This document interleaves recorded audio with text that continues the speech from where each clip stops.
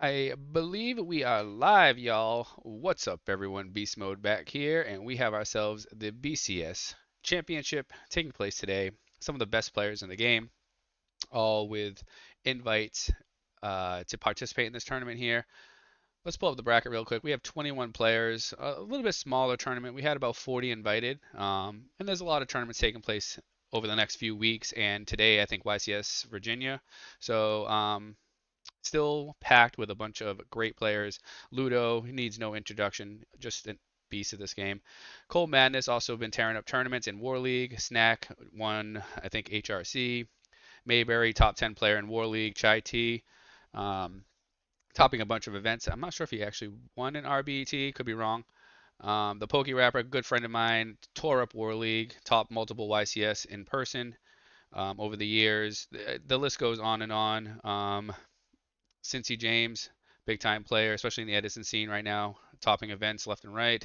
Hydro Pump needs no introduction. So, great players in here. Let's hop into one of the matches. See who we have. Unfortunately, I do not have my comrade here, JG. I'm hoping that this sounds okay. So, let me know in the stream. And let's see. Can anyone hear me? I sure hope so. Where'd my chat go? Um, there it is. Okay. Sounds good. Thank you, SoFlo. I'm going to send an announcement to the Discord to let everybody know that this is live and they can hop in and watch. So there will be prizing for today. I have to look at my PayPal and see how much I got in there, but I'll be contributing majority of it. I did have a $10 donation so far. Any super chats that take place today or channel memberships that happen on stream will go directly to the prize pool. Um,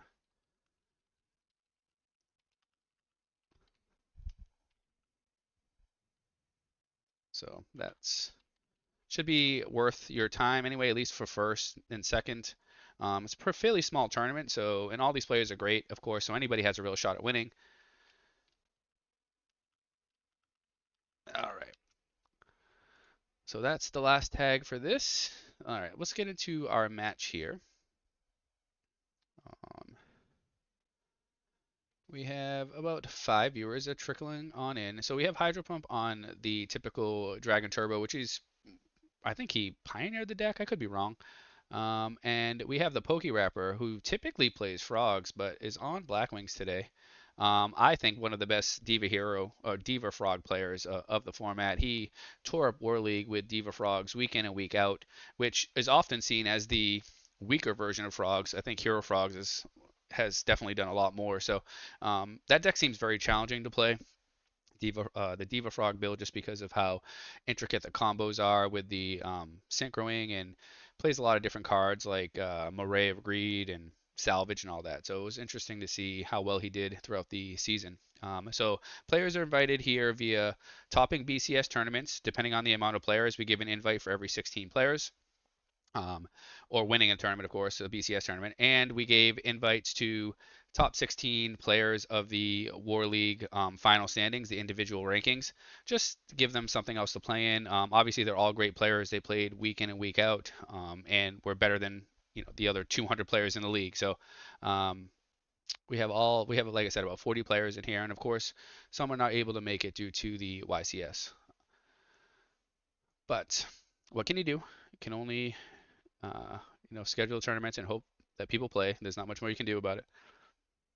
So the thing is with Dragon Turbo, I feel like Blackwings is probably one of the like Blackwings has a better matchup versus Dragon Turbo just because of how aggressive the deck can be. If this deck draws slow, Dragon Turbo that is, draws slow, or one of those hands that just kind of brick, the Blackwing player can identify this and just really rush them down with the aggressiveness of the deck. So that's a possibility that happened here, though Hydro Pump has been using the draw cards, which is typically what you want to see here, card destructions, the super rejuvenation. Looks like he's definitely comboing. I don't think this is a brick at all. Mm-mm. I'm hoping to get some peeps on stream to help commentate as the tournament goes on. JG is unable to do so right now, so he's out and about. Maybe he ends up on at one point, but just because I'm sure you don't want to hear me talk to myself for the next few hours. Just check. I think my headset just went out. Let's see here. Turn this down a little bit. I need to know, can SoFlo still hear me? That is the question.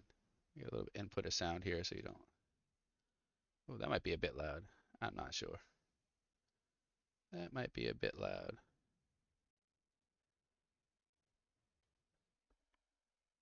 How's that? Can everybody hear?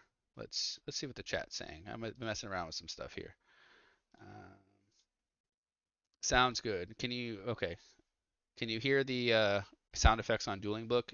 They're not overly loud. Sounds great. Oh, I oxymore. That's what I'm talking about. All right. I just want to get a little bit more sound in the background, and my headset will not turn off because if there's no like sound input, then it just turns off. So that's what happened there. Can't hear the sounds on DB, so I might need to turn them up a little bit. I don't want them to be too loud. Let's try that. Let me know how that sounds. They were loud in my ear, but I think my headset was just too turned up too high. Um, so they will let us know. Hello, Mr. Beast Mode in the chat. What's going on, Victor? Always hanging out. Appreciate you.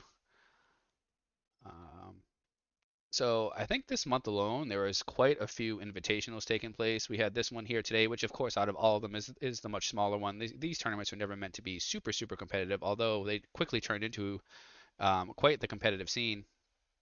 Um, you might not be capturing browser audio. There's 0 dB sound. Okay, let me keep turning it up a bit. I think it's possible that. Let me try this. Do we hear it now? Still no sound? Let me know.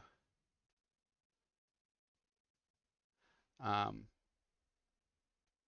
yeah, so this month alone we had the BCS Championship, and we have, yeah, we can hear it slightly. Okay, good. So I just need to turn this up a little bit.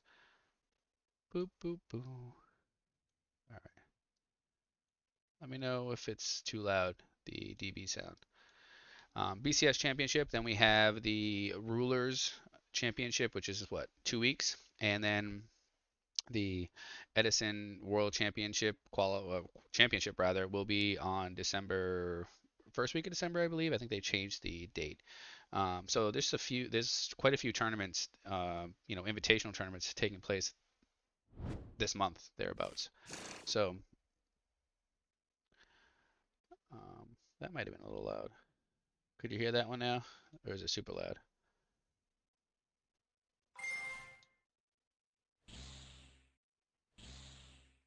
Okay, we got some sound coming through now, definitely. Definitely.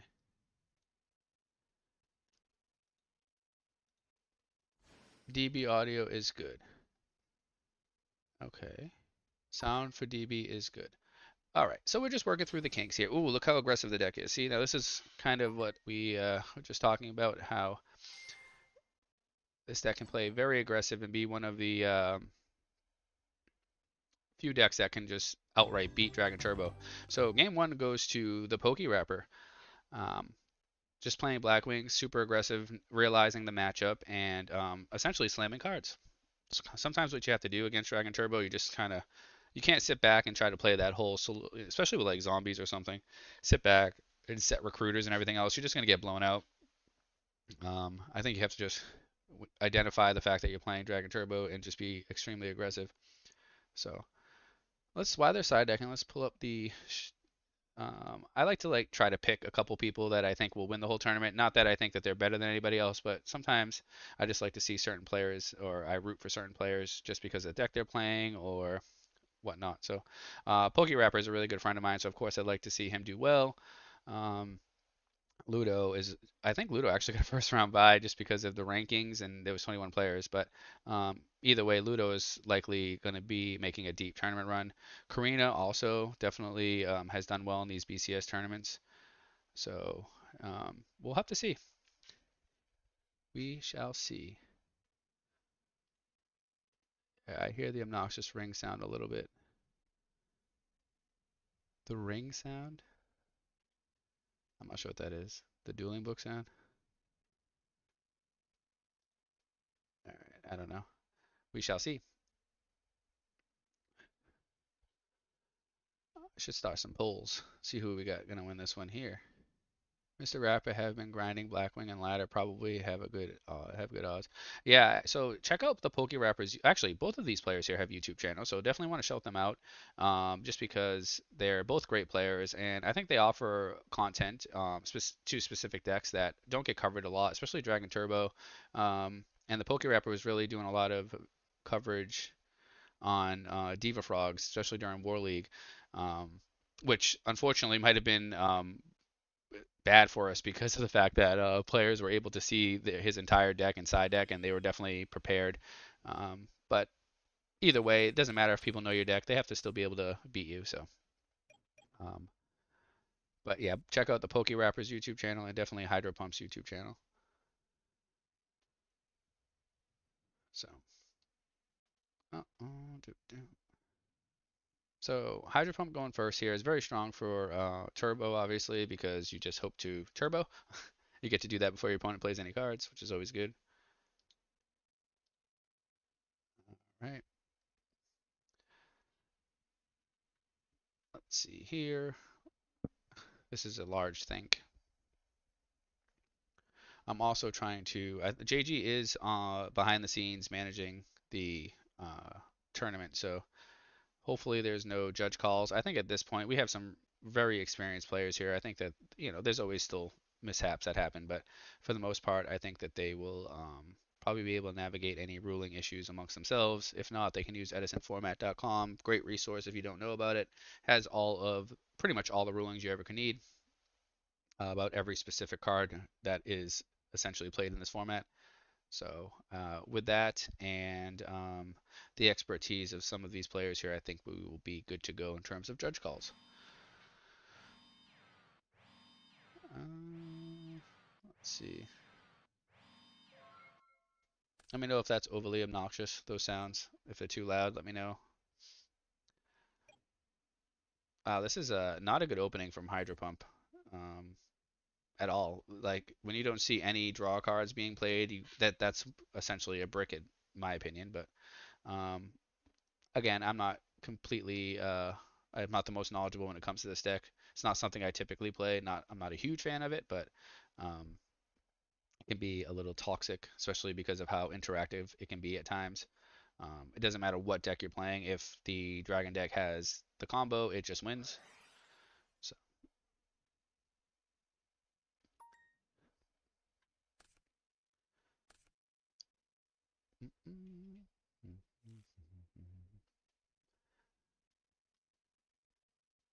baiting with Starlight Road maybe. Yeah, I'm not even sure if they play Starlight Road or not. I haven't looked at one of these deck lists. I do know that like Ghost Rider is another great player with it. I'm I'm not sure if he's actually I don't think he's in this tournament, but um, they are kind of changing the deck around a lot. Of course, it still has the same core. There's only so much you can do, but some tech choices every now and then are showing up when they make tournament runs. So okay, still getting super aggressive. Wow. Looking at a bunch of borers probably is typically not good in your Blackwing hand, but if you're trying to win the game quick, holy moly, three Bora, this is the way to do it, I suppose. Wow, that is significant damage there, huh? What are they gaining per attack? 34, 5,400? Oh boy. You know it'd be spicy a magic cylinder right here. That'd be fun. Oh, oh my. That's like kind of worst case scenario for Hydro Pump just because of the amount of damage he's going to take and then the fact that PokeRapper was able to play out his almost his whole hand. Um, so interesting.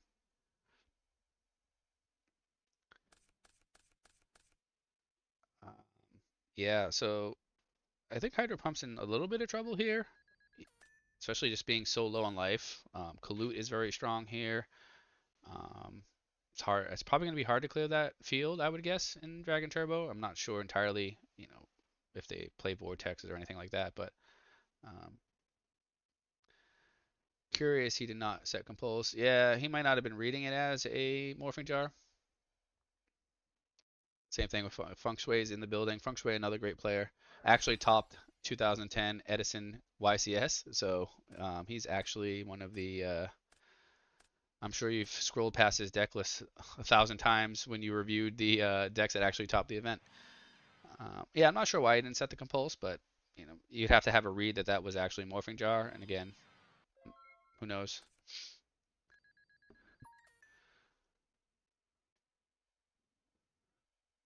I'm not sure the compulse is going to be make the difference here. It feels like PokeRapper is very much in control.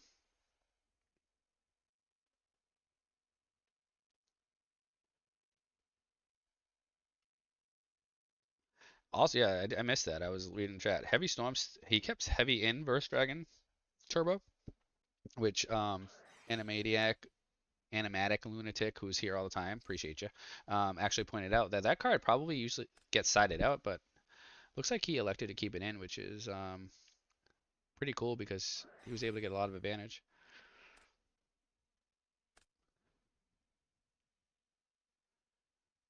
Let's see here. We have 18 viewers. Thanks for coming out and hanging out and supporting the BCS tournaments throughout the season. We had some large events. I think the largest one we had was like 64 players on a Friday night, which was awesome. And we got the tournament done pretty quickly. It's kind of the reason why we do single elimination most days. Today it will be Swiss, um, but just because of the amount of players in it and because it's a little bit more.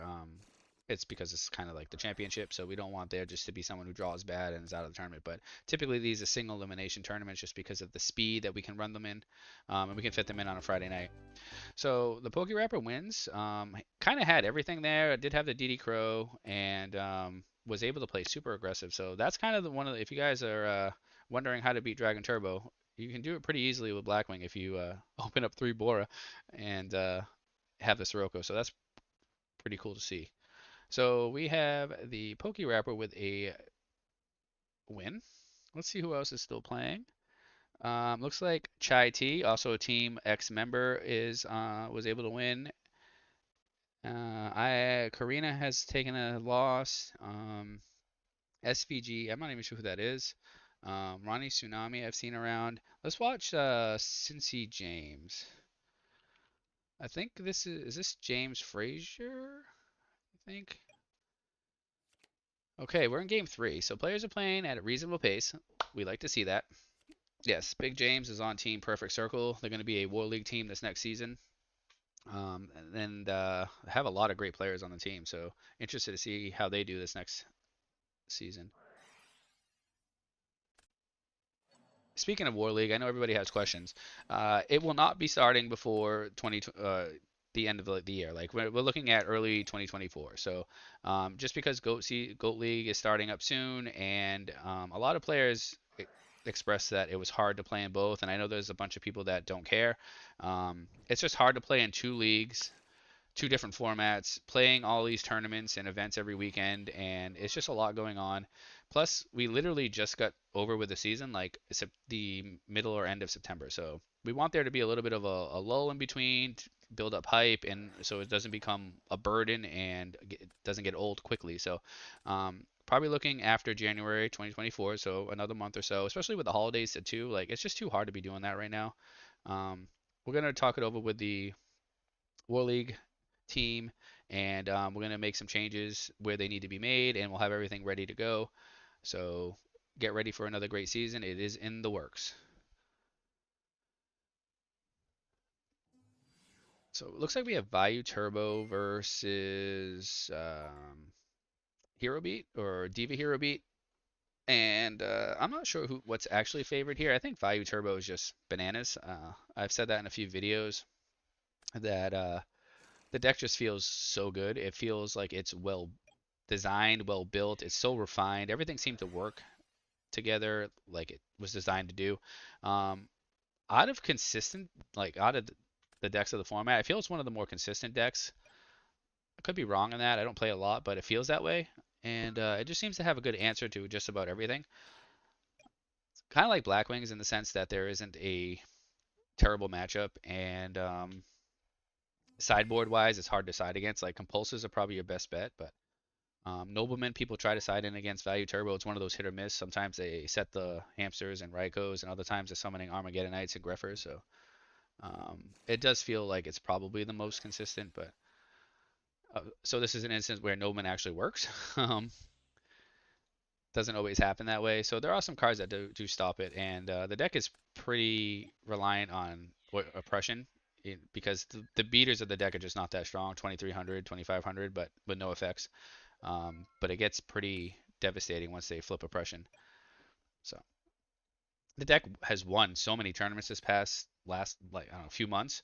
I'm not sure what deck has won the most tournaments. I know for a while, probably last year, Zombies had won a few, and then they had fallen off for a bit, and they're just kind of regaining resurgence. But um, Vayu consistently just wins events sporadically throughout the season. So if there was a deck I was going to play other than Zombies, it'd probably be Vayu.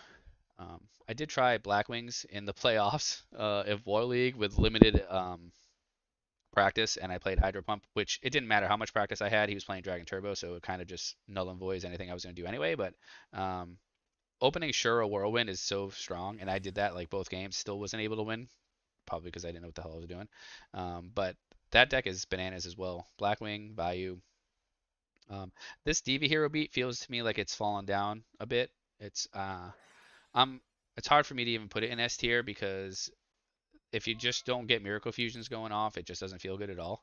And it doesn't have any real means to consistently do that. Like Diva Hero, for example, which is essentially this deck minus the Sparks and all that, plays the Malicious and a true hero essentially. That deck at least plays Gold Sock, so you can look for the pieces, where this one doesn't really do that.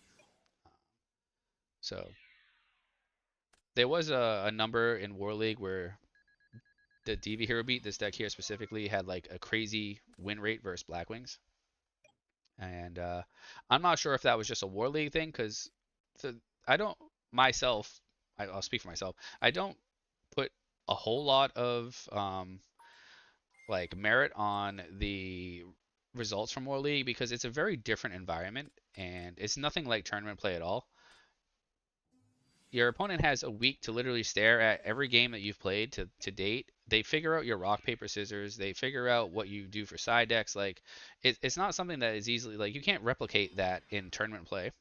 Um, so and you can also come knowing the team that you're playing against in advance. You can already have an idea of what cards you should have in your deck and or deck choices. So um, it's just not the same environment. I'm not saying that the information or the statistics are invalid, but comparing the statistics from War League and trying to generalize them throughout a format and to like tournament play just doesn't make sense to me.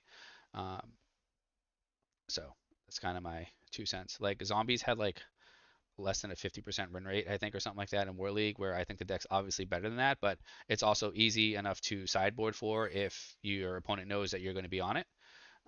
Whereas they're just putting cards in a side deck that they would never have in their sideboard during a tournament because they just don't hit any other matchup. Same thing with like Blackwing and stuff. Like people main decking multiple Starlight Road knowing that they're playing against a team that has 3 or 4 Blackwing players, where I'm not sure you do that in a regular tournament. So just my 2 cents. And yeah, I definitely think at this point, like Lunatic says, oh, so Mondeo boy had won. Usually he plays zombies. I guess he's moved from zombies. A lot of players have. I'm not overly surprised. Big James takes L there, which is surprising because he is a very, very strong player. But again, all these players are really strong. Let's just update the bracket here and see who we can watch. Um, who shall we watch? Oh, Mayberry. Mayberry was like MVP on the run, and he was in the running for MVP during War League. So let's see. I'm guessing probably Blackwings. Yep. So there's a lot of Blackwings in this tournament already. So we've seen Hero Beat, Blackwings, Dragon Turbo, Vayu. All the decks that you'd expect. Let's see. Excuse me, guys. Um, yeah, I think at this point that there is starting to be a little bit of a shift in the top decks of the format as we kind of come to the close of the season. I would say Frogs, Blackwing, and Vayu are probably the top three right now. I feel like the Diva Hero beat, we just Mayberry ended up losing. We caught the end of the game. I feel like Diva Hero beat's probably starting to fall down a bit, and zombies are kind of in the same category as Diva Hero beat, I think. It's hard to say how good zombies really are right now. There's that new build running around that everybody's trying to play. I'm not sure if it's good, bad. I played it a bit. Definitely is explosive, but it just loses way more to the cards that the deck already loses to. Um, what's Alex? I think he's your worst nightmare. There we go. So hard to say, but definitely value frogs and blackwings like are just tearing. I think 10 foot just went undefeated with the hero frogs and the recent world qualifier, and I think might have lost in top eight. Once you get into top eight, anything can happen. It doesn't really, um, this deck could win, that deck could win. Once you're in top eight, all those players know how to play. It's so hard to win from top eight. You have to be having a good day, lucky, playing well. But any deck once it hits top eight can really win. Um, Screw oppression. Oxymore. He's still a zombie fan, but wants to really learn Ramen Zombie and wasn't comfortable learning it and playing it at a high level in the week before the event. Ah, I see. So yeah, I guess players are calling that Ramen Zombie the instant fusion zombie because I guess it's like a picture. It almost looks like a cup of ramen soup. Um, so he went for an easier deck to play. Is this Swiss or double limit? This is going to be Swiss. Setup is Swiss. So I think we're going to have 4 or 5 rounds today. They're untimed, but players are just expected to play at a reasonable pace, which they have been. We're kind of just flowing right through. And if Feng Shui, if you want to hop on comms, people would love to hear your voice because I'm sick of talking already. Let me message him in our team Discord in case he's not here, if he's available. People would like to hear from an actual. I think he actually went to. Did he go to Worlds? I think he went to Worlds too. Feng Shui is just a beast. Um, Great player. Was on Team X. People really didn't even know like who he was initially, and then he was just beating people with Quick Draw and Gladiator Beast, and it was awesome. Let's see if we can get some players on stream that are not on everybody's YouTube channel and get a different perspective from somebody else.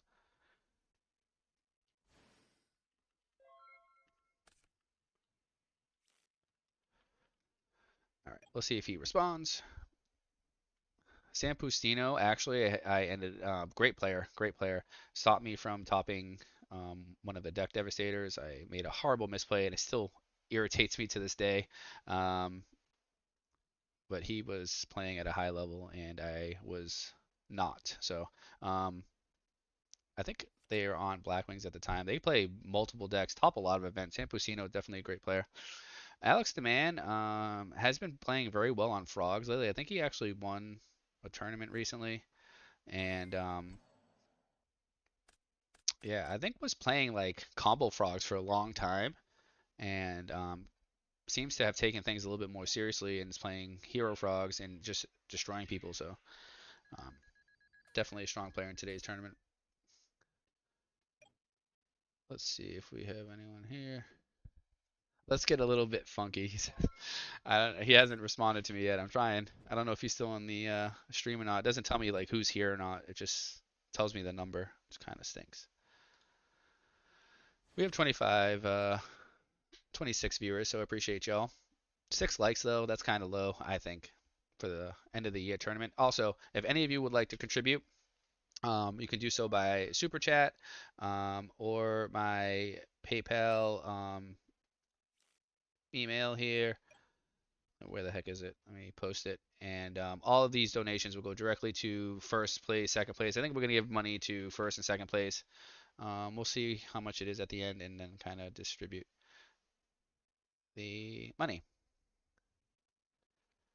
Let's see here. Where is? It's not going to be crazy, crazy, crazy money, but at least it's something. Especially where these tournaments are always free. It's a way to give back to the community here. We've been hosting these tournaments. We do War League, so definitely will be um, contributing a bit of prize support to these players. Again, usually you're not making millions playing Yu-Gi-Oh. It's often never worth the time investment, but most of us here are not trying to play to make money. We're playing to play. I know I'll speak for myself. That's me every week. There's not really, I haven't yet to see a prize support that would be worth it. Other than, although Frazier's tournament recently was pretty bananas. He had like $500 for first place, and it was only like 30 something players. So that was definitely worth your time. Um, but that doesn't usually happen. That was a lot of donation from Frozen. Where is this here? I can't find my email.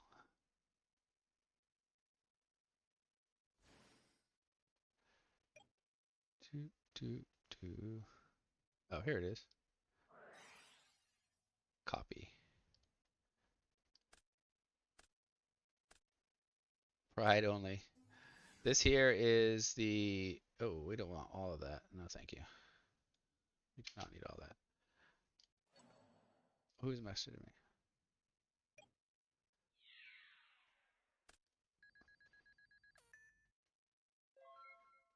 Hold on. I'm going to answer messages in just a sec. I'm getting a message on Discord. It's getting crazy out here.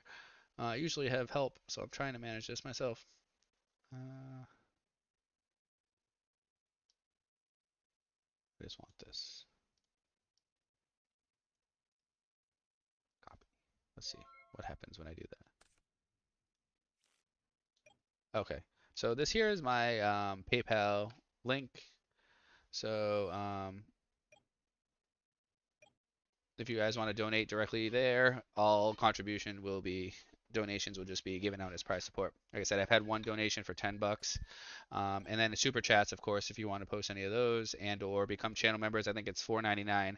Just a way to support the channel, and essentially all of that money is just going to go to prize supports. Hopefully, this next season coming up, we can offer some more prize supports and keep the tournaments free. Of course, they're always going to be free.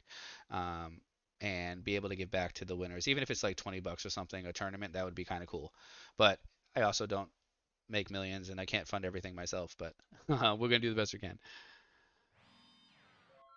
So let's see here. I don't know why it came up like that. I don't. It was part of a custom format that, from my experience, ain't as fun as it sounds on paper. The Highlander tournament was pretty cool. It's definitely got some. It has flaws, but every format has its flaws. There's a lot of variance in it, just because everything's at one of, so you just can't predict. It's hard to predict anything.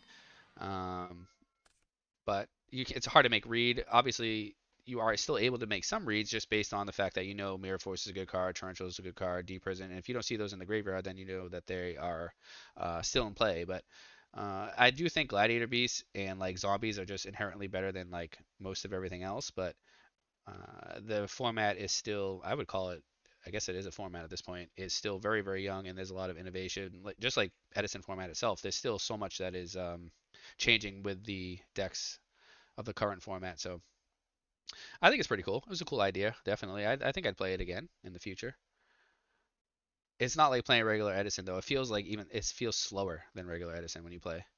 Oh, Lice One is also another strong deck in that format. I think who do we have here? Oh, someone messaged me. Feng Shui, what's he doing? In a bit for sure. Actually, in the middle of workout, just listening in. Okay, so we're gonna get Oxymore to hop on for a bit, and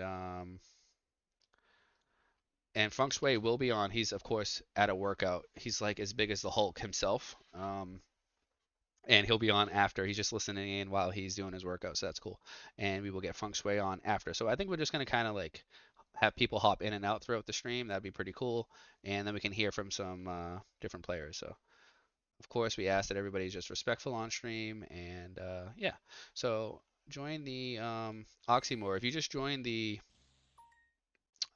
voice channel, the general channel, and I will drag you down to the beast mode stream.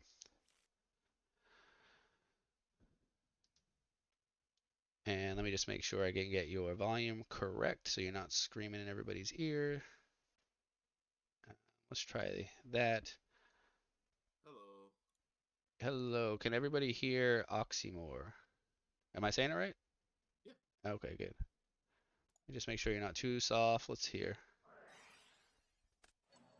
So Funky is soft mode? No, no. So Funky is definitely beast mode. Um, uh, yeah. If me and Feng Shui stood side by side, I would tower over him with the amount of muscle mass that I have.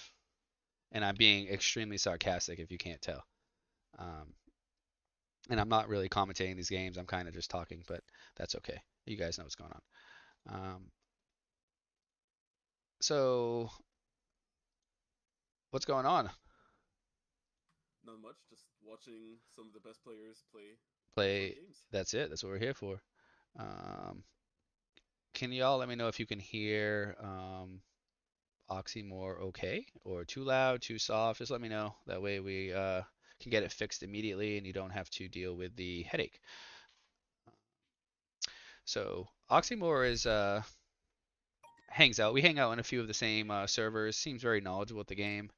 Um, have you topped any events yet, or? I don't play online much. I played with Brawler Turbo in the War League. Oh, Um, okay. Otherwise, I'm a IRL value player who has won a few local events. IRL. Okay, cool. They saying turn you up. I'm turning them up. Turn them up. Let's go. All right. How's that? I'm turning them up. So you don't play a lot online, huh? I mostly play online to practice for IRL events.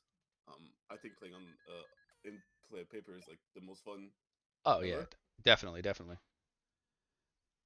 So do you have a large online, large paper scene where you're at? I'm well in Montreal. We have a like I don't know, what 20-ish players who regularly show up to events. So it's not like giant like SoCal or those regions, but it's still good enough. And we Okay. have a few like known players online. There's Monado Boy and Kanbawa. Oh yeah, yeah, definitely good players. I know both of them pretty well. There's also Nikki Lakai, who was a multiple time YCS top player who also comes to our locals. So it's a great environment. Nice. So how many players do you get for like an Edison turnout, would you say? 15 to 20 usually. Oh wow, that's pretty good. Yeah, that's definitely good. I'm just asking chat, does it sound better now? I like cranked him right up, so let me know if it needs to be louder. I have some more room. I'm not sure why he's so soft. I don't know if it's me or what, but um, yeah. So where I'm at, there's not much of an Edison scene. We have occasional tournaments, but they're not like, yeah, better. He's still more quiet than you, but better. You're much louder, but okay. Let me crank him up some more. Yeah, that's the problem here. I'm cranking him up to maximum velocity. There we go. If it's not enough, I'll increase it on my I think end. we should be good here, I think. Let's see what they say. All right. You can turn it up a bit if you want to, because I don't have much more room to go. So, yeah, my local Edison scene is like almost non-existent. There were a few bigger tournaments. I think I played one like last March. It was probably about, I don't know, 40 players, but since then it kind of like it was like the new thing to do, and then nobody else showed up again. Kind of stinks. So, I have to travel to play in person.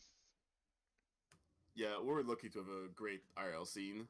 Um, and we have a very generous locals who host us and gives us very nice pricing for playing Edison. So we Really. love it here.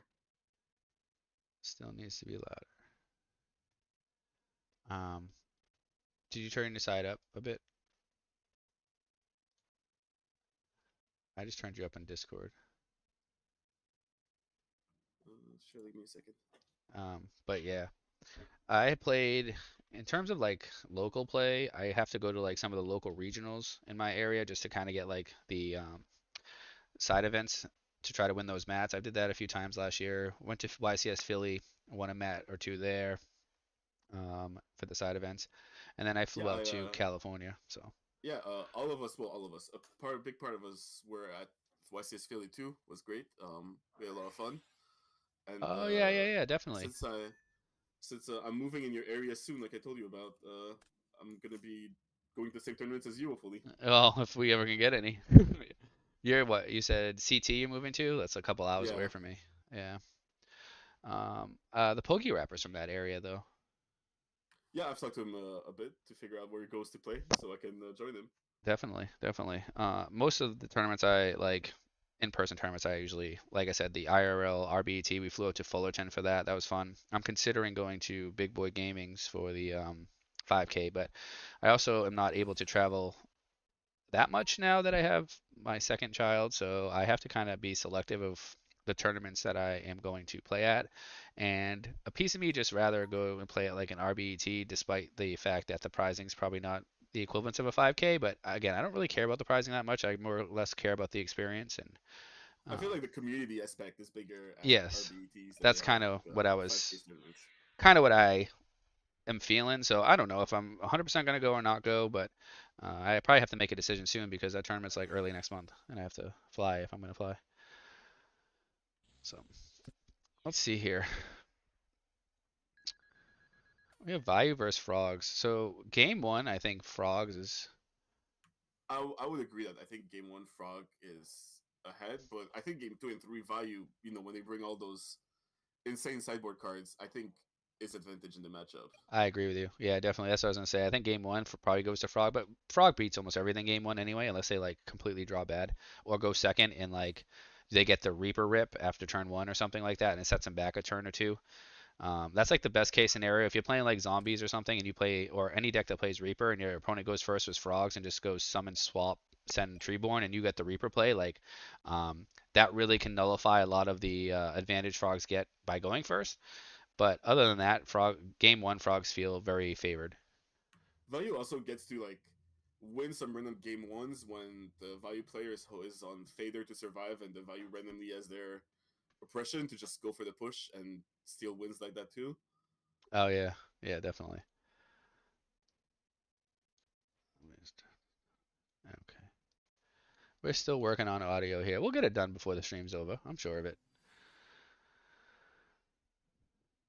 Um, so what game is this? I'm not even aware. I'm like messing around the whole time. I was watching a different game, so I don't even know. Oh, see, I turned him up here. I'm gonna fix this now. I got him turned up. Hold on a second. Does that Am I work? still too quiet? I don't think it's too quiet. I think it's on my end, my OBS. I think I was just turning you up the wrong spot. I'm gonna get it now.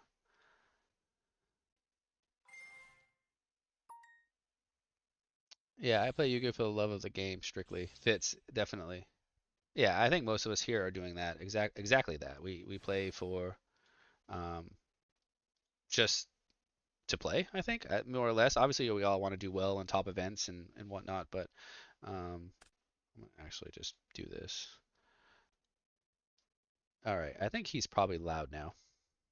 Definitely loud.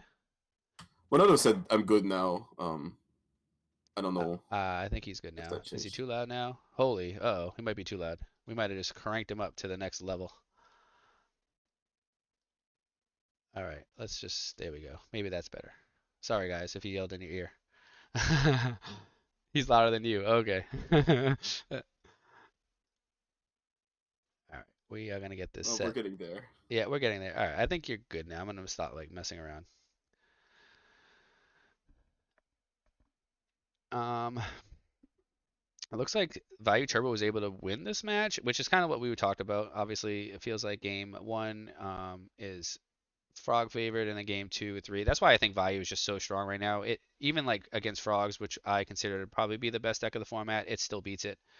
Um, I think that value out of every deck as like the best side deck of the format. I feel like no matter what they're against, the post board they're gonna have a great time because the side deck options are so good.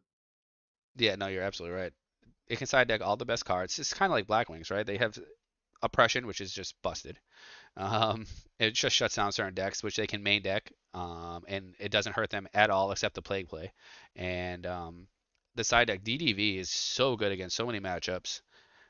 It's just so resilient. The deck, I know, I hated to say it in the beginning because I didn't believe it was that great, but after playing it a little bit for like some of the videos I made, Value Turbo just feels so strong. I was the exact same. I used to play frogs for the longest time, and I feel like my I was like, how can this deck ever beat like a Resolve Caius or whatever? Like you just get an armed wing, and that's kind of it. But after playing it a lot, you realize that the deck's just insane, and yeah. Definitely. All right, let's see who we have not seen on stream. So we're in round two. Let's get Ryan I was gonna say Chai. Um I'm trying to think who won here. Fitz, did Fitz win round one? Fitz did. Let's I let's believe he did. watch Fitz. Probably on his dragon deck, I would guess. He is on this Dragons.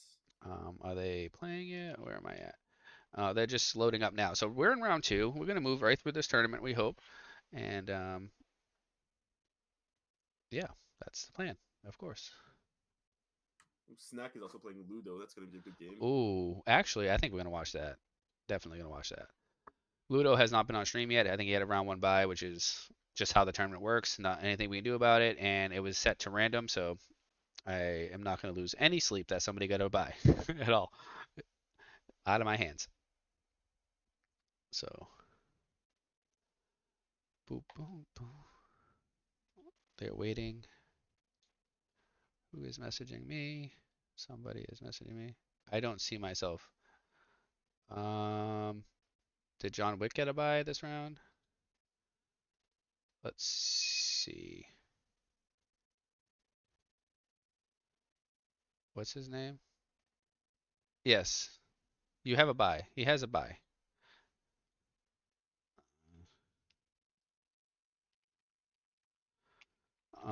Someone's gonna get a bye every round until somebody drops. That's just how it's gonna be. That's kind of how it works. Ludo says that he is going to host, so we will wait for that.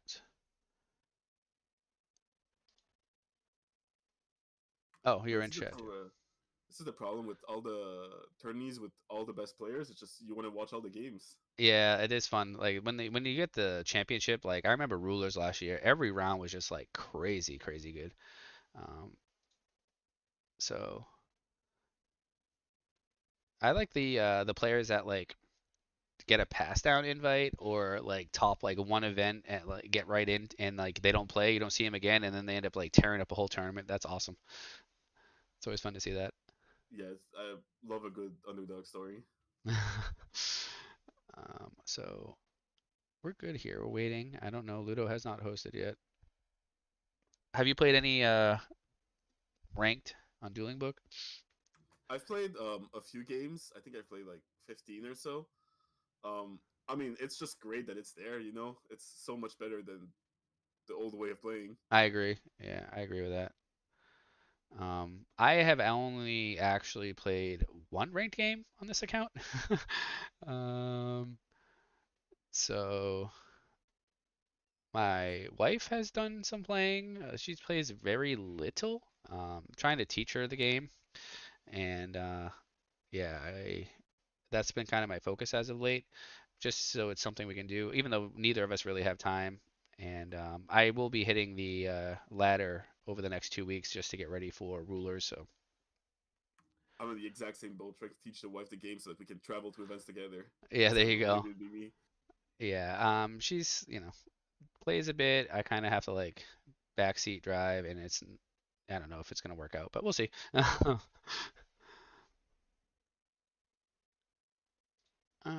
Did they host and I missed it? I might have missed it. Let's see. Um, I'll check real quick. I think I'm just like in La La Land right now. There we go. All right. We saw a turn one dust shoot. Oh, so I think Ludo is actually the captain of Perfect Circle. So Looks like they already have PC sleeves, and those are not players. Oh, maybe they are players' Yeah. choice sleeves. Big James at the same sleeves. Who's confirmed on their team? Is it Ludo, Big James, and uh I only know of Ludo, Big James, and a True Hero. I think they yeah, filled the yeah, yeah. team, but I don't know of everybody else. Also, looks like Ludo was on value also. Yeah, I have yet to see zombies, um, which is interesting.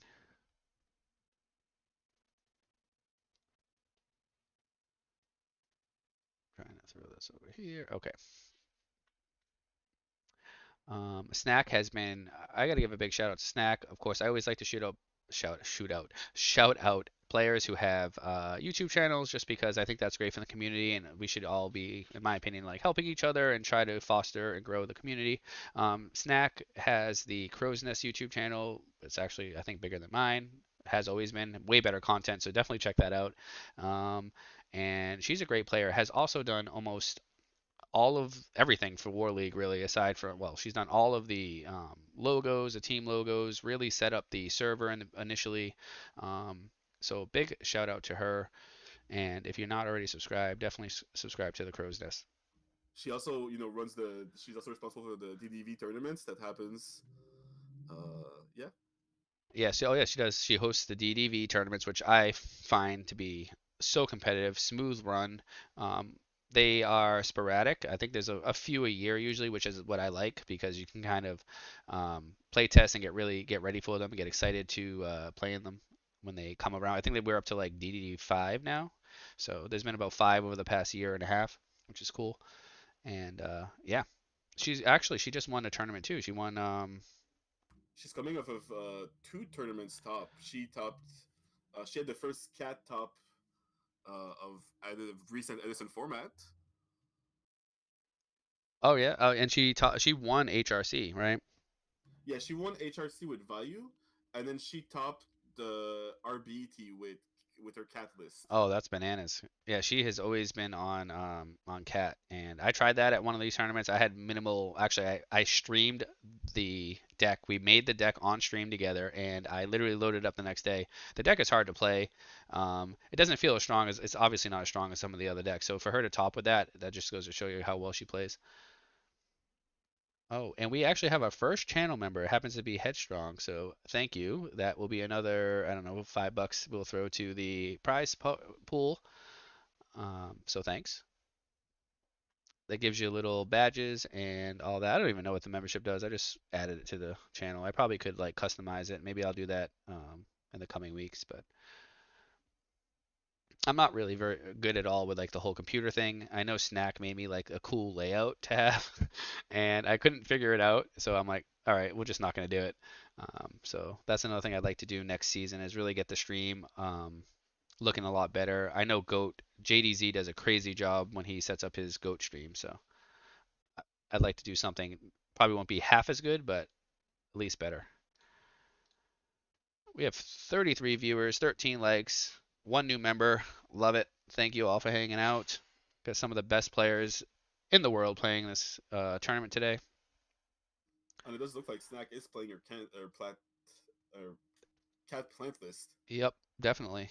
Why not? She just top with it. Let's keep rolling, right? Of course. So Ludo is on Vayu, which Ludo has is one of the best players of the format.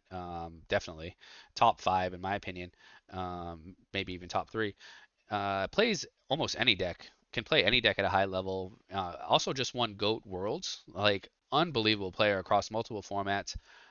If anybody had a favorite to win this tournament, it would likely be him, just because of how great he is. But on value today, so definitely a lot of players on value. I think a lot of these players feel it's probably just the best deck into the field.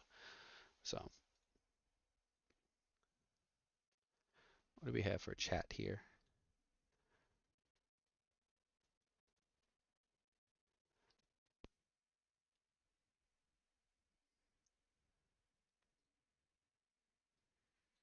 Yeah, Raiko definitely. want to be hitting back rows most of the time with Raikou, so that's definitely, especially when she hit, like you said, Eric, the dust shoot, so she can pick apart a monster, hit back rows with Raikou. Tomato here is looking juicy because you can potentially crash with the Armageddon. So let's see what happens here. Although Ludo's grave is pretty stacked right now for value, the deck is very explosive as well. Like especially when you have a graveyard like this, you can just win the game out of nowhere. It is a little bit scary to have a tomato in the field that's gonna crush because she could always go into summon their monk and then clears the rest of the board. True. Yeah. The deck had, and one thing I found playing the cat deck is that there's a lot of like lines and intricacies with the deck because you have to play the deck very well to be successful with it because of course it's just not on the same tier as some of these other decks. Doesn't have the free win and the cards are just not as powerful. But Pot of Avarice is extremely strong if you can get it set up, and Titanial is a monster too. But the problem is you just draw it opening hand like all the time, so um, Yeah. that's the problem. I I'm guessing that if she predicted the field of value, I believe she likes the decks into value because obviously the whole titanial thing is something sometimes value have a lot of trouble dealing with that. Yep. I'm not sure if she plays spies in her build. I don't think so. She does not. Okay. She plays the whole plant engine. Well, the whole plant engine. Um, she plays the Dandy with tomato, lone fire, titanial. And then she plays a monk engine that's usually three Raikos, a hamster, uh, and then some number of the Herbellum. Nice. Yes. I thought that when I played the deck, I felt like it probably could benefit from the spy package, but that was into a field full of like Hero Beat and Blackwing. And I think Spy is probably not as good into Monarch and the Hero Frog deck. So I'm sure she's got the list as optimized as it can be. She's been working on it for quite a while. So um, big thing here. So the one reason why I never really wanted to play Value is because of the fact that it feels like you have to go so negative just to try to go positive in the future. It's like it feels bad in my opinion to summon a Greffer and like pitch a bunch of cards out of your hand, but the reality is they're not really minuses, and it took me a little while to really realize that like these are all pluses at some point from the graveyard, especially if they like use cards on them. I mean, obviously, it's not a direct comparison, but a lot of the time, the way you have to see it is that with Greffer, you're basically instead of discarding a card, you should see it as you're special summoning a 2300 from your hand. That's the right way to look at it. Yeah, it took me a little while to like wrap my brain around it because I'm like, I can't. Why do people play this deck? They open six cards and by the end of their turn they're down to three, and all they have is a Greffer on their field. But you have to realize like those are going to turn into real monsters at some point. Ooh, And I think that's like one of the reasons that like value is so resilient is that the good side deck cards are usually stuff that banishes, but if what you end up trading is like a value for you discard a value, send whatever, and they end up having to crow your value, you didn't really lose much on that exchange. You lost a value, sure, but at the same time your opponent also goes neg 1.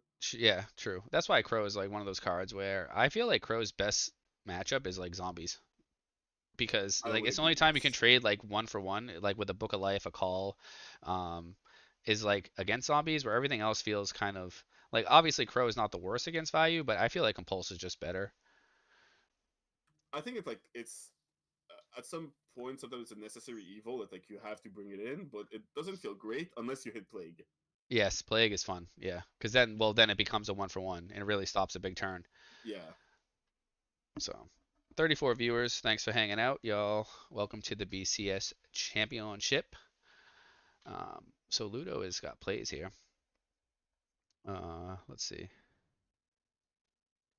Burial in this deck is also like an auto win too. So it has Dark Arm, which is always live in this deck, just the way it works. I realized that myself. I played with a deck for a video, and like I had 17 cards in the graveyard Yeah, and you was can have like still able to play Dark Arm. You can have like 7, 8 darks, and you're still able to manipulate your grave down to 3. It's insane. Yeah, it's always live. That's why you see so many people win with Dark Arm in this deck. It's not because they're just lucky. It's because the deck can always drop Dark Arm. It's just not dead. And then Burial in this deck is actually an auto win, where in zombies it's not necessary an auto win. And a lot of zombie decks just cut it because of the fact that it's not as game breaking as you think it would be. Like it usually is like a win more card, and oftentimes it's dead. I've topped a lot of tournaments with it, but I don't know if it's necessary anymore in the deck. I think it's just so strong in value though. I think part of that is that, and feel free to correct me if I'm wrong, but I feel like if you burial with zombie, you still have to play further cards to like really make a big board.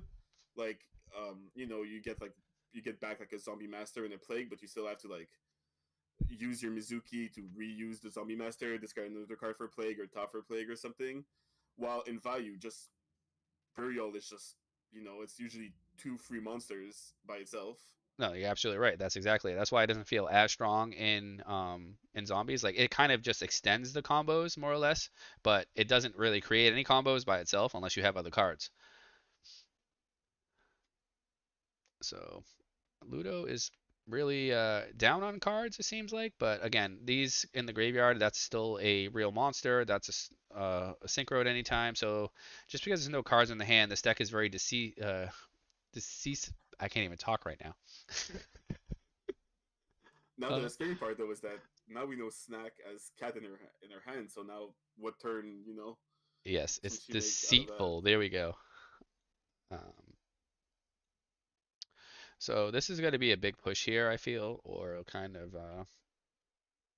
next turn Ludo might be able to do some crazy stuff. We'll have to see how. I don't know what's in her hand. What she searched from saying it. Did anyone see? I was not. Yeah, it was Rescue Cat. Okay, so yeah, that's the big. So Uh, yeah, now we know she has cat. So now it should be a big turn for her.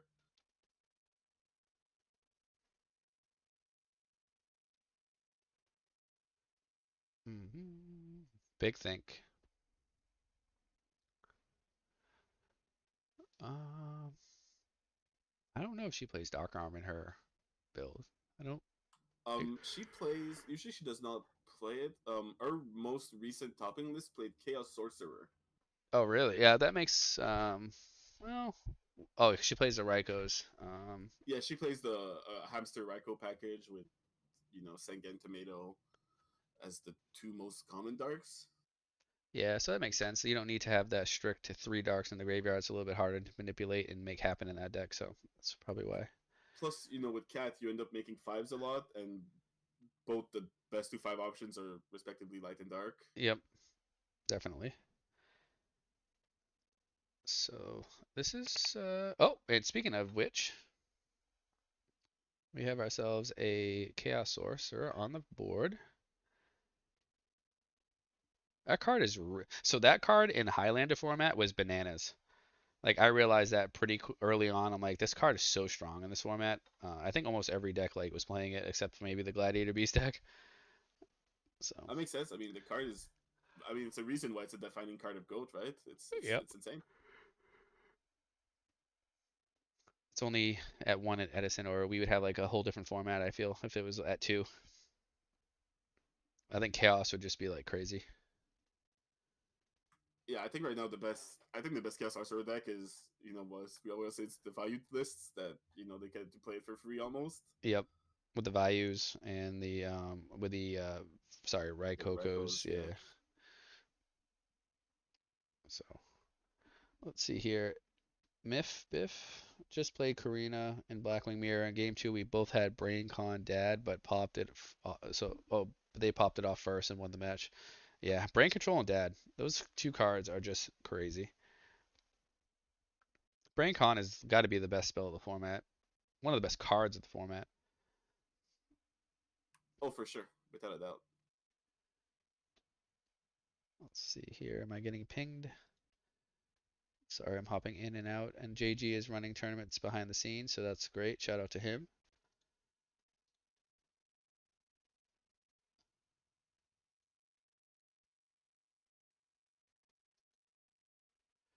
Um, walling up. This Ancient Fairy Dragon's pretty strong because nothing's big enough to run over that.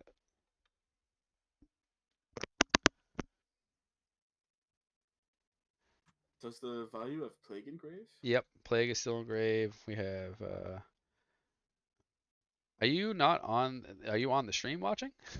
Yeah, yeah, yeah. You should hop in the game and then you can see it because there's a bit of a delay. Yeah, I was jumping in between a few games to see how the people were Oh, the progressing. matches are doing, yeah. Yeah, he's got Necrogunner, Plague, and a Value Armed Wing essentially, so he's definitely locked and loaded. And there's the bottomless that I think the chat knew was there. I think she had a read on that. So, what is the next play? Three cards in hand. One Uh, of them is still Cat. I believe we still know that much. Oh, ends turn. Interesting. Interesting, interesting. Yeah, we'll have to see what happens here. Cat's not nearly as scary when you don't have a bunch of cards in your hand because the air bellums are frightening. Yeah, yeah, they're no longer as big of a threat. Yeah, Now this is the scary part though when value starts going in with their graveyard synchros. yeah. This is she obviously had foreseen this happening, so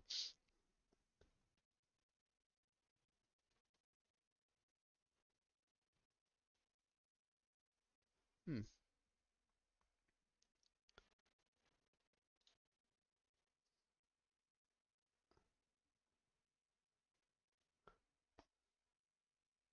I'm curious if Ludo's gonna use Plague to, you know, run over the Chaos Sorcerer with either a 6 or an 8, or if he's just gonna trade and try to keep Plague for the future. Yeah, it's hard to say. Many different options here. I'm sure he'll get to the most optimal one. The question is there is it back row real or not?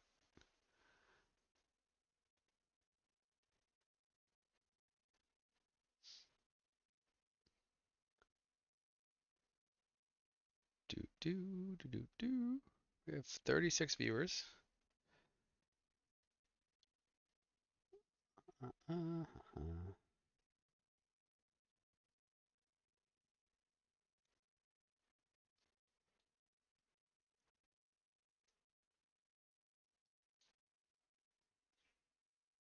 Okay, so we have a stacked play here. So what is the play?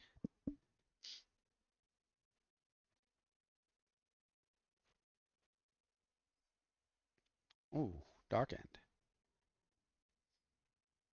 So did not elect to go for the Goyo push. I think that makes sense because I don't know if he knew what the back row was. If he doesn't, then it's bottomless. Then I feel like, Oh, so you know, made the right call here because I think she was trying to bait into the Goyo push. yeah. Dark Arm still alive. That's bananas. Look at how much stuff is removed. And we're in a Crazy. scenario where, you know, Ludo still has. Well, he obviously knows what his top card is, but if it's like a Caius or something, well, Caius probably haven't been played last turn, but depending on what it is, he still has a Necro to buy a turn. Yep. It's gonna be hard to win with 1100 life, but you only need one. You only need 1 point of life to win the match or the game anyway. 41 viewers. They're popping in now. If you haven't already, please like the stream. The stream, yeah, it would help. Well, we know Snack as Cat in hand, so she could always go into Android and start slowly regaining that life. True.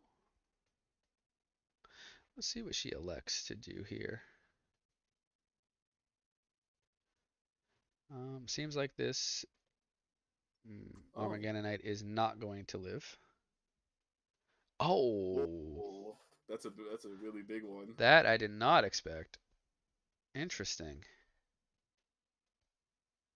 Huh. Doing this the right way to optimize the amount of damage.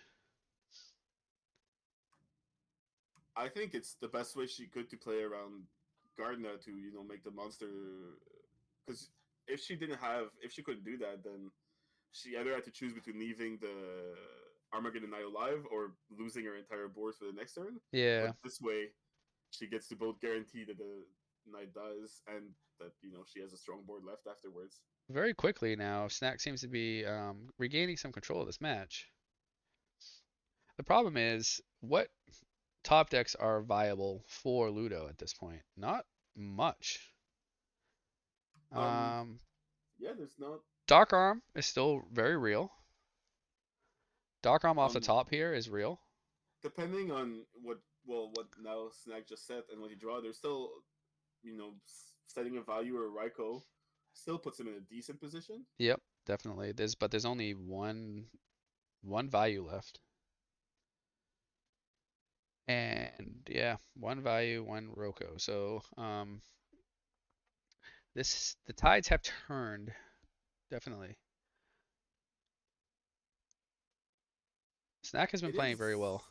it is scary for Snack because if she set a Raiko and she flips it to try to clear what is most likely a Raiko, then she leaves herself open to losing to like a top deck Greffer attacking the Raiko. Sure, yeah, this is a tough decision. Oh. Um,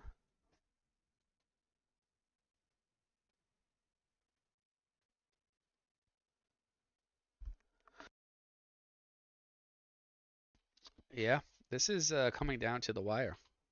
That's the problem when you're at 1100 life. It's like you have to be very cautious when making plays because almost anything can just beat you. Yeah, I mean, just drawing at least with what the board is right now, just drawing a brain control would just be game. Ooh, okay. Hamster was a good top deck. This puts it at zero attack though, right? Yeah, so Yes. this is going to be some damage this turn.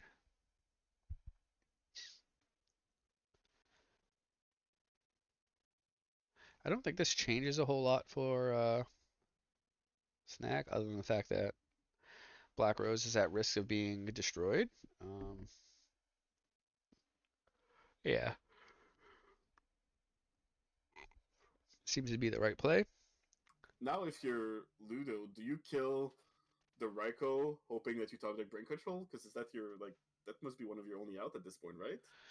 This is a tough call by Ludo here. Like, I think you have to play to your outs and exactly what he will do. Obviously, Burial is a win. Um, Brain So I Con think is a there's, win. I think yeah, Darker. the way he wants to play is that he either, well, obviously he's gonna mill, so he hopes to see a Raiko, and then you want to see either brain control or burial, like you said. But if you, that means you have to leave the Black Rose alive for brain control to be an out. Yeah, it looks like that's what he chose to do. Uh, okay, so Dad is still alive, which is bananas. Dad is live, Burial, and Brain are all still viable options. So it's a three cards that I can think of off the top of my head that can win the game. Um, and I think that he made the right choice playing to the out exactly the case. Because if you kill like the Black Rose and you don't have the option, if you kill the hamster, then there's nothing to run over. Um, I think I agree. I think Ludo's now in a position where he has to, play to a top deck, and that's just the way it's gonna be. But see, and this is one of the things I would like to point out too, and I did in a video, is that if he top decks one of those cards here, is it really a top deck? He played for this exact moment. Like, yeah, he I drew the card, but um he set himself up for that. I mean, obviously, it is a. I think it is a top deck, but I think that the better player will let themselves win if that's a top deck versus a less good player who will play to not lose essentially instead of Yeah, you're try to right. win. Yeah, like Ludo is putting himself in the best position to win via the card he draws from the top. And that's Yes, all you can do, and I think that's the proper way to play. Now he could draw something and just lose the game, and that's well, there's a good chance of that. He's got 22 cards left, and only three of them I can think off the top of my head actually like downright win the game. And I'm pretty sure Snack is aware of that, and I'm not sure if how he's much on of this you can fix, if he's but on Chaos Sorcerer, you can have the fourth a fourth out. This I don't think changes anything. No. So this doesn't change anything in the instance here. Okay. So doesn't seem to be Dark Arm, or it would have been slammed. No, but if it is Mirror Force, it does buy him a turn, Yep. depending on what Snack has in her hand.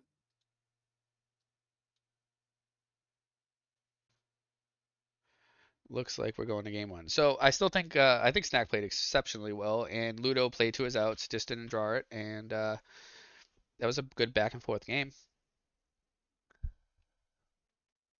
Yeah, and like I think again, like you said, I think like Ludo played to his outs at the end, and obviously didn't work out. But I think he played the best he could have in that situation.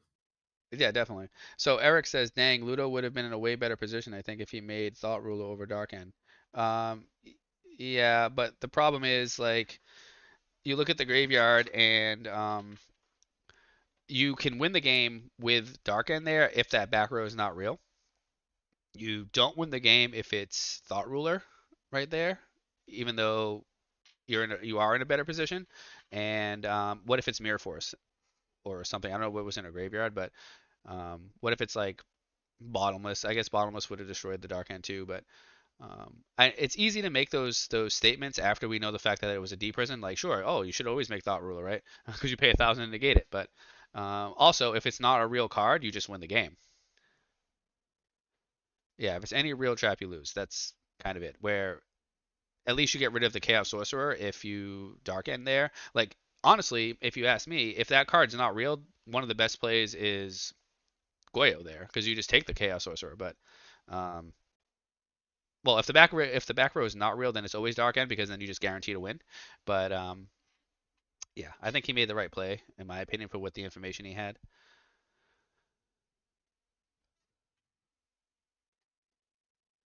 If it's definitely a real card, no point setting multiple that early. Yeah, again, I don't remember the exact what she set in the beginning. I was kind of half looking. I'm kind of going by what you guys are saying, but and a lunatic says Snack the best player that nerfs herself by playing a B tier deck. Yeah, I feel that way. When she plays value, she just wins whole tournaments and like wins events. Not that she doesn't, she still tops with this deck, and she's playing one of the best players of the format. Like I said, arguably top. I'm not sitting here and rambling off names off the top of my head, but if you ask me quickly, if Ludo has got to be a top three player of the format, tops everything, wins everything, wins GOAT. I know GOAT is a different format, like exceptional player. So, and she's winning right now with, well, she won game one with Synchro Cat, playing very well. So, these B tier decks can definitely beat A tier decks. There's no doubt about it. I think that's one of the appeal of Edison is that the gap between the best decks and the quote unquote B tier decks is not as huge as it would be in other formats. Yeah, it's sure. You have to understand like what Freya just topped with Quick Draw. Quick Draw is probably seen maybe even a B tier deck now, definitely A tier. Deck still can just win. Like you can just beat people with the deck, having a good day, drawing well, playing well. It can still win a tournament. It's just not as good as some of the other decks. So sure, there are definitely better decks to be played, but do you want to play them? Maybe you don't like the way they play. Maybe you don't want to just play like everybody else. Obviously, if you start going down the tier list and start trying to play C tier decks and D, you're not going to win with those. But um, she's played this deck for ever since I've known her. And it may be a B tier deck, but she understands how to play it and she plays it at a high level. So definitely can win. I don't feel that happens in Goat as much. Some of those lower tier decks just don't beat Chaos Turbo. That deck is so busted. Yeah, I'm not a huge code player, so I'm not as familiar with the format. But from an outsider looking in, it kind of feels like you have three choices. If you want to win a tournament, that is, you kind of have three choices, and that's about it. Yeah, yeah. Well, there are people who have had some success. Like I'm looking a bit into zombies, but obviously playing zombies, you're just playing a inferior deck compared to some of the others in the competition. Like you have to know that playing the deck. I'm not saying you can't win with it. I'm just saying that the odds are more stacked that you aren't going to win.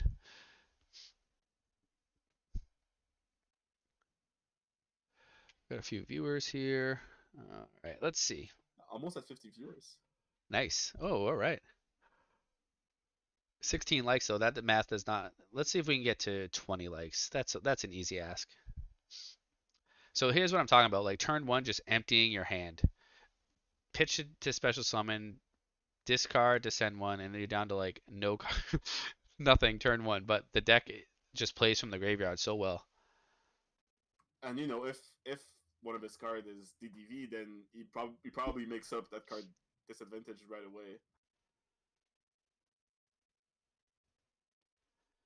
Um, yeah, deck devastation virus is very strong in general, especially if you can do it turn one, which this deck is able to do so better than any other deck.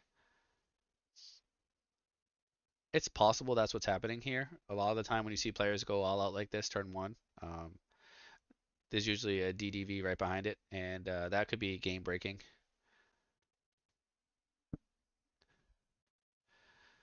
Well, we'll find out very shortly, I feel.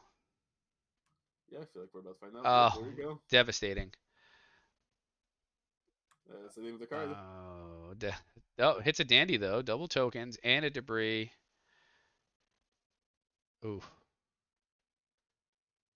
oh boy. So it some advantage was gained there, but now we have to see the draws that come over the next two turns to see if you really get because it is a big commitment into the deck Devi play. You know, even if you hit two or three cards, it's usually a um, kind of a break even based on the trap and the amount of cards you had to send to the graveyard there. Maybe it was a plus one already, but the Dandelion kind of puts a spoil on the deck Devi because now she's able to synchro. So Right. I'm guessing the set most likely is a Raikou, so it's not like the Android's gonna go all the way. But it is, the now the scary part is the next three turn as Snack draws. Is it gonna, just is she just gonna discard three more? yeah, that's gonna not be good. Let's see here. So he knows the whole hand. So just in knowledge alone, especially being a great player, like um, most of the time when you resolve a dust shoot, it doesn't even matter what you send back. It's just the fact that you get to see the hand just wins you the game most of the time. Ooh. Well, that means he must know that the back row um isn't Yeah, he super threatening if he's just willing to go all out. yeah he definitely knows. Obviously, he saw it. So this is turning into a super big play here, and that's a Raikou face down, right? That was a hamster flip. So and the draw gets to be seen. Yeah, this is A small not looking good. play, a small optimization there that Ludo did that not every player I think would have necessarily done the same way is that he stacked for Plague before flipping the hamster. That means the card in his hand was not helpful in the Yeah, situation, to get it off the and he top. would have rather drawn anything else. Well, a Yes, random card in his deck. that's very sequencing cards makes a big difference here, especially and that's a lot of that in goats. Goat is very important when you are playing certain cards to not give out too much information. And Ludo, obviously, uh, probably one of the best goat players as well, knows that. So you could see just playing cards and sequencing them the right way does make a difference. And that game is over quickly. DDV is just strong in general, and that's why this deck is so powerful because of the sideboard cards. Do, do, do. I am getting messages. Hold. Who's messaging me? Thanks for hosting, dropping, not my day. Um, okay.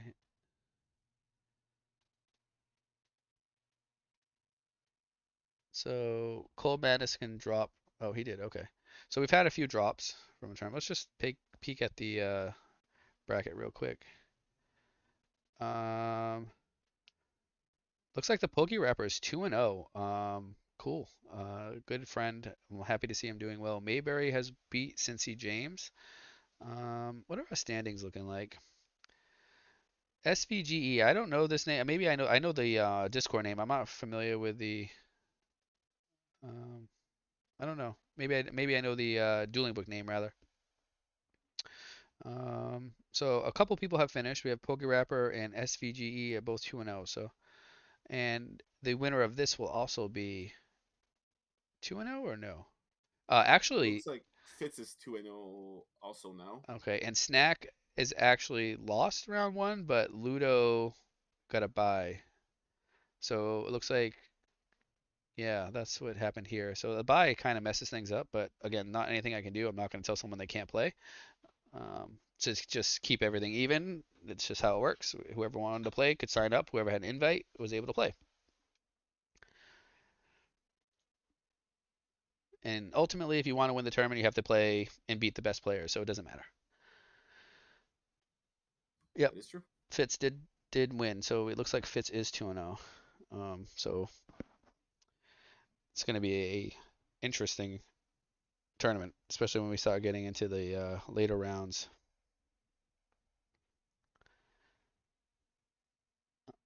I love watching tournaments like this because you know every round you get to see what's the new matchup, and that's so interesting every time. Yeah, I'm still surprised we have not seen zombies. I'm sure there's somebody playing zombies in here. I know what John Wick is on. I'm not going to say, but I do know what John Wick is on, and that is pretty fun. Maybe we'll catch him next round. He had a bye this round. John Wick also a top GOAT player. We actually go way back years ago when I was like 15, 16 playing regionals together. Um, so moving his way into Edison a bit. I'm sure it won't be long before he starts topping and winning events. Had a really good go. He actually had a really great War League run. That's how he's invited to this tournament. So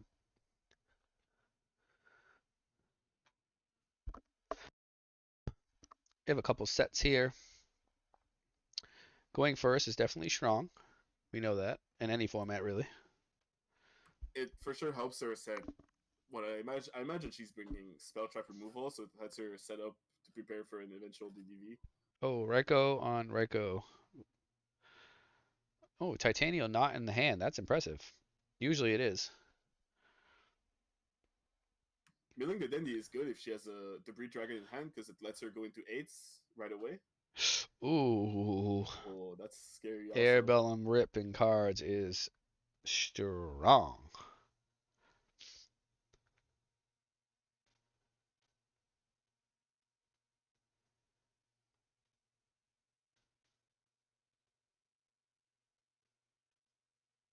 Huh. Well, that's obviously not great to discard a card. You know, Value at least has a few cards that they don't mind discarding just as much. Yeah, that's why I'm kind of thinking if I don't know if she plays it. I don't want to say the play on stream in case that she's watching. I don't want to really be, only commenting on things that are kind of happening and not really coaching per se because that is no good. But um, and I know people do commentary different ways. Some people don't really commentate the games at all. Other people uh, kind of do every play-by-play, and I'm trying to find a good mix of both. But there's definitely a different line that she could have gone. I feel if she plays specific cards, that might have been better, but I don't know.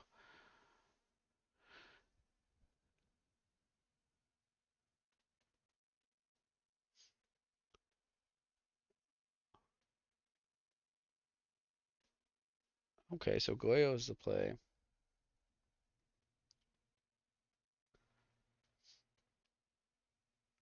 Yeah, so now the turn's on. My idea is maybe you can if she plays Urbellum there instead of the direct attack, and then you actually just put the card back on top of the deck and not discard it, and it kind of sets them back a draw that way. I don't know if it's better or not. I'm sure she has, obviously she ends on Goyo and a token here where she would have had to use everything. Um, but that's not an option at this point in time. I don't even know if she plays Urbellum in the extra deck, so I just know when you discard these Um, cards, they always end up being Siroko's and Values. No. I think in her most recent list she did not. I think she's keeping her 7 to all be dragons so that she can have a lot of targets for Debris Dragon. That makes sense. That makes sense. Again, I'm not even sure if it's a better play. I just know that you don't actually discard the Sirocco there. It stays in the hand and they don't get a new draw. Which you don't know if it's any better or not. They could already have an answer to that card in their hand, but I think one of the scary part of going to Herbalium against Value is that the threat of them just dropping an armed wing and your 7 matching up really badly against that is a little bit scary. true, that is also a valid point. And also, brain control here would have been more devastating because they would have been able to do a direct attack and actually put a card back on top of the deck. So, looking at that now, it definitely seems that she made the optimal play, and that's why I'm commentating, not playing. I actually am unable to play in these events because we host them, but um, I probably am. Who knows what play I would have done, but definitely there's so many, and that's one of the things with this deck. There's just so many different lines with the tokens and stuff that you can do, and Air Bellum being 3-star really opens the door up for 5, 7s, much easier. Obviously 8s, depending if you play Cyber Dragon or not. And with Cat also, just Cat and Debris Dragon also open up so many different synchro options at all times. True. That's very true.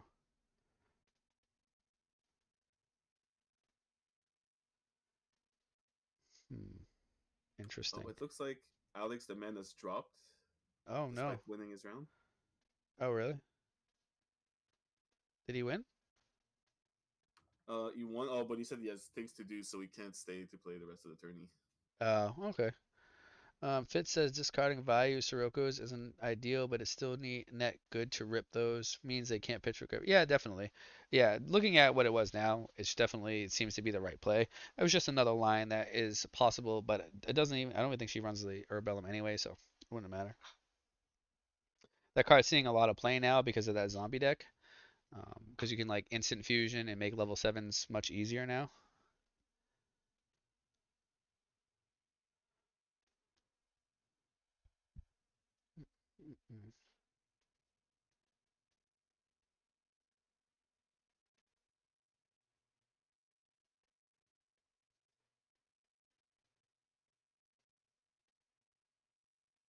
This could be a big turn for Snack if she has a Sangan on board. So I feel like a lot of things she can do leads to huge pluses for her.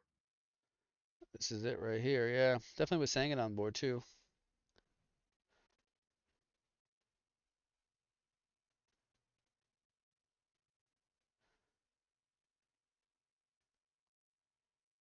Alrighty, let's see. Let's see.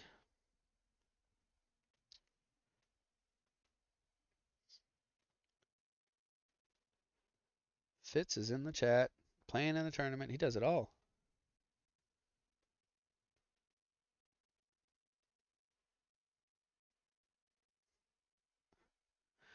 Okay. We have a think emoji. It fits perfect in the perfect circle logo, the emoji. Fits perfect. I think 10-foot would have played today. We would have seen a lot of think emojis, but he is in YCS. Oh, YCS Virginia. I believe he's playing in the Ultimate Time Wizard event, I wish they would stream that. That would be so awesome. which Masha said there's a little bit over 100 people playing in it. Oh wow. And that was a short notice type thing too. I think that if they plan them out better, they get way bigger turnout. Yeah, Masha said that there's about 108 players with the top 16 cuts. So Oh wow. So you have good odds of already top 16. Alright, let's see. Burial, very strong. Not as strong when it gets blown up like that. um, that was a pretty good Black Rose for Snack, I feel. Like, yeah, I mean, she gets take care of a few cards. Obviously, not letting the hamster resolve to send more cards to grave for Ludo is always a positive. definitely. And the Burial being gone is also a sigh of relief. That card would just steal a game. But there's always the threat of Dark Armed, and he is at 2 darks, so he is almost there.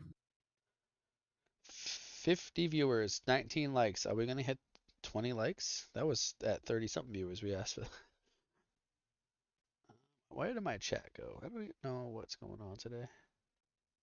My stream is a mess.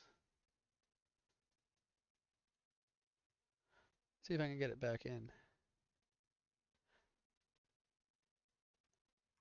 Snag decided to get DD Crow with her um, Sangan, and even as a follow up, post the Black Rose, which puts her in a really good position right now. Yeah, this is not looking good for Ludo. Not that he's done any bad plays at all. I just think that she just has better quality cards right now. And really keeping him off of milling so far.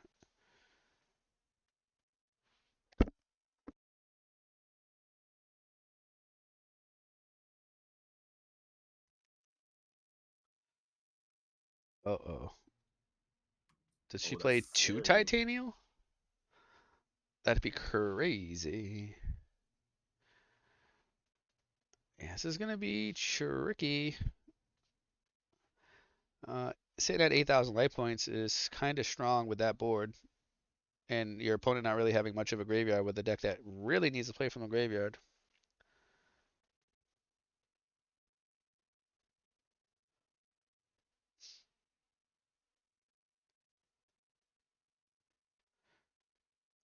Okay, this is a decision. I wonder if that's a small misplay. If Snake has special that Lone Fire and attack, she could have gone for lethal if he blew up the Chaos Sword, you know? Um, yeah, that maybe might have been an oversight. Um, It turns out it doesn't matter because he's going to blow up the tomato Tomato regardless. anyway. Yeah. Sometimes that happens to me. Sometimes I like bring back Plague, and I'm like, damn, I should have brought it back in attack position because I'm like 200 life points off. But that's what happens when you Russian plays or not calculating math correctly sometimes. Um, or you're just so in such a habit where you always bring out the lone fire defense or plague always in defense where it can cost you like a potential lethal shot. Here it didn't matter, but sometimes it could. Okay, he's not out of it yet. Armageddonite will set up the graveyard a bit. We do know Snack has a DD Crow in hand, so will we see it at resolution to prevent a Dark Armed?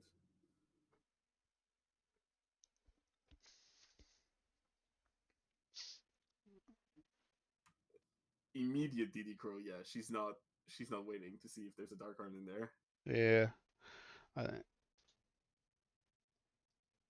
it's hard to say if he even has one or not. Um, I don't think you can afford to, really find out at this point. 57 viewers. Ooh, will we hit 60? Who's on the call with Beast? Oxymore. We're waiting, and we're also gonna see if we can get Funk Shui on and hop on and off. Once he's done lifting the weights, so we'll see. Feng Shui is fun,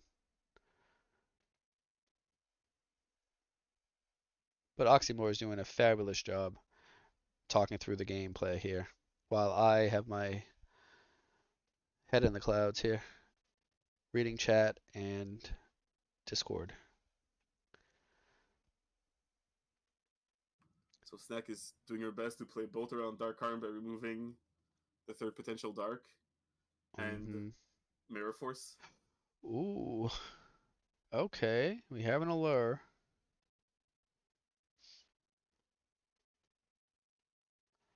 What is the banish?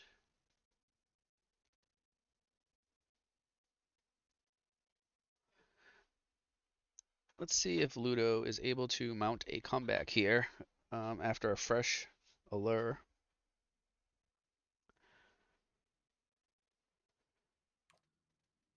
If I had to take a guess, I'm guessing that he might have one of them might be Dark Arm, and he's trying to figure out if he can, if he has to banish it or if he can make it live. Yeah, do you think he's on Dark Arm? I don't know. Just with the way I feel like I don't know. Maybe I could be wrong. I feel like the way he's been playing, he has been leaving one card in his hand the entire time, and the way the game has unfolded, Yeah, I have a could certainly be Dark Arm because that would be one of the cards he never had the opportunity to play. this is true. I don't think I think this is Well, gonna with be it cat here. in deck, that should spell the end of the game. Let's just see if she go. I'm sure she's gonna make the right play here.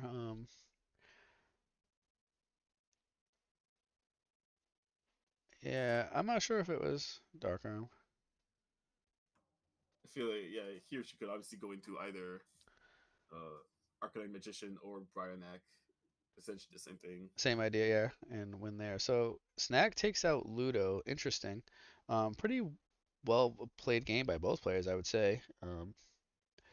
And went to a game three, and that's really all you can ask for. Let's see who is left here.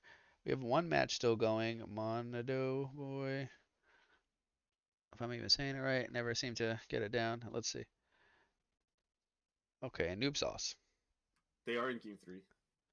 We have Vayu versus Blackwing. The coolest deck we've seen so far is Snack's Cat Plant deck. Um, we haven't caught a Fitz match yet, have we? Oh yeah, he's on Dragons, right? He is on Dragons, I believe. Okay.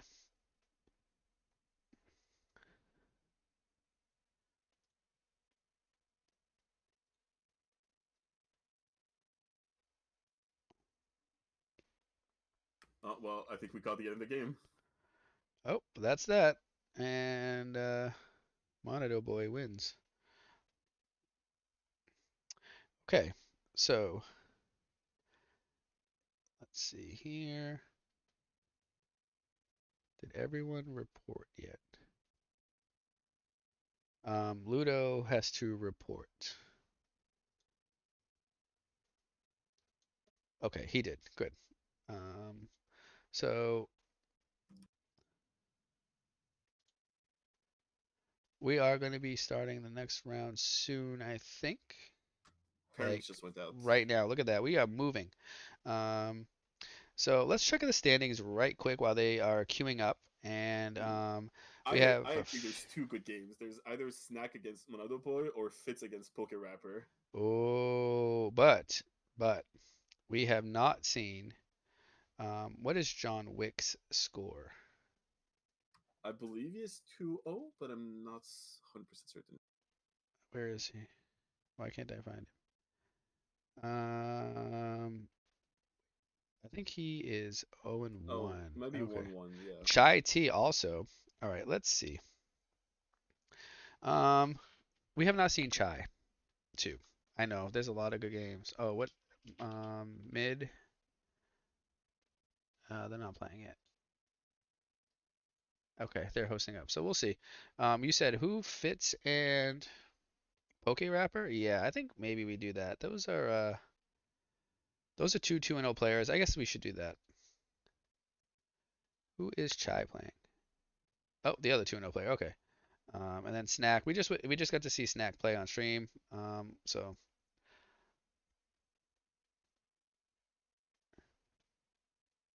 Diego is playing Sampustino, Mayberry and Ludo, Ryanide. Um, so we've had a few players drop already. Kind of getting to the end. Oh, I have to like refresh. There's still 16 players, which, I mean, is perfect for pairing wise. It's working out nice. All right.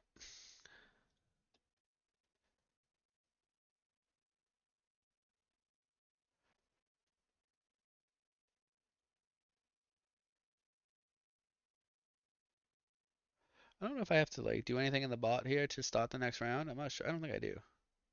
No, I see the rounds Okay. in the Maybe JG in is the doing bracket. things behind the scene too. I'm not sure, but um, this is gonna be a quick tournament, and I like that. Which match are we spectating? I'm on Fitz and PokeRapper, like you suggested. Both are I would consider good friends of mine. Definitely PokeRapper. Fitz I've met in person and great player. I don't really think I've beaten Fitz. He's for some reason he's like my kryptonite. Him and Hydro Pump are the two players I just can't seem to beat. Um, I've been practicing a lot against Fitz, and I don't want to say my win rate out loud against him because it would make me look very bad. he's a good player. He was my only loss in DDV. We played round 8. We were both 7-0. And he played this dragon stuff, and I didn't even know what was going on. Was that the tournament you won with this list? Yeah, he won with this list. Yeah, he beat me in the last round. Not that matter. We both were going to top, but would have been nice to go undefeated. Well, he's not beginning with Future Fusion, but it is coming very soon. Yeah, it's a delayed one, but we know it's here. It will be here. No whirlwind, Shura. Interesting. Never good when that happens. You always like to see the whirlwind turn one. Ooh, dust Oh, shoot. he does have the dust shoot. Dust shoot.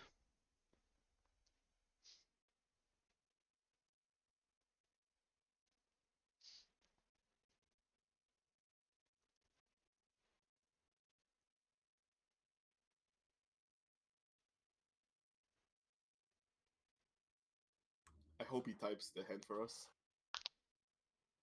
Um, sorry, I'm cracking my hand. You probably can hear that in the mic. Let's see here. We are round 3 right now. Both these players are undefeated. We have, looks like, Fitz Dragons versus Blackwings. Must be a tricky hand. I hate when those happen when you dust shoot somebody and they like still have the exact hand that beats yours, even though you're sending back a card. That does happen occasionally. There's currently 5 players still undefeated. Oh wow. There's obviously the two that are playing right now, Monado Boy, Chai T, and SVGE. That I don't know him. Might have to catch him on stream.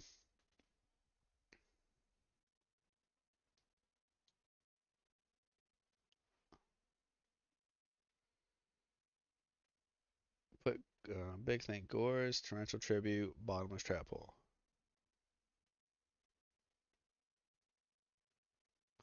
Um, so Fitz doesn't really even have a playable hand yet until I'm guessing this Future Fusion comes down.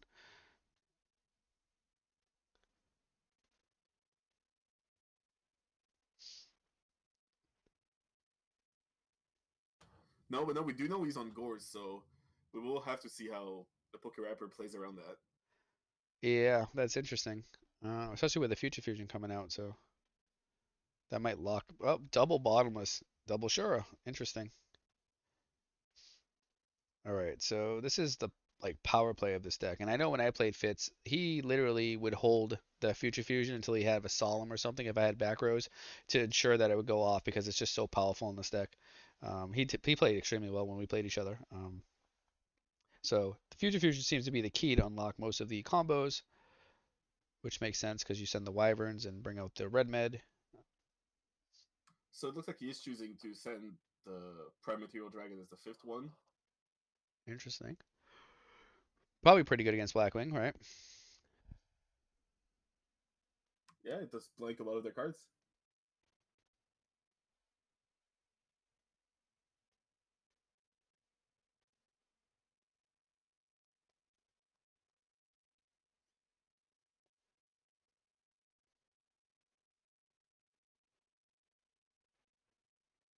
Hmm. Now, can you clear the red mid, or does this game just start spiraling out of control? We know that there's no more bottomless. That that is one of the best card to open against Black Wings, like especially two of them. We do know he still has Torrential Tribute in his hand, though. Sure.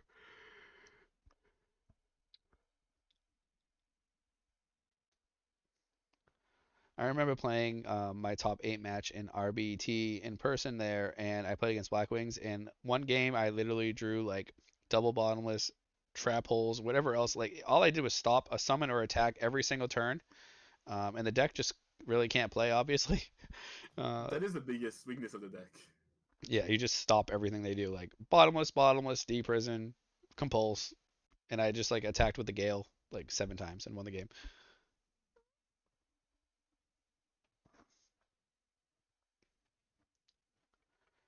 Do do do do do. Big things here.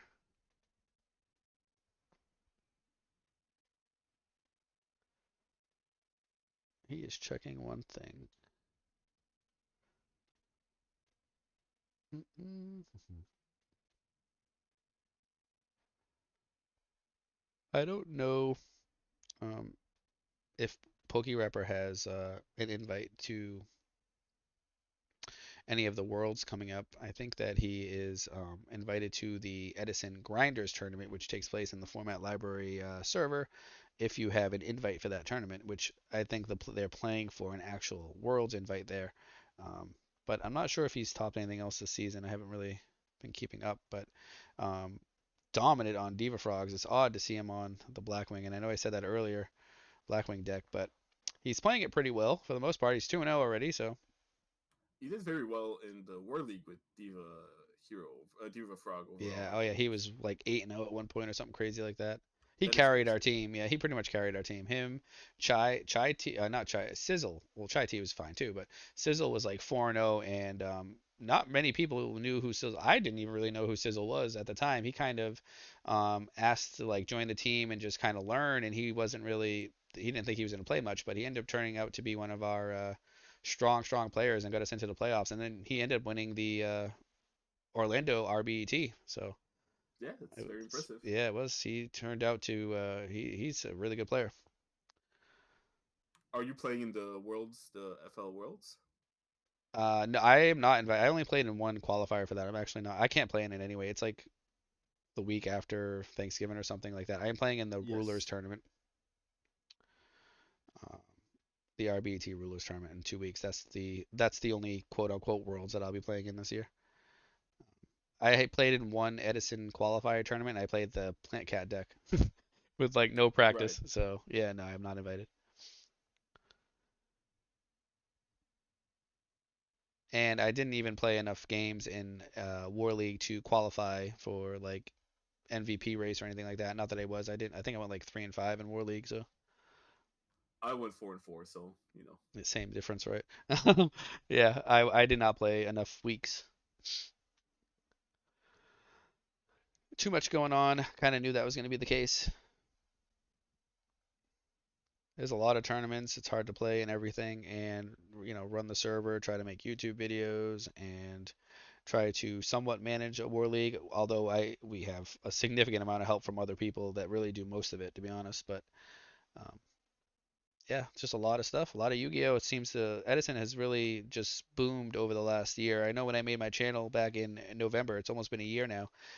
There were only a few tournaments at the time. The scene was just still growing, and um, a, a year later, at this point, we have in-person tournaments by, E3 is obviously hosting the in-person RBTs, and then we have Konami hosting Ultimate Time Wizard tournaments. Like, tournament has just blown up over the past year.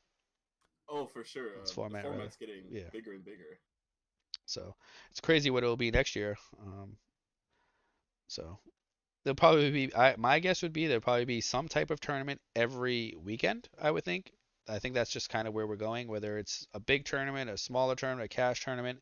I think there's going to be some type of Edison tournament, whether probably majority of them be online, um, nearly every weekend, I would think, because we're kind of moving towards that now. So I think there's going to be just a lot of opportunities to play. Well, hopefully, you know, the interest in the format keeps high as it is. I just hope Konami starts looking also at the format and reprint some of the cards that are worth way too much money that should not be worth what they are to allow more people to get into it. Absolutely. Like, how crazy would it be if they just printed like an Edison set, like reprint set? Well, it was It like would be Edison amazing. cards. Like, how many people here would just go out and buy them all? I know that plenty of people want to play Frog IRL, and the only reason they can't is the price of Substitute, and Absolute Zero is crazy.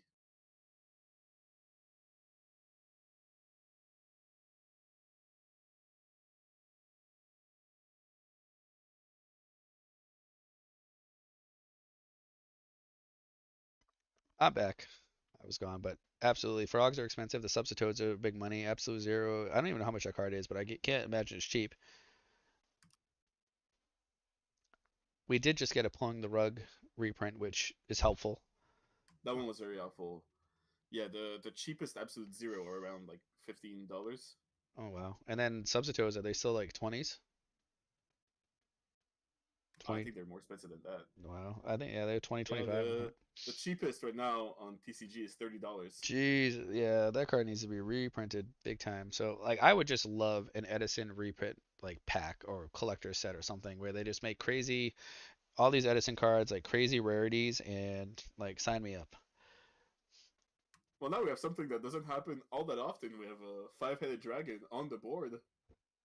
That's that's 5,000 attack points right there. Ouchie.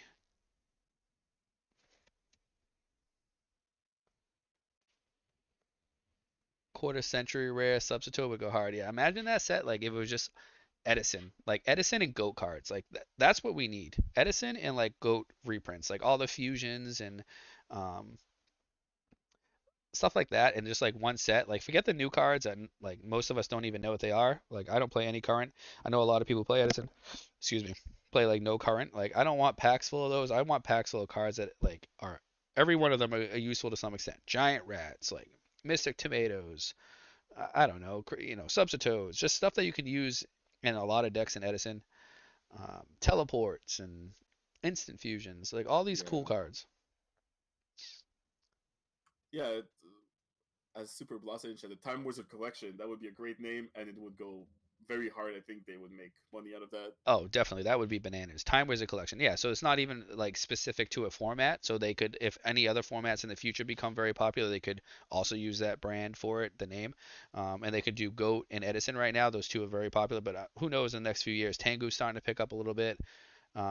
At some point, these retro formats will probably they can only go so far down the road because then it becomes more current Yu-Gi-Oh again. But right now, definitely Edison and Goat. I think that there's a market here where they could just make a load of money. They might realize that they're starting to catch on. It seems like they're running these Ultimate Time Wizard tournaments. They're having these Just large the cards. rarity collection, just having a few Edison reprint was nice. Yep. But it's just too little. Like it's not enough for me to buy a set. Oh, for sure, I agree. You know. I mean, I personally bought a few cards. I bought some singles because I wanted them for my decks. But that I wouldn't buy like a box or anything like that because No, that's the problem because they miss out on that because the secondary market they don't care less. They don't make anything from that. And unless they make a set where I can open a pack and use majority of the cards, I'm just not going to buy it.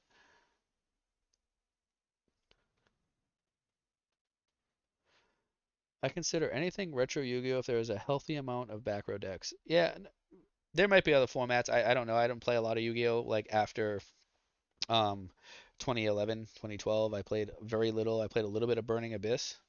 Other than that, like nothing more. So, um, I but play some Hat. It's fun.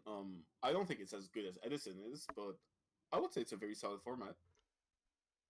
yeah, I vaguely remember Hat. I didn't play much when then. I had a lot of school going on. At some point in my Yu-Gi-Oh career, I was like not playing at all just because um, academics were difficult. So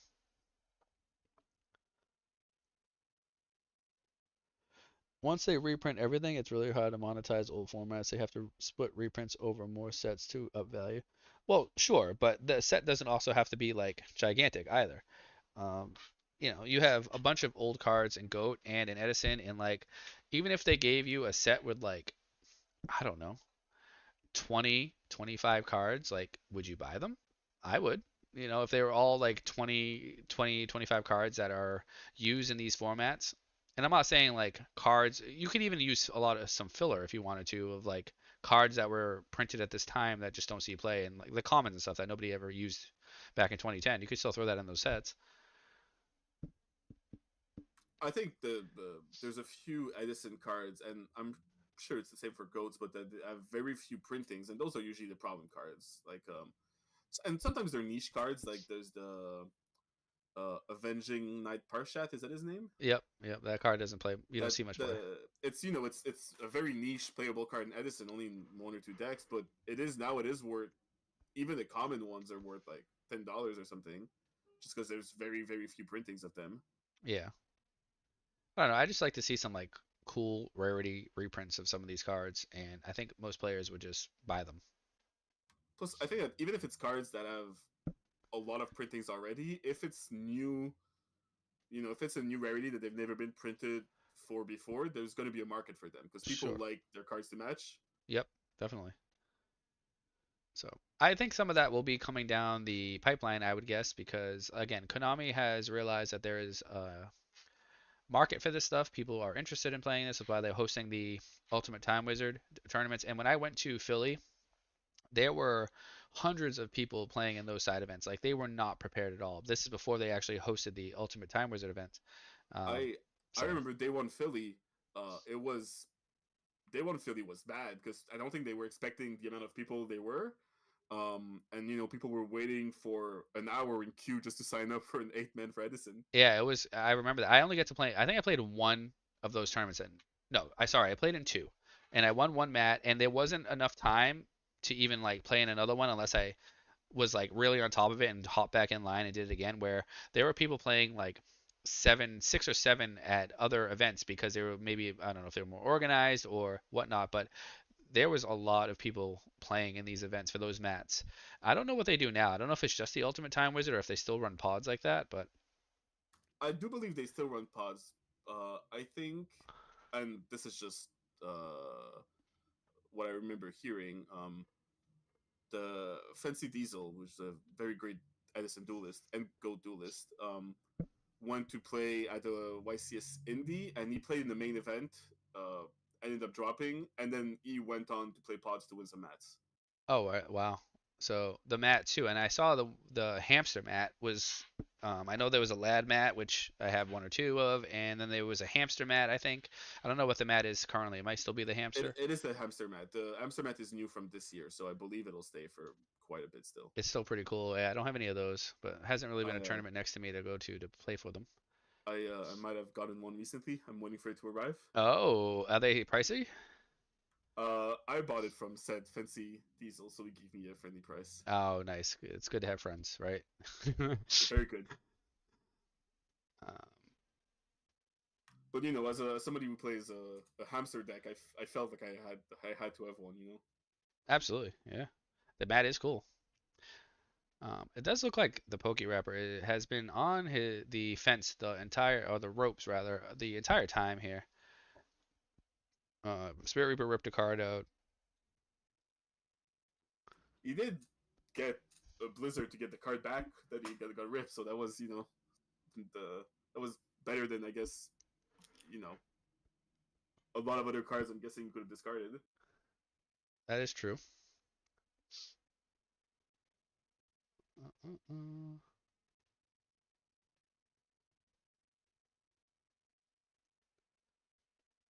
Oh, it looks like Chai T has lost to Zach, which is the SVGE. What's that? Sorry, I missed it. Chai T has lost his match to Zach. Oh, um, yeah. Not sure. Again, I'm not really too familiar with the player. I think they might have gotten the invite through maybe it was War League. I don't know. Um, some of these players like Zaris for a long time. I know many people know who he is at this point, but he came out of nowhere, won an event, and like just never played again. Like it was kind of one of those things where he doesn't play in a lot of events, but when he does play, he's like always in the top cut or winning an event. So sometimes these players like play an event, they do well, then they get invited to these tournaments. You just don't see them again until the tournament comes around or the championship comes around. So it's hard to say. Ooh, Well, I know that you said PokeRapper was on the ropes, but yeah. now it feels like Fitz is on the ropes. Yeah, Dark Arm really is strong. Yeah, it's a good card. I've heard. Yeah, Teledad, we could play three of them was pretty bananas. Yeah, I stopped playing for the Teledad era. Like I Oh, was playing early, and then I came back after Teledad. I'm so glad I missed that entire era. oh no, Black Rose, and just like that, It's a great back and forth match. Both it players on is. 3 cards. Oh man.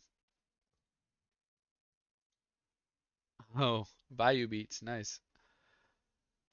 Oh, 3 turn clock.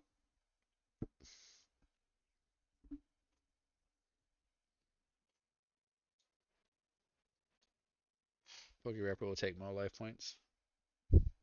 I think this card may see some more play. I think that the 37 card deck um, statistically. I don't know if it gives you just a few percentage points better like starting hand or for specific cards, but the 1,000 life points might just be. I don't know if it's enough to not play the card. Like, is it too much? But I I don't know. think it also depends on the deck. Like I have a feeling that when Fitz makes a board of 5 dragon, Like, it doesn't matter, right? your life points don't matter past Yeah. that point.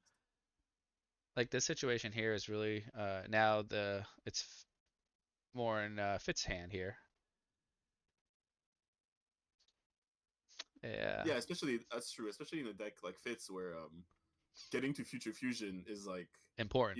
seeing Future Fusion in the first 3 turns. I'm guessing increase the win rate by high amounts. I'm guessing. I would say so. So that little extra percent, I think it's like a 3% increase or something. I don't know. I've heard through online and videos and streams and stuff. I think it's like 3%, I want to say. But like, so yeah, that's three out of what, 100 matches, so or 100 games. Maybe you don't notice it. I don't know. Ooh, uh-oh. This is gonna be bananas here. I saw why he did that. That is this is gonna be cool. Oh, huh. Interesting. There is already a warrior in the grave, so we couldn't have gone for Colossal. Oh, that's why. Okay, where's the warrior at? That's why. Oh, yeah, There's a Goya. Goyo Guardian. Okay, I was gonna say, oh, he's gonna crash and like win the game that way. Um, he still wins the game. So nice. PokeRapper played that nice. Back and forth. Interesting. That was a great game. Robert said YCS Indy was 150-ish with two judges. First rounds were horrible. Weren't prepared at all. That's interesting to me because well, I think YCS Indy was also announced rather quickly. Um, and same thing with Virginia. Like these tournaments are just announced. I think YCS was like 1 week before they were like, oh, we're gonna have an Ultimate Time Wizard tournament. Like that's not enough time for people to like fly because Edison players are gonna fly to these events because there's just not enough paper events.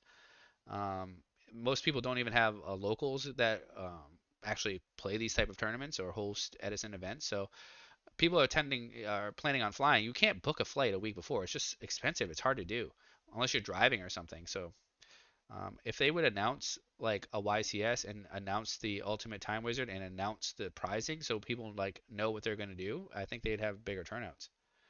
Like 150 players is still great, but Especially since like I don't know, people now are starting to kind of expect the Ultimate Time Wizard events, but people can really plan around it as long as they don't announce it.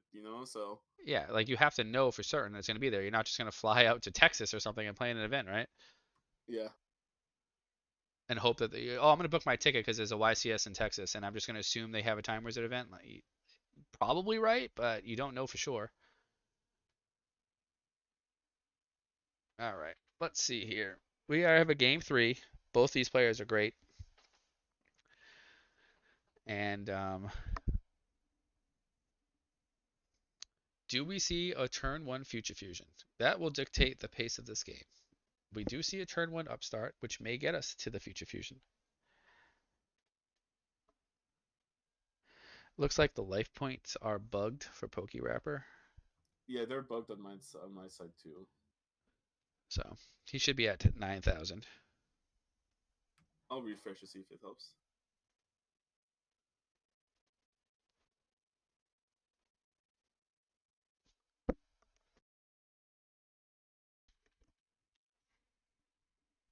Yeah, refreshing for me Refreshing helps. worked. Well, let's refresh because I think that's necessary for the people on stream to actually know what life points are, or it's a guessing game the whole time. All right, there we go. Allure is strong card. Let's see here. We have not seen a like whirlwind Shura play out of PokeRapper yet. Maybe this is the game. This is usually you see that all the time. They just slam them, and has not happened. Maybe he's wondering if he wants to commit into the back rows. Big thing. I've watched PokeRapper play. I've watched a lot of his videos. He's very methodical. Everything is thought out. I don't. He doesn't play a lot of the online tournaments. I don't know if he's topped yet, but that's one of the reasons why he doesn't play in like every event. Um, so there are some players that play in every single tournament that happens, and there's others that aren't able to. So it's hard to say. I think that a lot of players are still great players. They just don't have tournament tops because they just don't have the ability to play in a lot of the tournaments. So I think that's the PokeRapper in a nutshell. There, great, great player, just doesn't play in every event. Oh, there it is. It's there, hits the bottomless. That was a good 50-50.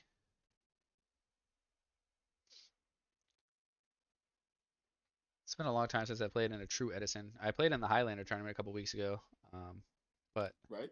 I How haven't was that? played. It was fun. I had a good time. I did have a good time. I think I went like 2-3. My deck was like not that great, but fun. Definitely fun. I didn't play like straight zombies. I played like a Vayu Lightsworn zombie build, like milling, and That's pretty cool though. yeah, it was fun. Um, and it was run smoothly and it didn't take all day to do, so it was a good time.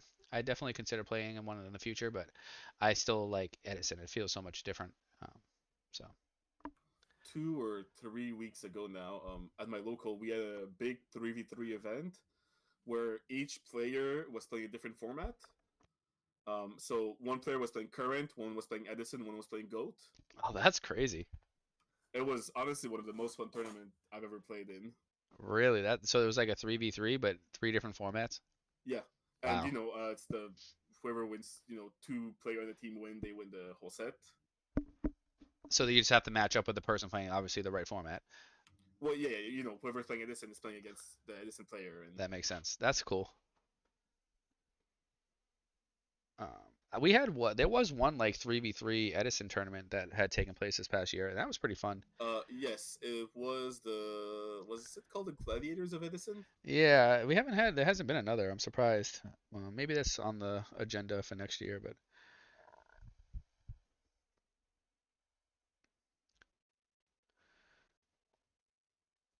Oh, looks like Ryan Knight has lost to John Wick. oh,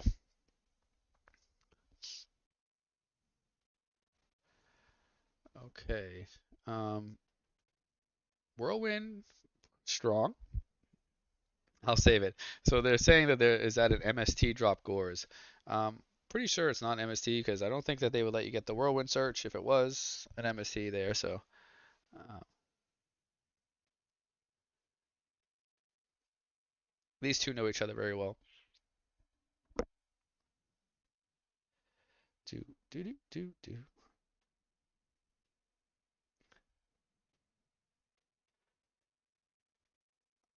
Big thonks. We have 40 viewers now. People are coming in and out. It is a Saturday during the day. Um,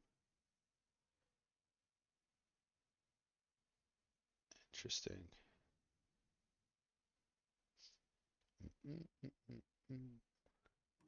Oh, looks like Oh, that card's so he's strong. going for another board reset. It seems that way. It would definitely seem that way.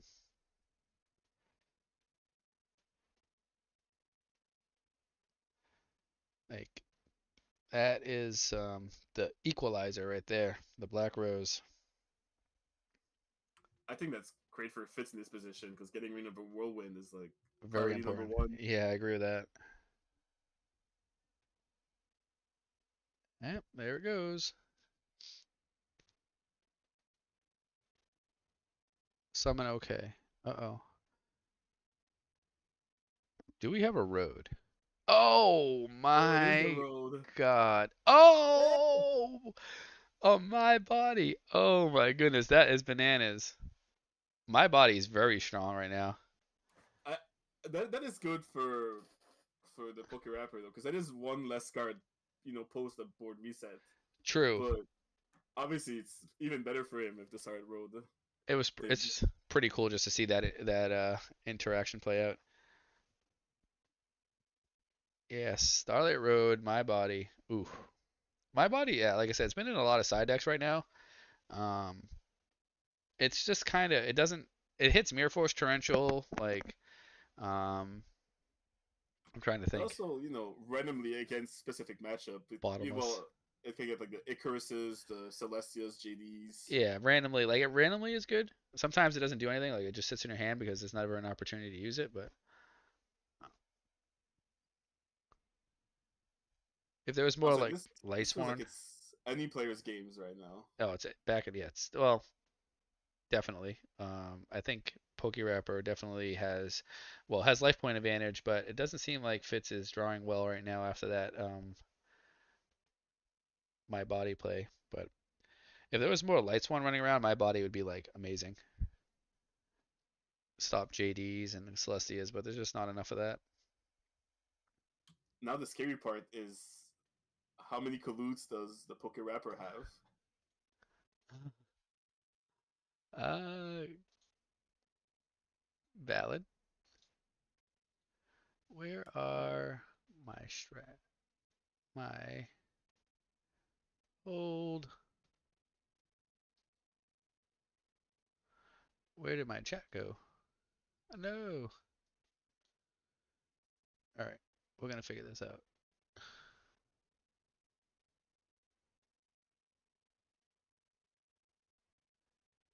Um, interesting. There it is. It's back. Okay. Going to give hearts. Let's see. So now, if the PokeRapper has, Oh, oh, well, that's game on that is board. game on board, yes. Mirror Force is still a Real. card that's available to Fitz.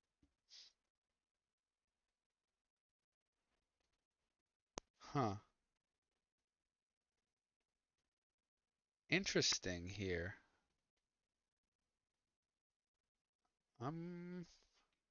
What just happened here? Okay. Oh, his last card has to be Collude. Oh, it does he have Kalut? This is big brain if he does have Kalut there, just to play around everything with the Black Rose. There you Oh, go. that was nice. Interesting.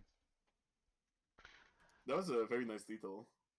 All right, congrats to PokeRapper. Moving on. Both great players. Let's see the bracket. Um,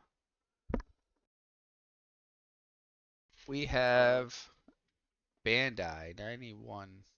I don't know their dueling book name. Does anybody know their dueling book name? I found it. Bandai versus I hate Tom Brady. Come on, Tom Brady was the best. We do have a Light Sworn deck, a Light Sworn Vayu deck. Oh, I just covered the side deck of this on my channel like Wednesday. The times on the round Lightsworn build that smoke screened into Vayu. I wonder if this is what it is. It's looking like it is. And we are in game 3 here, folks. So this looks like just a straight like they play it honest too. So um, interesting. This is gonna be a Black Rose. it's like a Black Rose followed by another Armed Wing. Feels familiar. Yes. Wow. Um, no attacking took place. So this is a pretty cool deck, this Lice 1 deck. You don't see too many of them running around. Still no zombies yet. Um, I'm not sure anybody's on zombies. I have the list. I'm sure I can get them, but I like to wait for the tournament to be over and see just what wins.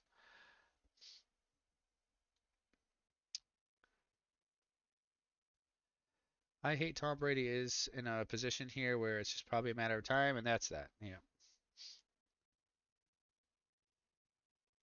Uh, okay, so Bandai wins. I think that's the last of the round. Monado is still playing Snack. Oh, they are still playing, huh? It is game 3. Put Snack as a very huge board. Wow. I am going to run to the bathroom real quick if you want to just take over.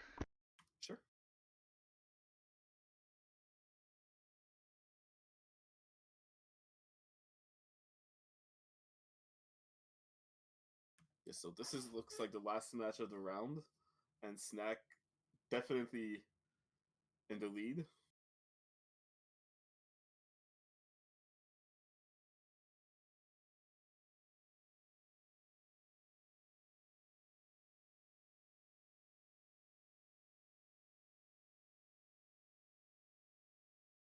However, Monado is playing value, so there could always be some surprise Dark Arm play.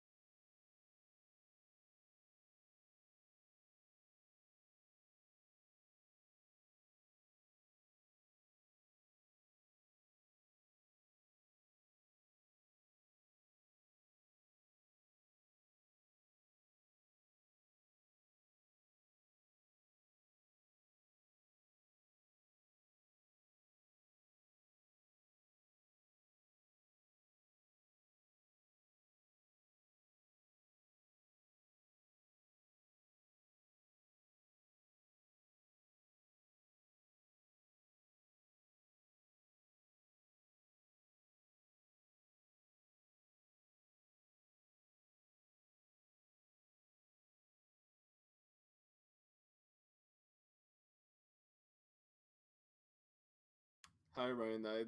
How are you? Right now, they're just Monado is just in Big Tank. No, Beastmo went to the bathroom, so it's only me, and not much currently happening in the game.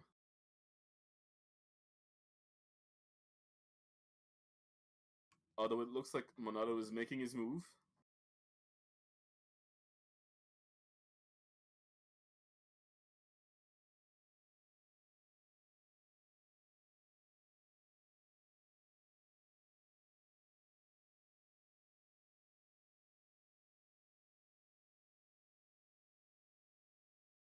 It's hard to analyze the game state when Monado didn't have a single card in play. To be fair, but as I said, it's value. It all depends, you know, what he has in hand.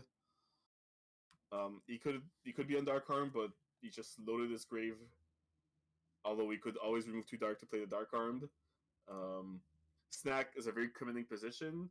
Stardust obviously prevents a lot of the outs to the back row, which limits one of those options. Now Monado is going for the Armed Wing, and he has 3 darks in grave. So now it'll be interesting to see if he does have the Dark Armed Dragon or not.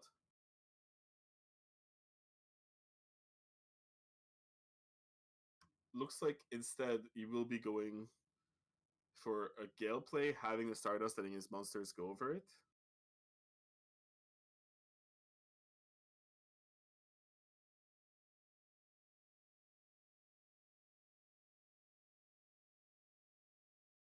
Considering it was set very early in the game, I'm guessing, looking at the board state and stuff.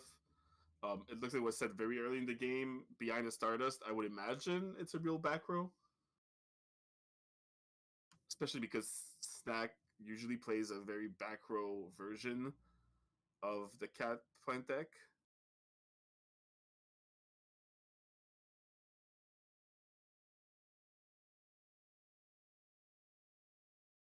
And it will be going for his own Stardust, preventing, uh, if preventing Mirror Force most likely for the battle phase here.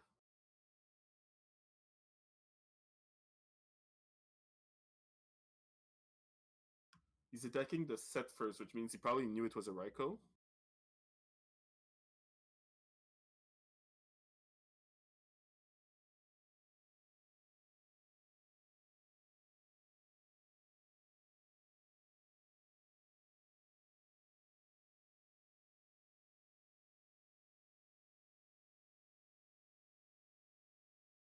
Oh, looks like it will be a Stardust to Stardust situation.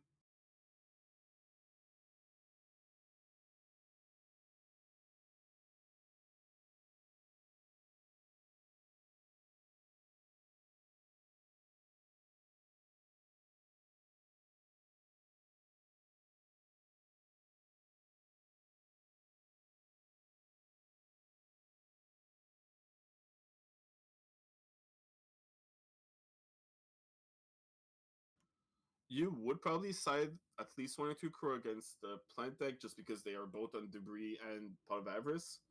So it's not a dead card.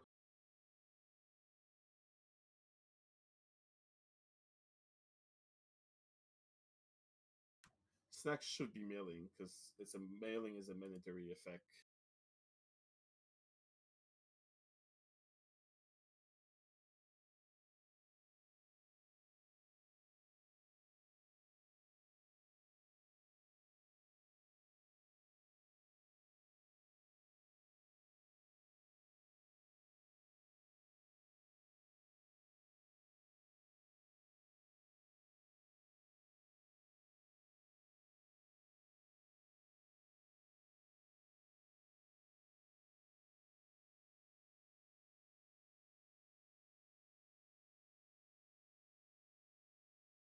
I do agree that usually you would want to attack the Stardust first. I'm guessing Monado was a plan because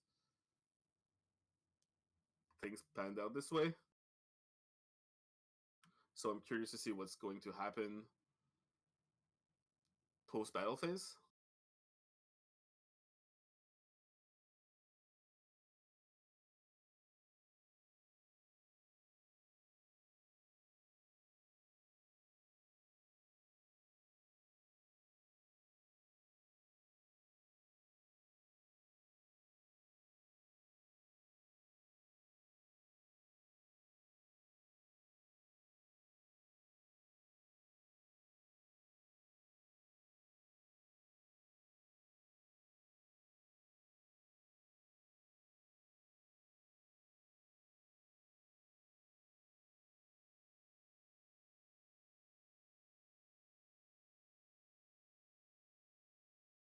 Well, it was the prison.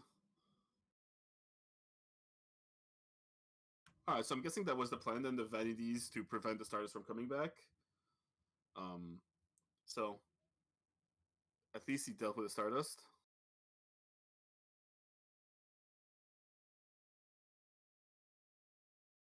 Obviously it's not an easy position because he's out of cards.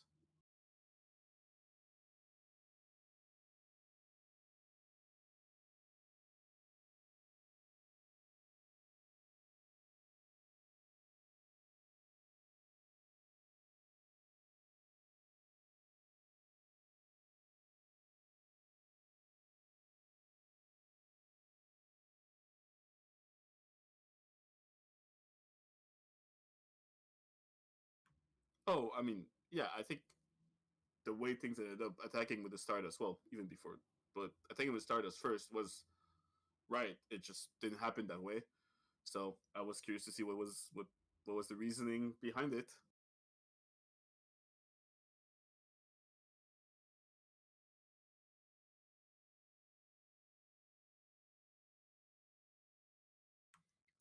Rota happens. There's currently an armed wing in the graveyard, so obviously you can't use the effect of value.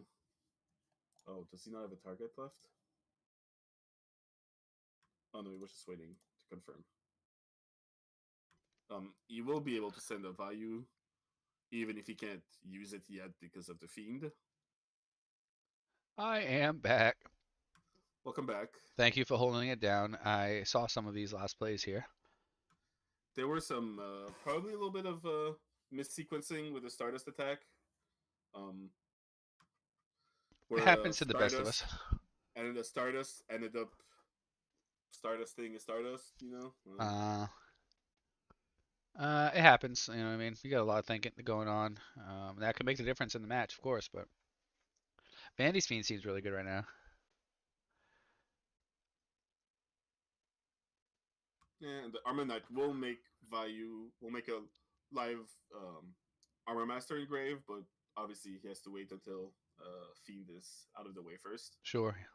Just sitting there waiting to be used.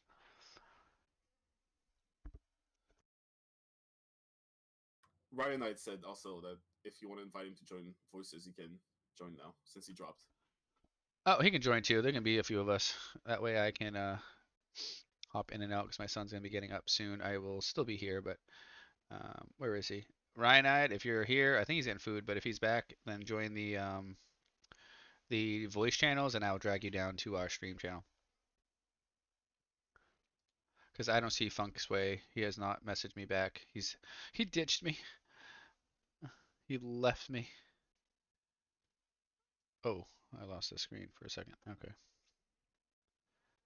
The eldest or the youngest? It's the eldest, which is only he's only a couple years old. So they're both a handful right now, and I don't get to play much Yu-Gi-Oh because of it. But wouldn't trade it for the world. Yu-Gi-Oh is just a hobby.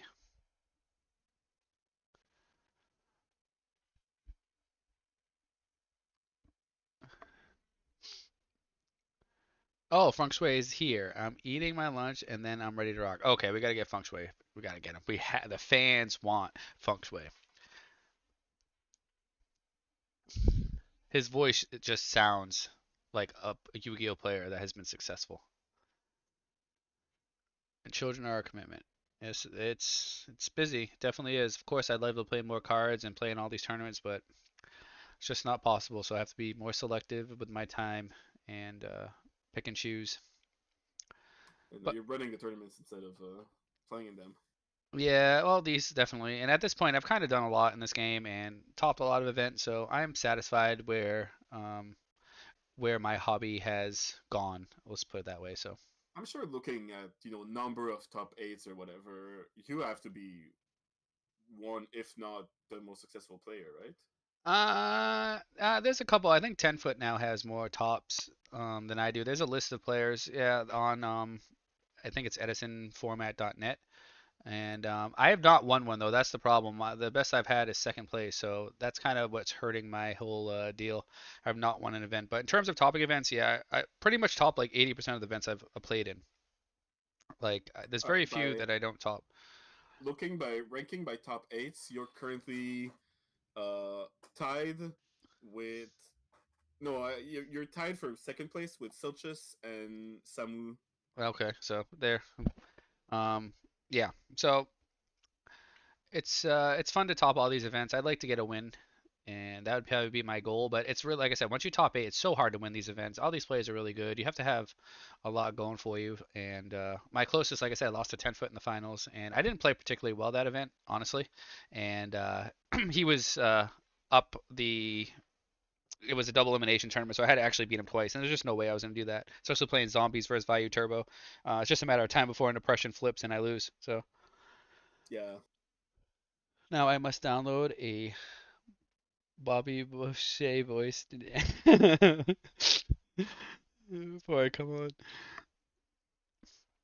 on. But Feng Shui himself, I believe, we'll get the logistics from him when he gets on here. He's actually just came back to the scene not too long ago. I believe he like topped his first tournament back. He actually has been to Worlds, I believe. He's top nationals or top four nationals. He top eight of the actual Edison event. So he's a very accomplished player, and we'll get to hear from him when he gets on. Well, looking at the game, Snack set a Summoner Monk, which usually is a sign that things are not going your way. Yeah, this is so this card, Vandy's Fiend, is so strong right now. It completely shuts down the Ramen zombie deck.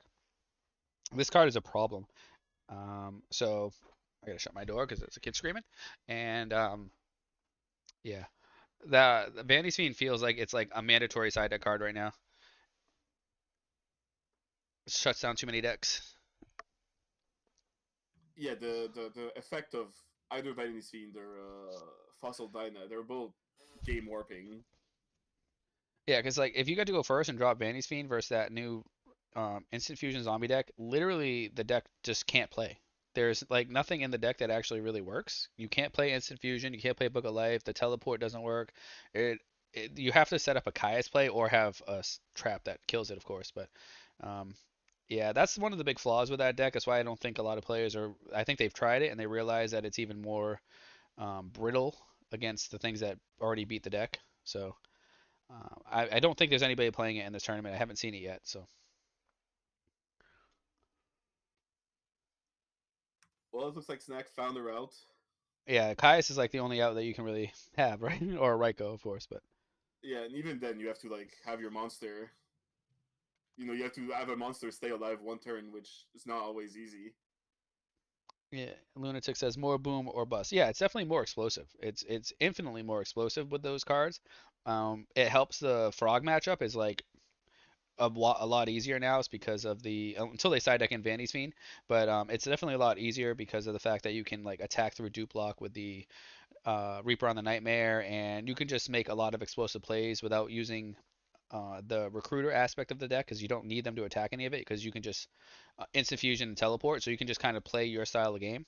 But then you lose to Royal Oppression, you lose to Vandy's Fiend. The deck bricks a lot more now because you could be drawing a bunch of Book of Life and oh crap, instant fusions, and so I guess you have to take the good with the bad. If you want to play something more explosive, it's definitely more explosive. That fixed the zombie control style the slow style that it's been suffering from over the last I don't know 6 months or so. That fixed that problem, but it also comes with a new problem where it's probably more inconsistent and loses more to a lot of the same cards that already beat the deck.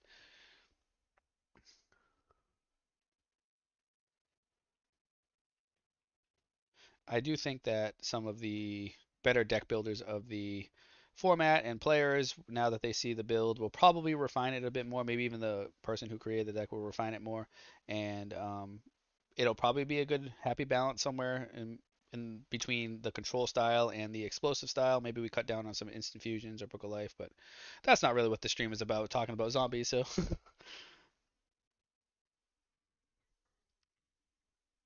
Isn't that the beast mode brand though? Zombies Eh, above everything.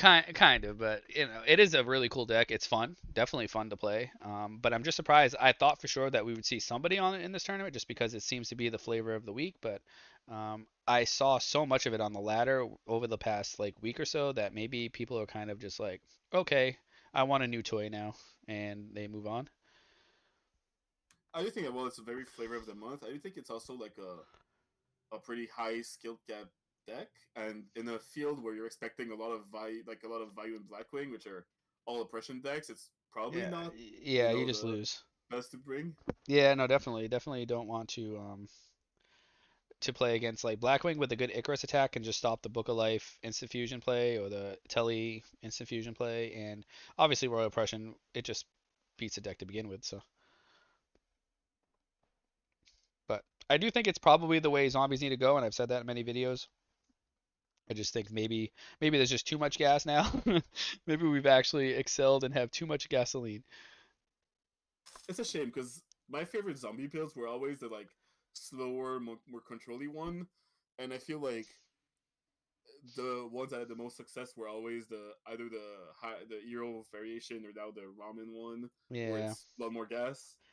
Well, this format seems to be getting faster with the decks. They're just more consistent. They do the things they do well. Like frogs can just set up a dupe block and then explode with 5,000 attack absolute zero out of nowhere. Vayu can remove a bunch of monsters and drop, three big guys in a turn. Some of these decks are very explosive, and the players are just getting better. They're just not attacking the recruiters. They're not giving you what you need. So you have to find a way to play without that. And Instant Fusion opens that door.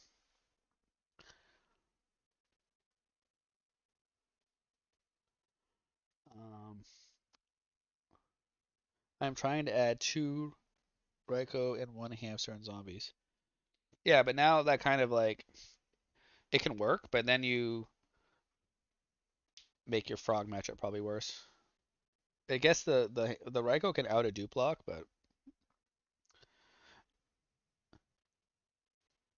you need to give players a reason to tag your stuff. Yeah, a lot of players are just they'll give you one recruiter or so once they realize what you're on, but back in the day, people were just like, "Oh, pyramid turtle, I'll attack it. Attack another one. Okay." And I end up with a goblin zombie, and then I just proceed to OTK the next turn. Like they're not giving you that anymore.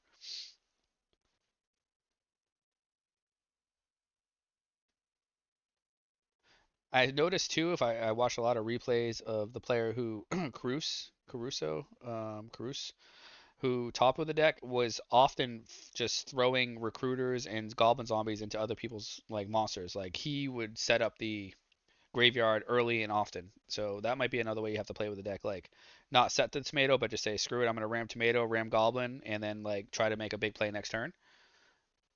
Because if you leave goblin or tomato on board, then they just Kaius you. Yeah, you crash with tomato and then leave goblin, and then they just Caius it or something. So I don't really see what happened in the game. Yeah, this is bananas here. What was that chain link? I didn't even see. So Snack flipped Raikou and hit Solemn. Um, and then tribute for Caius targeting Armor Master. Then he chained Bottomless, and then DDV on the Armor Master, Oh, that's what happened. and Okay, hit 3 cards in the hand. that card's so good.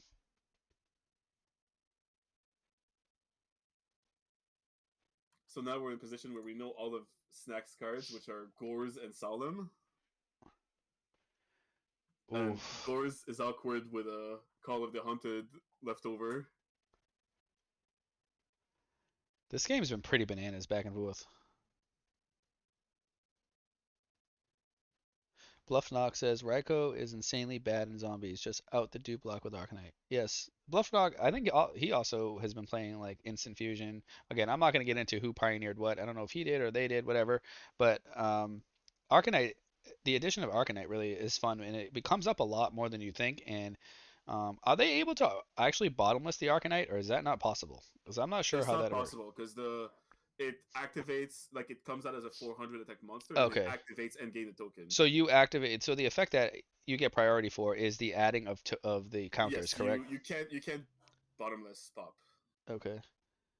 Um, I just wanted to make sure that so you get priority to just add the tokens, but they can't bottomless it, and you can't actually remove the tokens with priority either, correct? No, the triggered ability like when it enters the battlefield Is the takes token. over yeah it Okay, takes over your priority. got it, got it. Yeah, so because I don't use that a lot, but that deck does have access to it. So,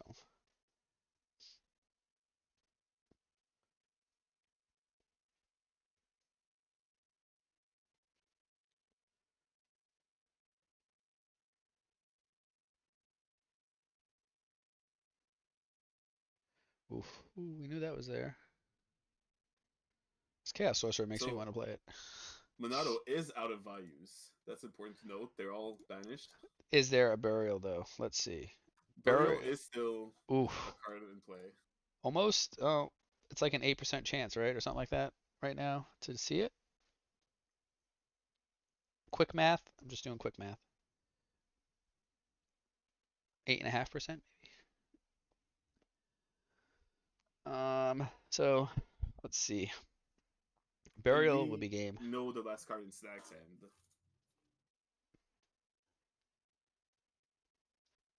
Uh-oh. Oh, that's scary though, because that does unlock the Gores. Yeah. But if it's brain control, oh, brain control would not be good here unless it's a Caius follow up. Uh, did he forget about that, or does he have Caius? Oh, Yeah, it is a that's it. Caius. Oh, what a match! All right, I think that's the last round match we were waiting for the round. It was Okay, good. So we're going into round four. One with snack. 3 players still left undefeated. Interesting.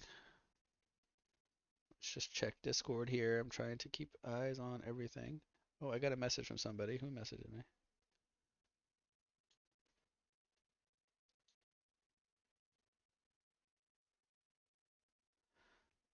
Somebody is messaging me a list I will look at later on.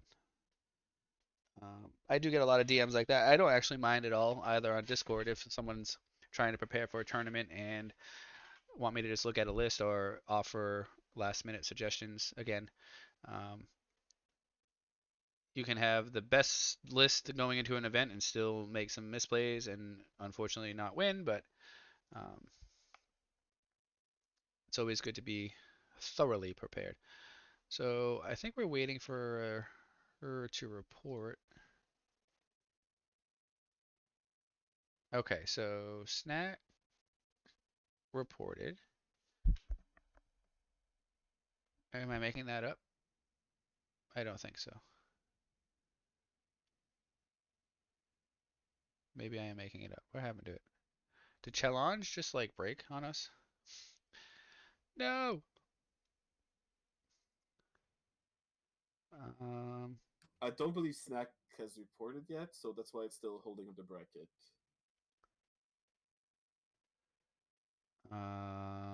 Let me double check again. The bracket is spinning. It For is me, at least I see round three. That's the only match not reported. okay. I don't see the match at all in round three, so let's see here. Yeah, I don't even get the match at all.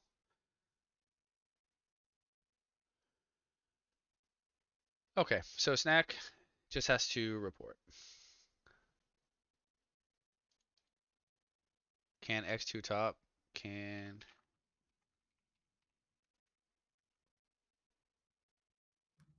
I don't believe it's is it top four? we're gonna cut the top four. It's only Yeah, I 28, but don't believe it's possible because there's going to be one 4-0 at at least. There's going to be at least one 4-0 and probably a bunch of X1s. okay. She reported. So we're in round four now. So round four pairings are now up because she just reported. Good. I don't think. Yeah, I'm not sure. I don't. I'm not really good at the whole algorithm to figure out who's topping what. Um, I can't say if there will be or there won't be. She had a good run though. So who are undefeated? Let's try to watch that. Right. Uh, PokeRapper and Zach SVGE is the matchup of undefeated people. Okay. So we have not actually seen SVG on stream, have we? Or maybe we caught like the end of one. I don't believe we've seen at least a full match now. Savage, Zach Savage. So let's watch this match with the PokeRapper. He seems to be a fan favorite. I am getting messages from somebody here. Feng Shui, did I just join general chat? Yes, join general chat and I will drag you down into the um, beast mode stream because that's locked, so people can't join us randomly because that was what would happen. Um, so just join the general and I will drag you down.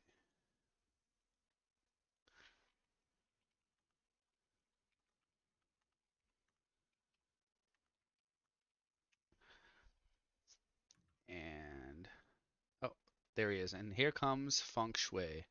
Let's see. Do we need to get him turned up too? Probably. Let's just wait while he gets on. He is muted. All right. We're gonna need the chat here to help us out. Make sure that Funky sounds tip top shape, and we're gonna have Oxymore hang out here too. And I am hanging out. Yo, yo, yo. What's up, guys? That's the Yo, Funk Shui. Um, let's see. I want to make sure All that right, people can so hear you. yeah, make sure that everybody can hear me. And so I'm like total boomer when it comes to Discord. If I mute my mic, do you guys hear that little beeping sound every time I mute it? nope. Okay, good. Because I drink a lot, so I don't want to be drinking in your ears. Drink a lot. Yeah, you gotta stay hydrated, right? Yeah, I gotta stay hydrated. Gotta stay hydrated. All right, chat. Can you guys all hear Feng Shui? Does he need to be turned up? I can take care of it if he does. Does he sound okay? Do you want him to sound better than me? That's fine too. We can do that. I don't know if I can sound better than you, Oh, you but I'll sound better. try. Come on. Come on. Once we make sure that you sound good, we will have a good introduction because Feng Shui is like a turn his sexy voice up, please. All right, let's see here. Let's kick him up a notch. All right, let's see how that sounds. How about now? Testing. One, two, three. My Testing. my radio Barry White voice. Except nobody in this chat probably knows who Barry White is because they're all 15 years younger, I bet. Yeah, you're what, 30s, right? Oh man, I'm closer to 35 than I am 34. We'll leave it Oh, at that. okay. I'm not too. I'm right there with you though. So I'm Yeah. I'm right not that far behind. there. I'm turning 30 in like a few days, so I'm almost there. A little louder. Okay, he need. I got you. A little louder. We want to hear maximum feng shui. All I right. think our buddy Evolution just turned 30 a couple days ago too. Oh, really? Well, happy birthday to him. Yeah. Are you watching the game or are you just in the chat hanging out? Which channel is that? We're on the PokeRapper. PokeRapper. Yeah, All our right. teammate. You know. Yeah. So it looks like Zach is playing either Diva Hero or Zombies.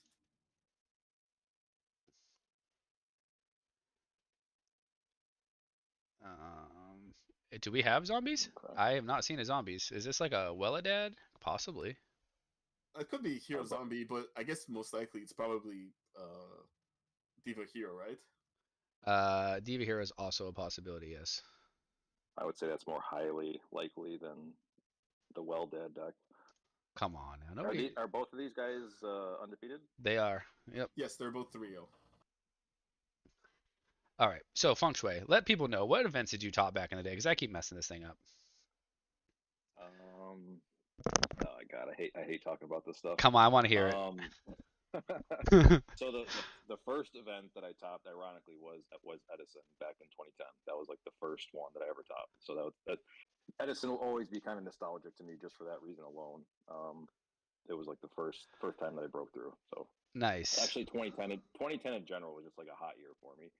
Um, it was Edison in 20 or Edison, which was like February or March or whatever, whenever that tournament was, and then it was that nationals in June or July, That you top which two. was in Minneapolis. Top four that year Ooh, top four. with everybody's favorite deck, Gladiator Beasts. Uh, It was me and three other X Sabers in top four, and then like literally 2 weeks later at Indy, I top eighted with the exact same deck. look at you Um, go. it was just like, and then at Worlds, like I played the same deck, which was just in hindsight terrible because Black Wings was just like the best possible deck you could have played at Worlds or Frog FTK. Just because what was it, Dark Soul, like all the English TCG X Saber cards weren't legal, so X Sabers just weren't an actual deck you could play at Worlds. So everybody like reverted back to Black Wings and Frog FTK. So it was like Gladiator Beast was probably not the ideal matchup, but I had just topped back to back events with it, so I was like super comfortable playing with it. So I just tried to optimize the build and run with it, just because I didn't want to learn a new deck at the time, and I got smashed by Black Wings. No. That's the story of Gladiator Beast. And that was the end. So you You topped get two YCS and Nats yeah, that year, yeah. that year. Wait, do we have more after that? Yeah, so I had two more in Tengu format with Heroes like the very next year in 2011. Two Or more one tops? might have been, yeah, top eight at, I forget which one it was. It was either Columbus or Toronto. One was a top eight, one was a top 16, both with Heroes. Look at that. Unbelievable. You got 4 or 5 YCS tops, national tops. This player has been to Worlds, and he was just sitting in the free agency pool for what league? Unreal. Yeah, I don't. Well, I'm not even sure why or how I got back into Edison. I don't know if it was just because it was only earlier this year. And you Um, topped the RBET as well, right? yeah, that was like the first tournament I played in like a decade. Um, This dude's just a I beast. don't even remember. Y'all got to take I don't notes. even.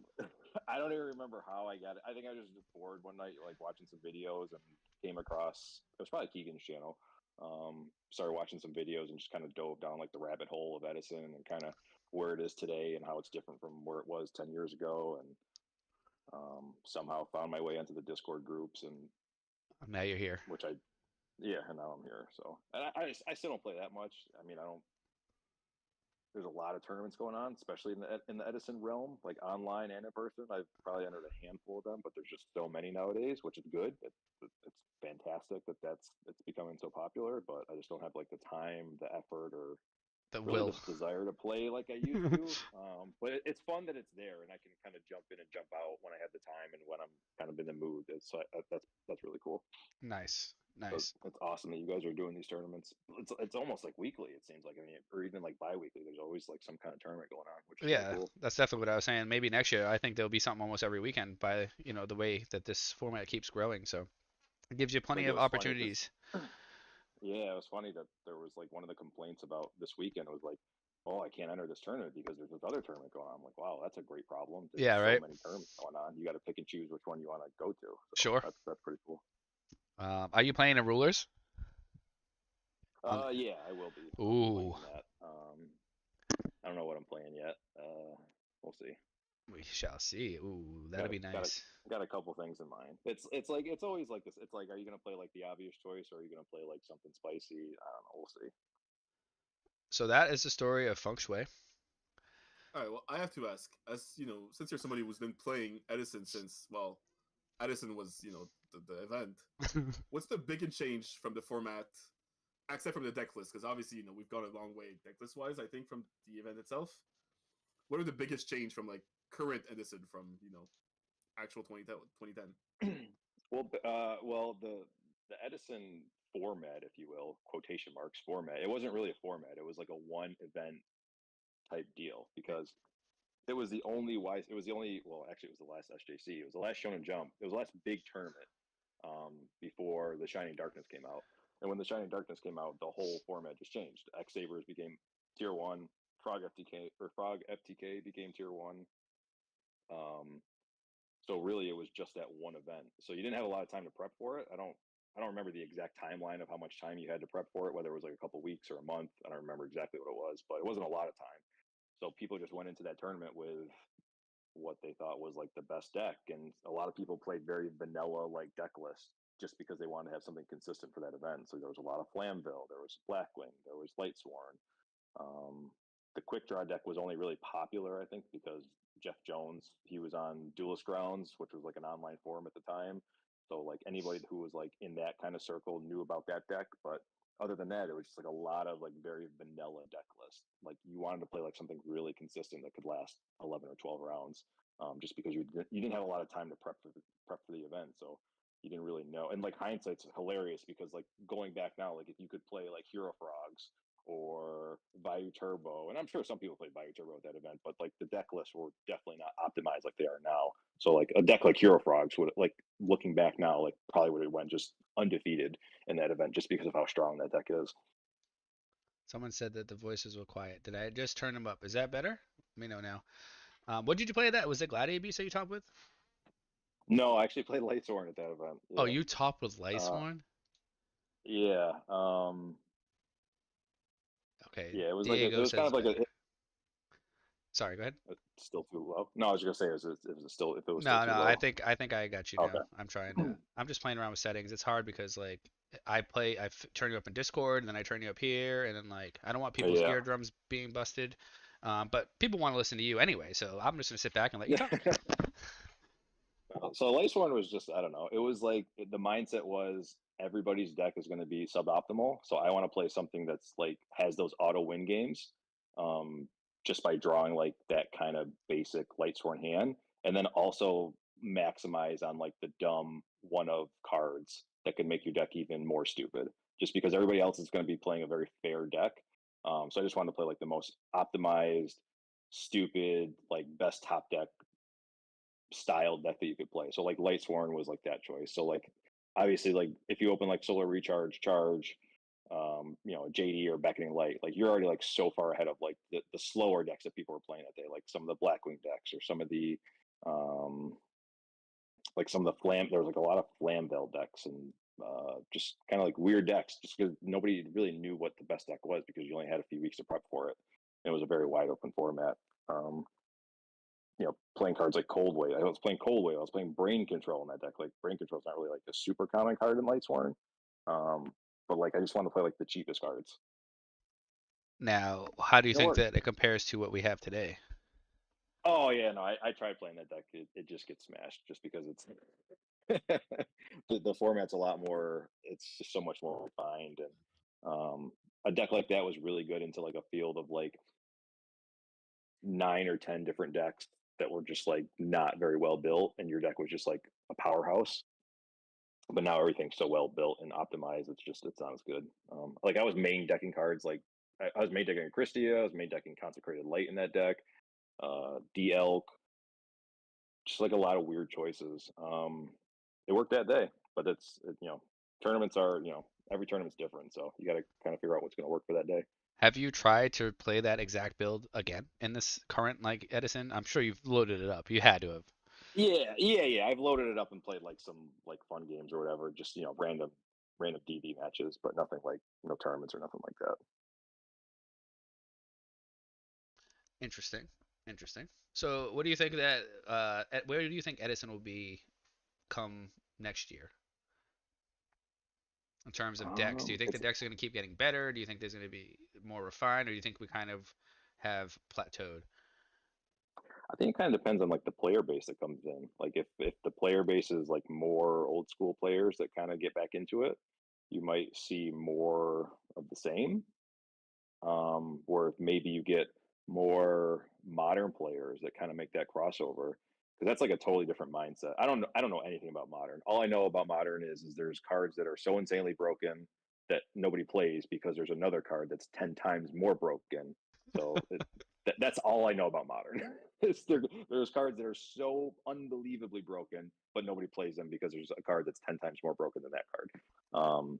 So if you get like those people like starting to make that crossover into Edison, then you might get like that different mindset.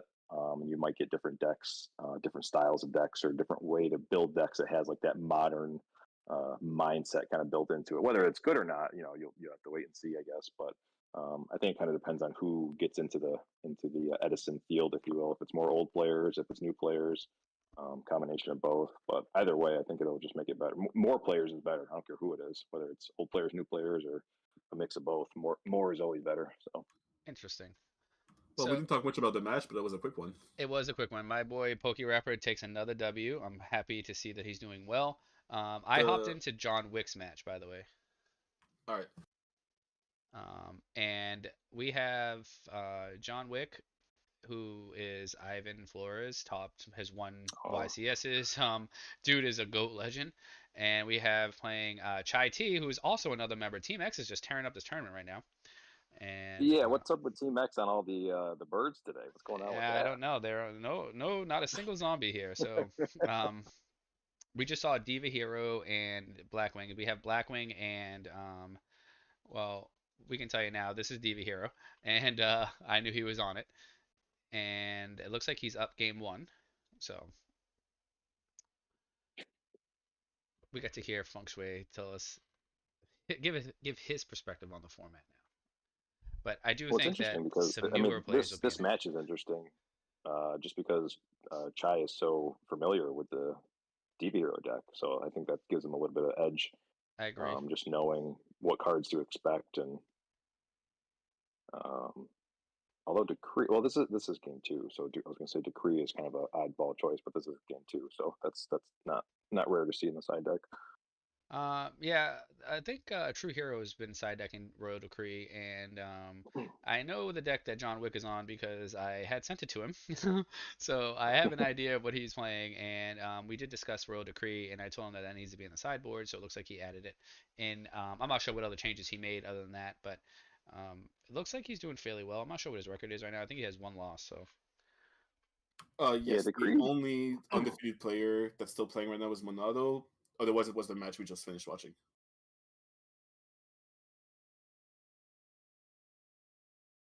alrighty. Yeah, the Decree is interesting against Blackwings because it can just totally shut them out. Not a lot of Blackwing decks play like Book of Moon anymore. So like if you land a Decree, like all the defensive cards are shut down. But also at the same time, like if I'm the Blackwing player and I see a Decree face up on the field, I Yeah, kind of like, oh, I'm okay, just I can slamming, just right? go in. Yeah, I'm I'm just just slamming slamming. cards. So it kind of goes both ways. If the decree lands, you got to have the pressure to follow up with it to kind of capitalize on that decree. Otherwise, like the Blackwing player is just gonna slam their cards on the table. Yeah, that's a good point. It looks like Icarus Attack is also a pretty good card. Zach says, especially when they open Sure, Whirlwind, Brain, Oppression, Slump. Yeah, and that's why Black Wings are an S tier deck because they have the option to open up those broken cards, and when that happens, they just win the game. So unfortunate, Yeah, it's funny. It's funny that Chai and Pokey were playing Black Wings. Blackwings today. I've been playing Blackwings like the past couple days on Uh-oh, the I gotta get ready for Lank rulers, man. Radder. I gotta get ready. On the ladder, I've been playing some Blackwing matches. It's I don't know. I'm not a big fan. Obviously, it's good. Like it's always going to be good, but it's just I don't know. You get like these weird hands where it's just they're awkward. Like when it's not just like the Shura Whirlwind set Icarus or set Bottomless hand. You actually have You to get like play. Kalut. Yeah, it's like Kalut Blizzard Bayou something. It gets weird. True, true. see here. Am I missing any chats? I don't think so. I think Chai is in Japan playing on his iPad at 4 a.m. in the morning. I don't know how he's alive. Oh, is this Eric actually? Is this Sizzle? It's got to be Sizzle. I didn't realize. Uh, yeah, it is Sizzle, right? And he's in Japan right now. That's bananas. It's 4 in the morning and he's playing on his iPad. I have played matches on an iPad and it's infinitely better than the cell phone, but still sucks. Yeah, I don't know how people play on mobile. I don't get that. I guess an iPad wouldn't be terrible just because of the screen size, but I don't know how people play on their phones. That's nuts. Yeah, no, iPad is definitely playable. It's just like you misclick a bunch of stuff and it's not fun. Like games take longer than they should. It's like I okay if you had to, but yeah. I misclick on my freaking laptop. So I don't understand how people play on Do you use a on mouse? anything smaller than that. No, I don't. Well, I have that's a why. Mac, so it's got like a really good trackpad, but it's still like yeah. I don't get how people play on anything smaller than that. Yeah, definitely mouse is the way to go with Dueling Book because once you give up that information, that's it. So Chai is making a push here. Gores is already gone from John. That's game three, folks. Yep. Okay. Oh, I didn't So even realize his life was that low. Okay, yeah. so we have ourselves quite a few Blackwing players in this tournament. We had a Plant Cat deck. We have had a few Diva Hero. Vayu, I said that already. I think we saw a Lightsworn Vayu build. I don't know if they're still running around. Um, we just need some zombie action. We haven't seen any zombies. It's I don't upsetting. think there are zombies left in the tournament. I don't know if anyone even loaded them up. I'll have to look, but They're um, dead. we are in. They are dead. Oh, are they undead Haha. though? I think we have one more round of Swiss after this, and then we are going to cut to top four. Oh, are you doing five for round five? We have what? This is round four right now, right? Yeah, we have Yeah. one more round after this, and then cut to Oh, I top thought it four. was 4 rounds. Oops. No, I think it's set up as five. Yeah, one more round, and then cut to top four. So, and then we'll just have it play out, and first and second are going to get prizes. And we've had one membership today, so we'll add that to the pool. We'll see. I think first place will get like $100 maybe, and we'll figure out second place prizing. Unless we get some more 100 plus donations two. here. Not a bad day for a 20-person tournament if you win it. There you go. It's the least I can do. Oh, okay. We got you. That's in second membership. I appreciate that. So that $5 will also go to the prize pool. So, oh, and Ryan I says like the stream by the way, or else. Can you ask one? Oh, you. I think they're asking if we can stream all the top four matches. Oh, okay. So that we could watch all players from top four. Yeah, I can make that happen. Tournament's going pretty quickly, so I think that's reasonable. Goat formats, yeah, that's Oh, right JDZ, next. right? Who's cooking? Ivan is trying to cook here, and PokeRapper is definitely cooking. Chai Tea is cooking. I don't know who else is up at the top. Mondeo Boy is cooking. I think you say that name differently every time. I pretty much do. All right, my son's here. You guys take over for a minute. Yep. So John Wick summoned Armageddon Knight. He summoned a Dark Grepper last game, right? So he's playing both Grepper and Armageddon Knight. Yeah, that's interesting. I feel like that's not super common in Diva Hero. Yeah, usually it's been I've seen like decklist play like one or the other. I I preferably I like the Grepper just because it's a lot more aggressive, but I haven't seen like somebody play both, so that's interesting. I see a lot of time I see Greffer because I do agree it's more aggressive and it's also you can all get your Plague and your Mally at the same time, which I feel is a big deal when you're trying to be the aggressive deck. Yeah, plus once the melee's in your hand, I don't think the deck has like a lot of ways to get it to the graveyard. So just knowing you have like a Rhoda and a Greffer in your deck that you could draw into to help kind of feed that is helpful. Um, but maybe both is just better. I don't know. I haven't played the deck a lot, so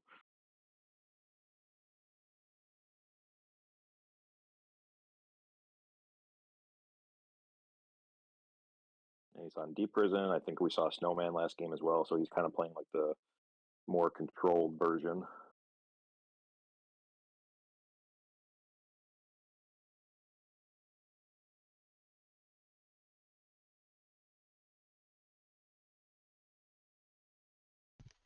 I'm back again.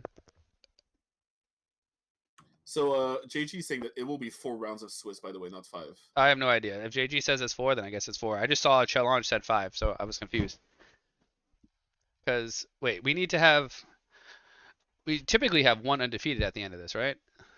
We should have one. I think we might need There round will be 5. 1 or 2 depending on if one of the wins. Okay. So, um, where is JG? If Mon, yeah, if there, we can't have 2 undefeateds though, right? I guess we can do whatever the hell we want, but No, they can be. It's just going to be. I mean, it's top 4. So uh, yeah. currently, I just checked the Fitz and Model Boy. It's 1-1 during game 3. Okay.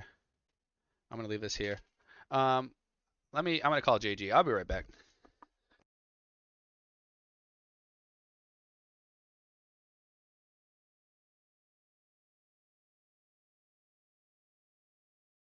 John Wick getting a little aggressive here, playing the 2 back rows, which makes me think he has either one of those decrees set, maybe a solemn. I would imagine it's the Solemn if he plays 2 of them. Sorry, the Decree obviously not Solemn.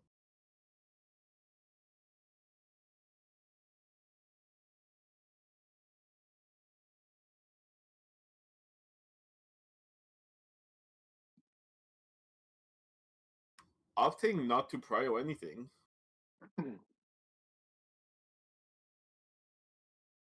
Yeah, he possibly sided Solemn out too if he's playing it. I'm typically not a big fan of Solemn against Black Wings, just because if you resolve it, it's so easy to die against Black Wings. Yeah. But he's choosing to go into Stardust instead of using Brio for anything. That would make me think that it is something that can prevent, the Stardust from getting prisoned.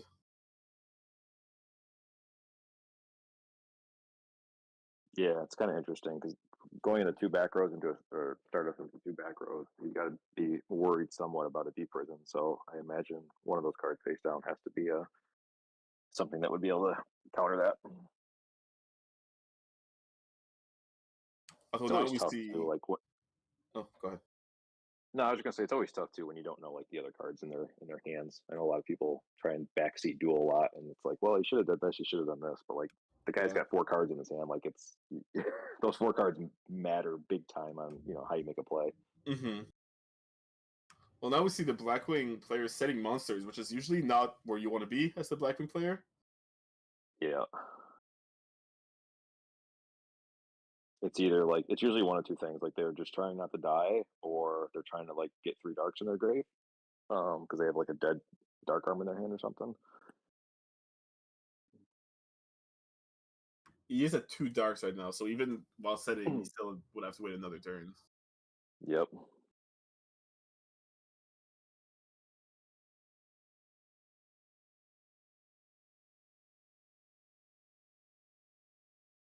Oh, so he does have a Book of Moon. Oh, that's a Ooh. nice one. That's a good play. Now does he have follow up? Oh, so he did have a decree. Yep.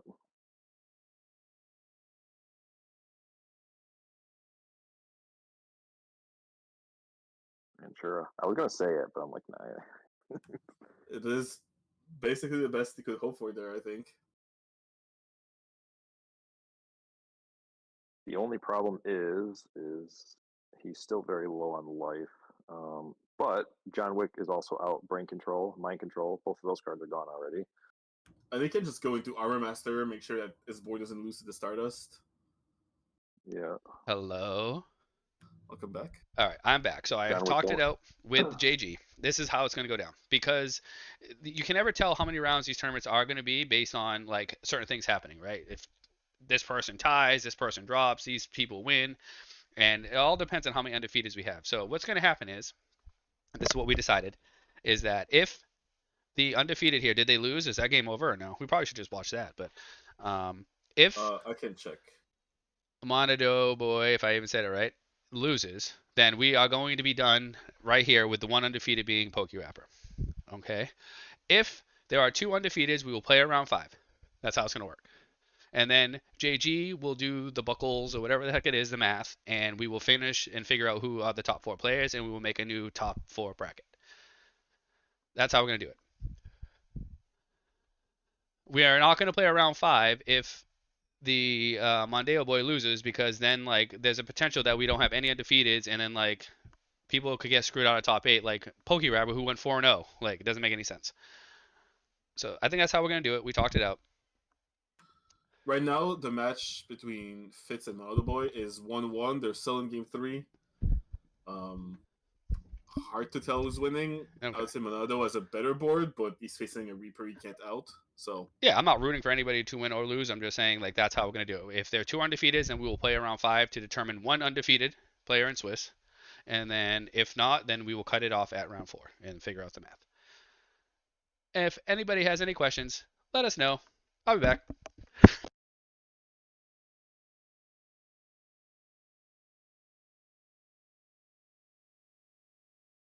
Yeah, so this game with Chai and John Wick is getting pretty dicey here. He did not have an answer to the Armor Master.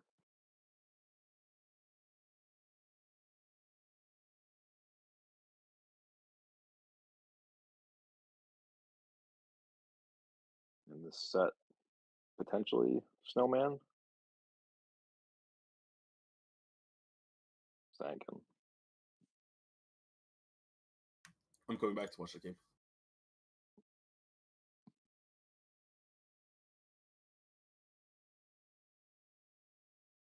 Also, the set was Sangan. Yeah, so I'm not sure when you stopped watching it, but he went over the Stardust with Kalut on his Gale that he got from Oh, Shura. okay. Okay. So he cleared the board, made the Armor Master. John Wick drew a card, set ended, and then Chai summoned the Bora, attacked into the Sangan.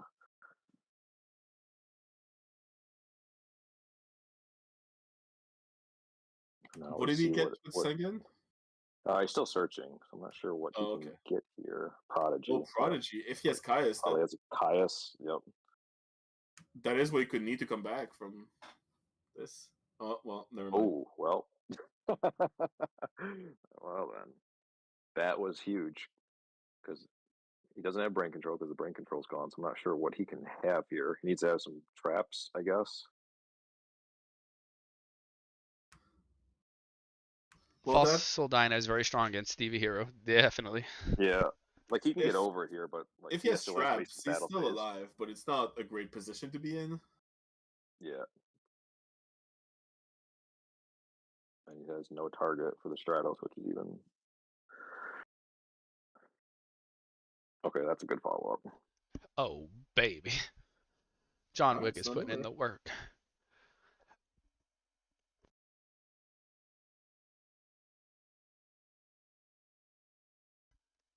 JDZ is here. Goat format. Does everyone sound okay on here? Especially Feng Shui and Oxymore. As long as they sound good, we're good. Yeah, this game is pretty close here. I'd probably give the slight upper hand to John Wick at the moment.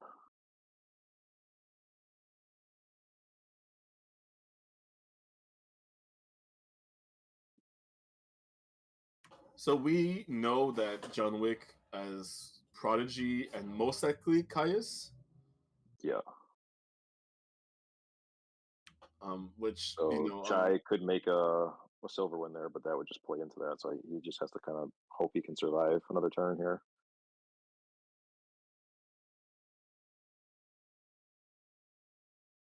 He's basically in a position where he has to like win the game or not commit a single card to the or well a monster to the board. the problem is that any back row would essentially end the game because you could just banish the back row and go for game.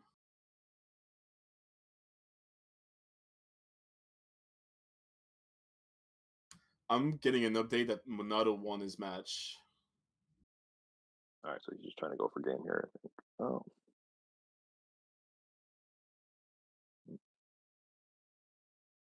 All right, he gave me the deal. He says I sound good, but everyone else sounds a little low. I just turned them up again. I'm hoping to get this perfect before we finish. Then I'll know for the next time.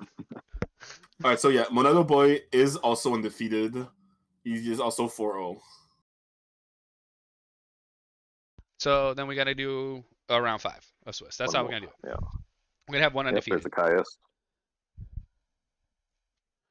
I used to play at locals, and they would say the same thing, like, Ooh. okay, this may or may not be the last round depending on how things go, but it's gonna be a round 5.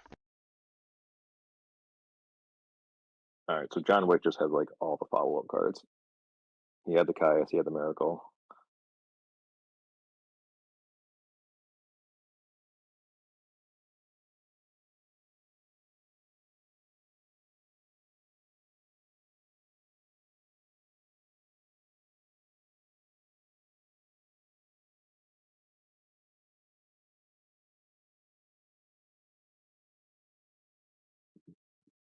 Well, that'll do it. That'll do it. Oh, John Wick beats our boy Chai T. Yeah, it wasn't looking good. I'm Hmm. not sure what Chai could have top decked there to get out of that. All right, so there I will mean, be with a the round dark 5. arm, I don't think anything. We have 2 undefeateds. Um, let's see here. Depending on how things go, hopefully it's very obvious on our top 4. But if not, we're gonna have to do some arithmetic. I'm sure of it. 1, 2, 3, 4. Uh, Hopefully there's just like 1 undefeated and 3 people that are X1, and we don't have to worry about it. But I'm sure that is not going to be the case because it's just not how it works.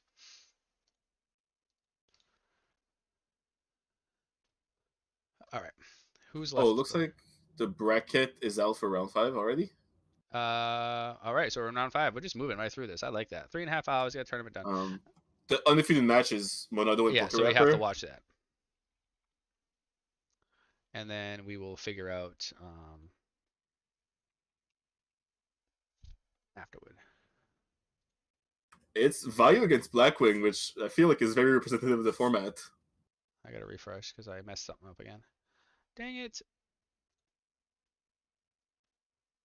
All right, here we go. We're back. All right, everybody's turned up again. We're good. Thank you for all who have contributed, especially Oxymore, Headstrong, channel members, donated their contribution to the tournament today. The person who donated $10 via PayPal, and yeah, I can post the PayPal email again if anybody cares enough to donate. There's that. Or super chats. If anybody wants to do that, super chats will go directly to the tournament. And have they hosted yet? Or did I miss them? I don't believe Yeah, I don't think so. so. All right. JG is also at the gym right now, so we have so many Hulks running around here. It's crazy. Wait, I thought he was running the tournament in the background. He What's is he at the running a gym tournament in for? the background. He does it all for us.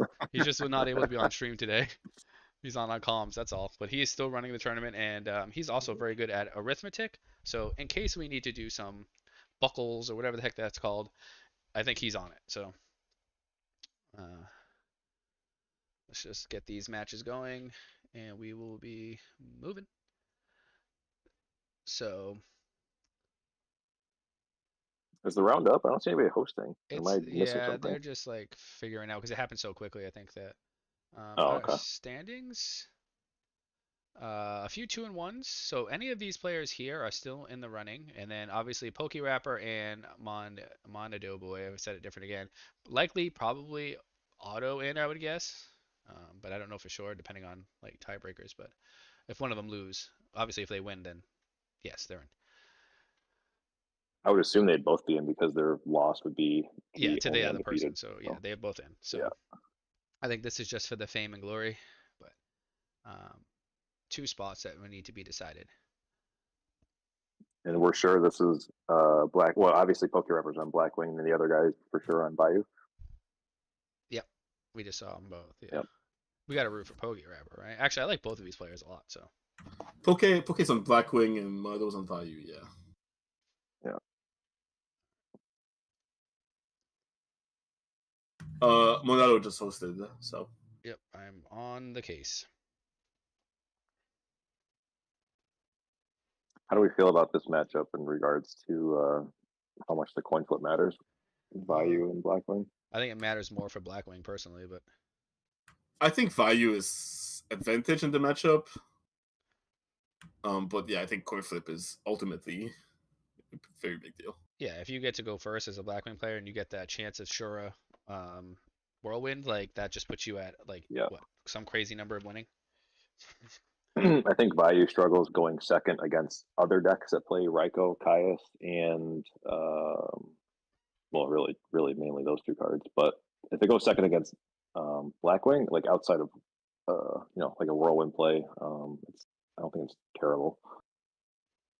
Hey, sorry for the wait. Had to grab some water. You always should stay hydrated. No problem at all. All right, PokeRapper is a really good guy too. So that's not an issue. He is. Everybody needs to He be is well hydrated. fantastic meeting that fine gentleman in Yes, good guy. Orlando, RBT. Also has quite a few SJC/YCS tops himself in person. Has like three or four, I believe. So good player as Yeah, well. we actually Just sorry, go ahead. we played one warm up match in Orlando at the Arbit before the tournament started, and it was like how warm up matches are. You're just kind of throwing slamming cards down or whatever, and not taking it too seriously. But it was actually like a really epic match. Like once it was like game three, and it was just like super. It was like a way more eventful than it should have been for just a warm up match. Nice. That's what happens when you got good players playing. Competitiveness. The competitiveness takes over. So it looks like Pokey went first, played an allure. Not really much else, just had a card, nothing too strong. Excuse me if I'm occupying too much of chat's time. You're not occupying. We like chats. That's what we need. We want to interact. I appreciate you typing and chatting. I mean, what deck doesn't struggle against Sure Whirlwind? Yeah, well, that's exactly the point. That's why Yeah. it's an advantage for that deck going first, in my opinion. So the lone set from the Blackwing player is always a little suspicious. It's are they setting up for like the turn two Icarus attack? Is it just a dead Icarus set? I'm not sure what PokeRapper play. I'm not sure if he plays like a bunch of bottomlesses and deep prisons. I'm not sure how many of those he plays. Um, if he does play those cards, I imagine he plays some amount of them. But I'm always suspicious of a lone set from a Blackwing player.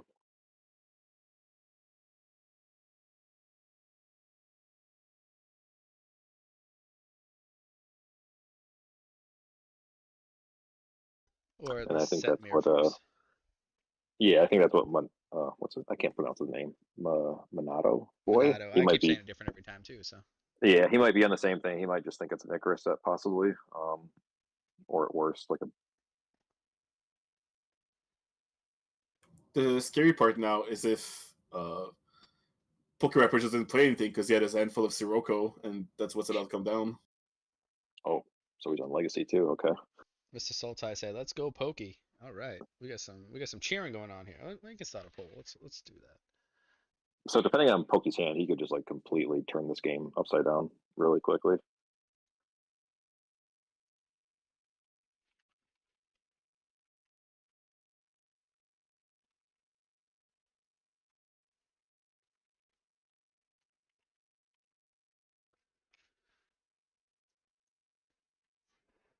All right, polls up. Let's see.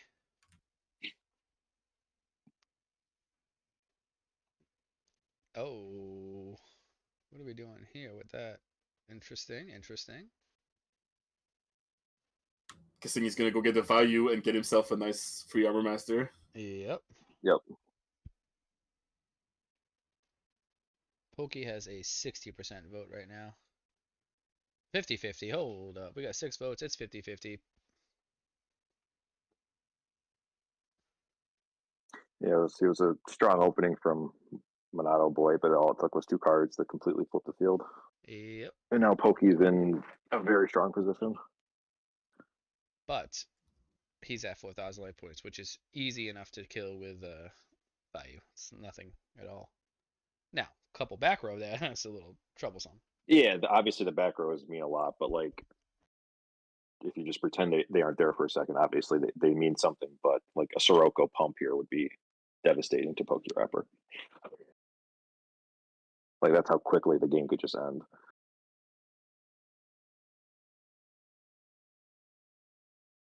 But I So imagine is those back rows aren't fake. so Monado is playing the main deck Hydra, which is something that Masha, the Ice Queen, really started playing with a lot.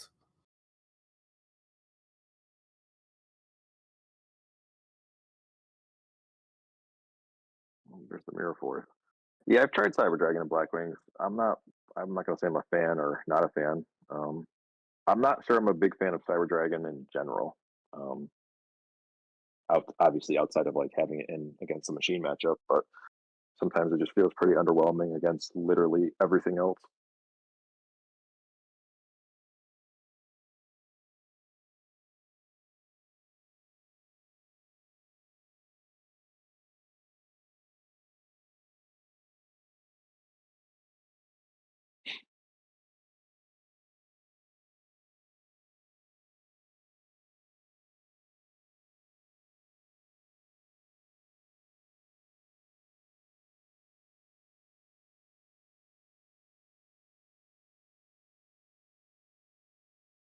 I think Pokey's probably thinking about how aggressive he wants to be here.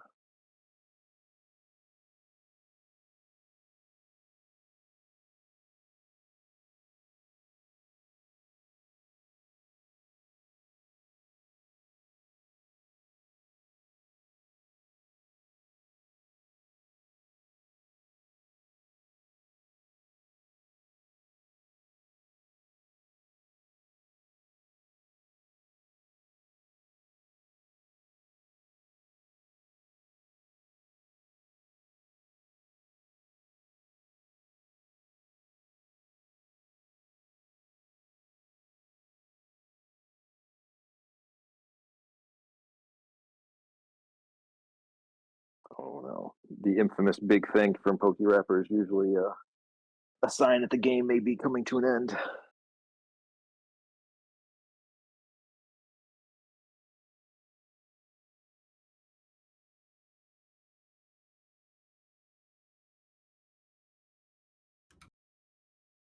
I think at the very least he's going to slam the Sure and this Armor Master, and okay, he's going to get even more aggressive. Yep.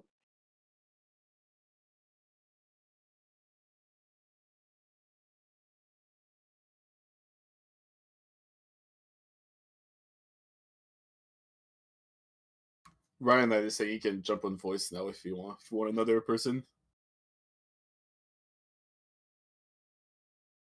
Okay, so PokeRapper's just going for it here.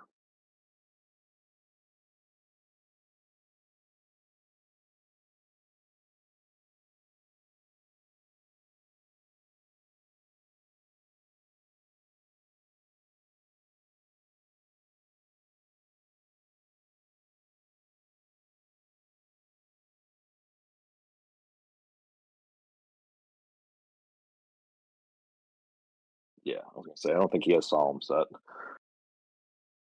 Otherwise, he wouldn't have thought about taking that long to do that. So he was just banking on that card not being real, that Monaco Boy had set.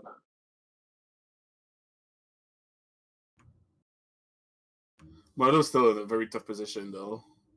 Oh yeah, at this point, yeah, I don't see how he comes back from this.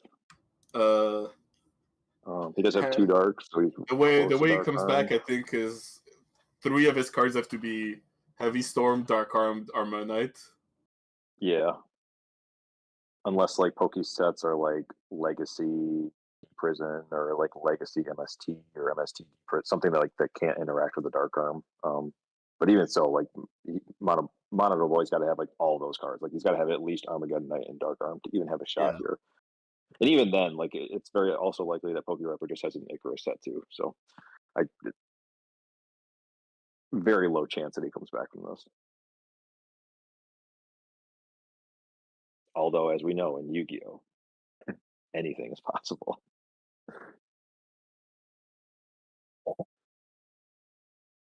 Okay, that's a start.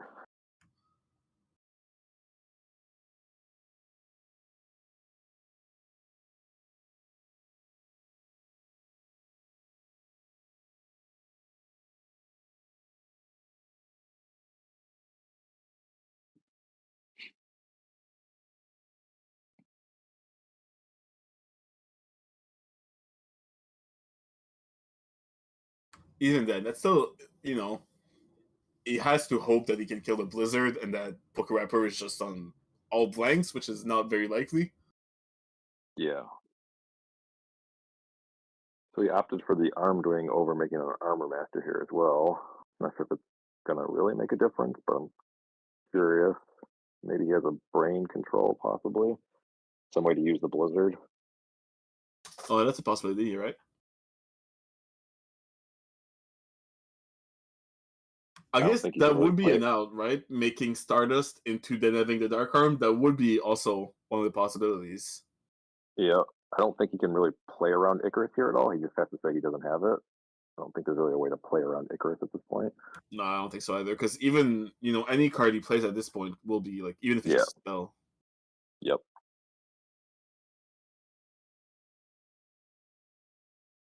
Okay, that's a way to play around Icarus, but let's see, what does he go for here? Blizzard. Do you have to go here for like a back row and just hope? Is that like? And obviously you pick Blizzard, but like, Yeah, because like the Caius, if the Caius dies, you lose no matter what. Um, and if he has Kalut, you die no matter what. you So just picking can't a afford to play around anything anymore. You just kind of hope he has nothing and that's it. Like that's really your only way to win. I feel at this point. yeah. I have returned. Sorry. Welcome back. Ryan says that if you want to talk to him, we can move him in. I'll move him in. I'm gonna Yeah, step aside anyway. You guys got this under control. It's become the feng shui, oxymore, and Ryanite show. I'm gonna turn him up. Hopefully he's about as high as all of you yeah, so guys. How are we doing? How's my mic sounding? You sound sounds just gorgeous. There you good go. to us. Hell yeah. All right. How are we doing? What's up, man? Doing pretty good. What about you? Oh, wish I'd have done better, but okay. I'm actually going to be in and out a decent amount like you guys as well. So just FYI, if that's all right. It's not, Of course. but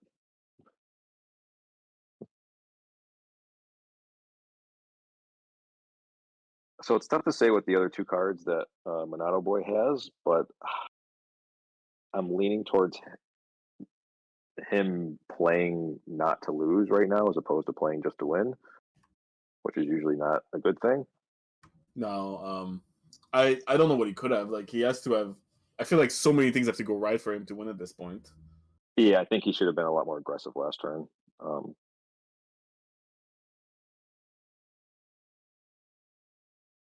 Because you just have to assume that if you give Pokey another turn, the game's going to be over anyways.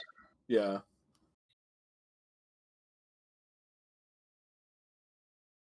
Yeah, because now you're just playing a defensive return, which is never good. Funny enough, Bora is lethal almost no matter what here. Yeah, because he puts the value in attack mode. It's what? No, it's 900, right? 900? So yeah. he's technically on 50 life. Unless he has Kalut, which could be a possibility. But even so, like if he doesn't game him this turn, like it's over. Oh, It doesn't well, really that matter. doesn't. Yeah, this. So he did have the bottomless. So if he would have if Kais would have targeted one of the back rows, that Yeah. bottomless was that last turn, right? Yeah. Yes. Yeah, I think this was a case where no matter what, Monado Boy couldn't win. But I do agree that he made a play not to lose instead of a play to win, which ended up no matter what didn't matter. But in a scenario where it did matter, I think maybe going for the back row and just hope he just killed the tuner and just hope he can't recover after that. Yeah, you have to like hope like one of the back rows is Well, obviously it would be ideal if both were fake, but that's not the case. Like you have to hope like you hit like the D prison or the mirror force, and you're able to attack over probably the blizzard to get the tuner off the board. You can't play around Kalut. You can't play around anything else. Like you just have to make like the most aggressive play possible to try and even stabilize a little bit. But there was nothing he could do there. He was going to lose no matter what. Well, now it is side game, which means, Value gets to bring all their back removal to try to even out the matchup. Yeah, because Value's going first. I don't know if Monado Boy was main decking any type of impressions. Obviously, those are going to come out. E was main decking 1. I'm pretty sure he's playing my list because I've been helping him practice for the event. Okay. More dust tornadoes will come in.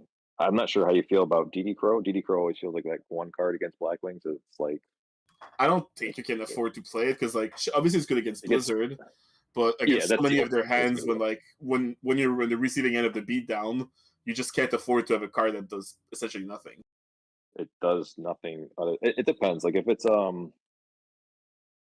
if I see like multiple values game one, like at least like at the bare minimum 2, then I think you can get away with like siding a DD Crow in. I think that's fair. What I'm always afraid of is that even if you DD Crow the Blizzard, like the Blizzard target, the Blizzard remains to be Icarus away or whatever, so it's never a great position to be in. Yeah, like so you DD Crow the Blizzard target, and then like they just go, okay, special Bora from my hand. And then they can still push through with whatever they wanted to do in the first place. So it's definitely not ideal. It's one of those things like if you have an extra slot, I don't think it's terrible to put one Crow in. Again, if I'm seeing at least multiple values game one, where you can at least get some value off that as well, it's more of a if you kind of have space for it. All right, I'm back, by the way. Sorry about that. No worries. Yeah, no worries. How did your tournament experience go, Ryan? It was fine. I don't think I played all that badly, with the exception of like a couple things. I made some really good plays. I made some really bad plays, but the bad plays I made, unfortunately, sometimes like I've learned that everyone's going to misplay in tournaments. It just happens. It's just some of those mistakes get punished and some of them don't. And I had a lot of mistakes today that got mega punished. So it's it's like that sometimes. But I won round 1, and then I lost round 2 and round 3. So I just went 1-2 drop. One of my losses was to ThePokeRapper as well. I got paired with him round 2, which was kind of unfortunate because I wanted to.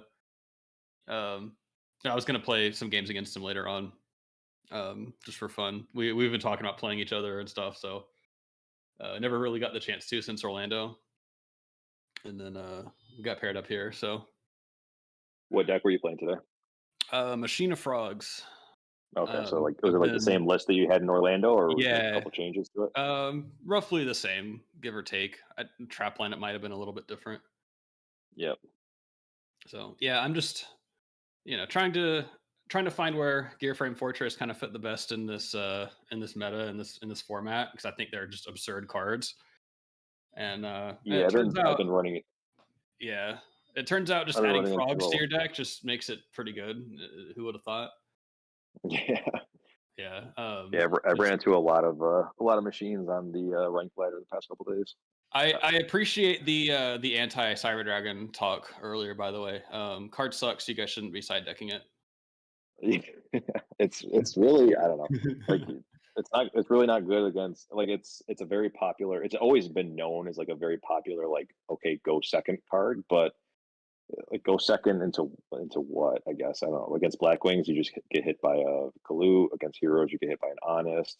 But at the same time, you have to force them to use those. You can't just like let them sit on them forever. Yeah, it's kind of weird. I'm not a big fan of it.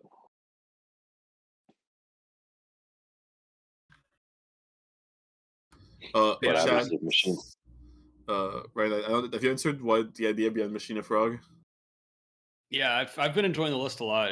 I don't have a ton of experience with frogs just yet. I've got maybe a couple months under my belt, but even then, like even not playing frogs optimally, I'm still like my win rate has gone up. Is like way higher than any other Machina build I've tried to play, including the one with like Raikou, Hamster, Avarice.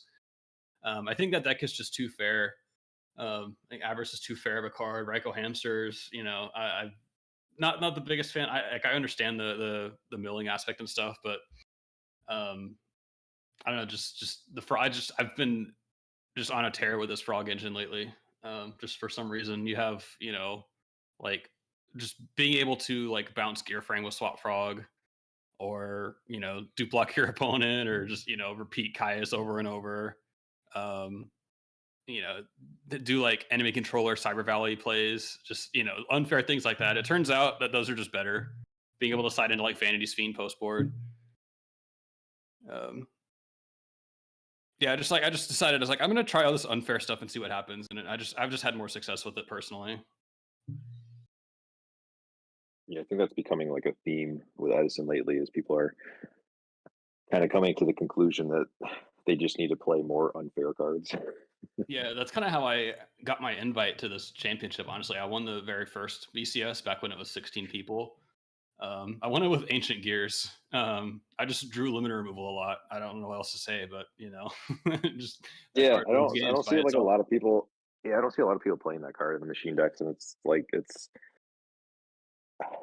I mean, with Fortress, it's just 5K. With Yeah, in the blink of an eye.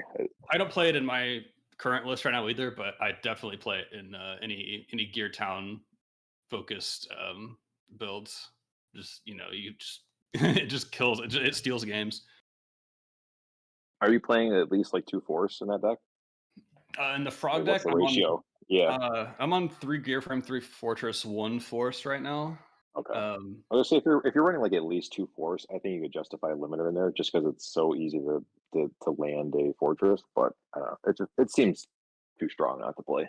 yeah, absolutely. And another thing behind Machina Frogs that I've liked a lot, for the person that was asking, the if you want to play Machina and like go on long tournament runs and stuff with it, you need to have a build that's resilient to Cyber Dragon, because you are going to get Cyber Dragoned during tournaments. It's just how it goes. And I think the frog stuff complements that very well. You just have bodies with Treeborns or Duplock or whatever to kind of hedge against the Chimera Tech board wipes. Yeah. So what are we in? Are we still in game 2 here? Yes, but the first one, at least one more win now has hit the board, which is the scary part.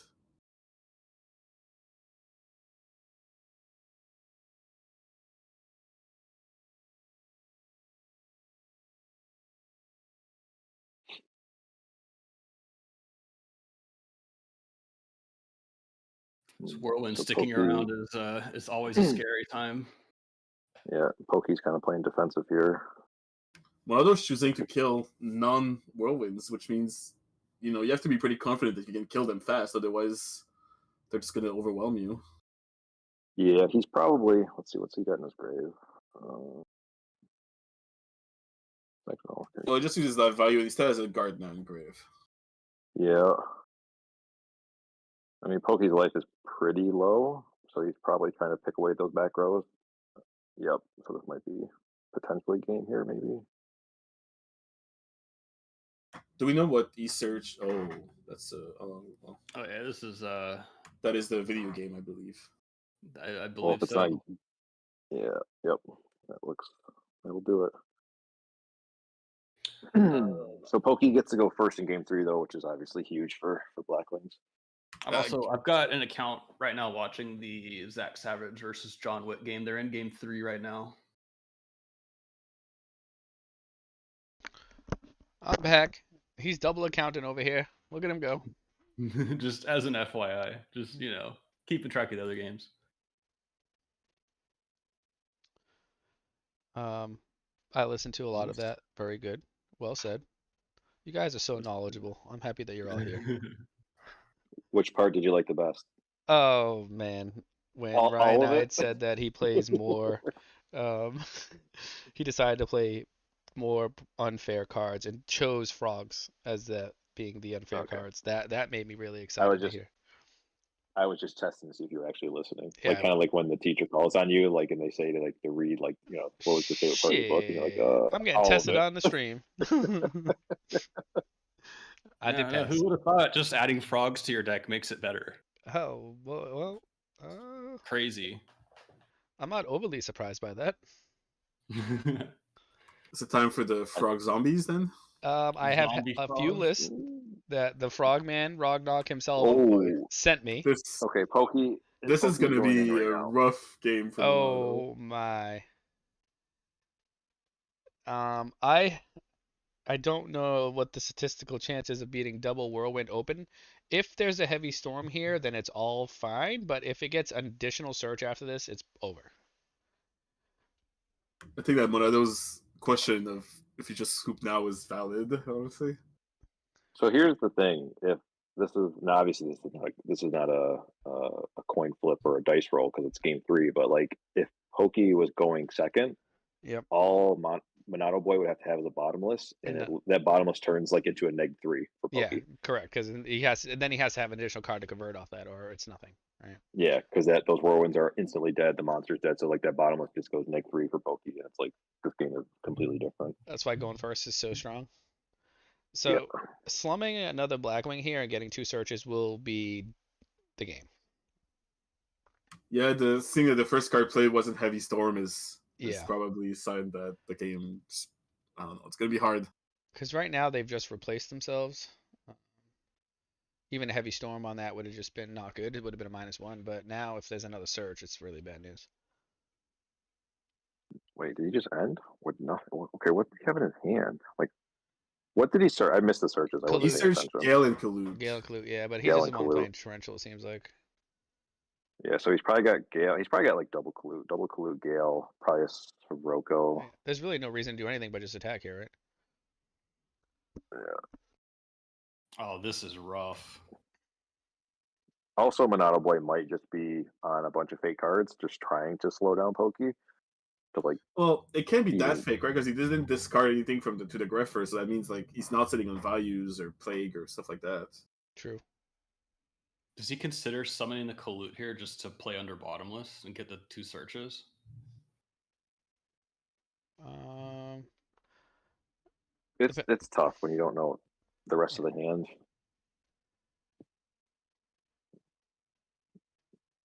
I mean, if it's his only Kalut, oh well. Ooh, he that said, changes "I'm things. going sure. I'm going big." That's what he said. Yeah, there's the bottomless. All right. Yeah, Yeah, so and if he only had Kalut as a play, I feel like you can't really just like normal summon it because that's the only way you really get over the Greffer So now, at least. he's still only +1, like, because you can't count Whirlwinds as real yet. now if you're Pokey, are you saying okay he doesn't have torrential now? Yeah, he doesn't. I would read that as probably not, but so, um, interesting. But you know, he still could have torrential. That deep prison kind of changed a little bit because he might want to protect that Greffer. Mm-hmm. Mm-hmm. Mm-hmm.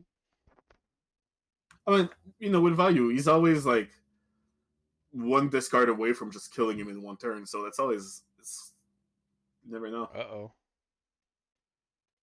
Oh. Oh, that was a pretty good mill. That's yeah, because like you can win the game here if it's like a If his hand is like burial yeah. and like a dark to discard, like a relevant dark discard, it's game on board. Yeah, That's the game good. could really be over That very quickly for Pokey that here. would be Actually, like if he insane. doesn't Yeah. draw into any sort of like defense, like if he draws like no trap cards and Monado Boy has like another defense card, like another bottomless or anything like that, like it could actually this game could actually flip pretty quick. Yeah, because those Whirlwinds have yet to actually generate real advantage. They haven't done anything. Yeah, if he has one more stop to his next normal summon, this could, Yeah, it could be just over. yeah. It's hard My to stop this normal summon though without a Okay. bottomless. Okay, that's decent. Dust. So Because at this point he basically has to go get Blizzard, which is not super relevant this turn, right? Right. But he can still go into Gale, into like making a relevant 6, and that's still good. But he has to play around that guard now, which is going to stop whatever kind of big push he wants to do, unless his hand is just like full blown out, like drop all 6 cards to the board type of hand. he's had a lot of cards in his hand, folks. I don't know, however you want to dissect this Pretty turn. I know he has a pretty lot of monster options. heavy hand. It looks like, yeah. Yeah, it's Blizzard, Kalut, Gale, and then I think he has another. I think he's probably got two Well, Kaluts in his hand. it can't be that much of a monster heavy hand, right? Because like he didn't play, like he had a Bora alone and he didn't play anything. I feel like if you have a monster heavy hand with double whirlwind, you have to play a monster there. But he also hasn't been setting any back row, so it makes me anytime like Black Wings aren't setting any back row, I think like Dark Arm, Brain Control, there's stuff like that. Heavy brain control. Yeah, yep. Yeah. Mind I control think Couple it's maybe. Bora. reasonable to assume there's probably at least one more Kalut in his hand. I think PokeRapper has Dark Armed. For every Diva I Hero just player assumed. that I draws assumed double everybody Melee, has Dark Arm all the time. there True, is a true. Blackwing player that draws double Whirlwind. Yes. True. Yeah, everybody has Dark Arm in this damn dueling book. All the time. That's just they Always, man. always have it. If I'm playing against frogs and they have 3 faders in the graveyard, Dark Arm. Yeah. Attack, you know they have gores. Just play, just like that's how you have to play. Like if I make this play, do I lose if they have brain control? The answer is they have brain control. Like that's Yeah. don't make the play. If he's on dark, Sometimes you just don't have a choice. You don't have a coming up, choice, but yeah. Oh, okay. So this could actually be game here, maybe. Um, it's gonna be hard he's for it got to the be game because Gardner he doesn't though. have a Blackwing in play. He had another Kalut.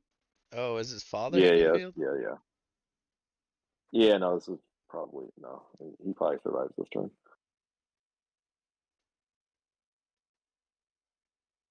This oh, And down comes the Dark Armed. Yep. Oh, yep. oh baby. Um, What if Monado Boy himself though is on dark arm and the referee is gonna use their dark?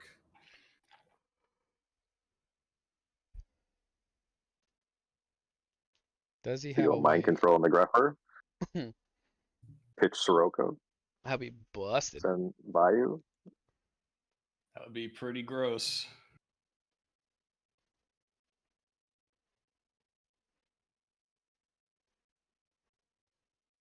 He does have a Just Necrogarda to considering. play around though. Yeah, he's got to figure out if he even does have that play to make. Like, can he play through Gardner? Obviously, he can't play through Gardner and Gores. So, okay, he's just gonna kill the Grepper.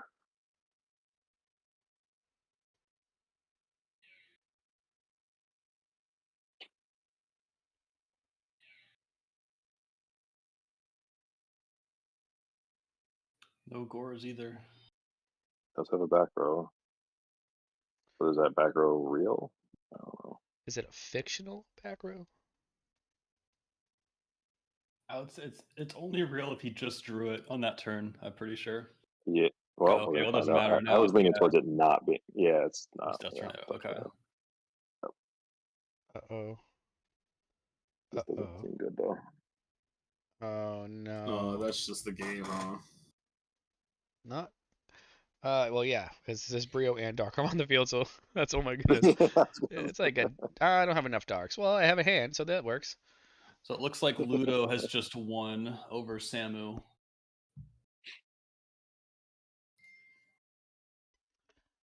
Okay, not. Oh, I guess he could have burial, and he's gonna chain burial to negate the next 2 attacks. Oh, that was cool.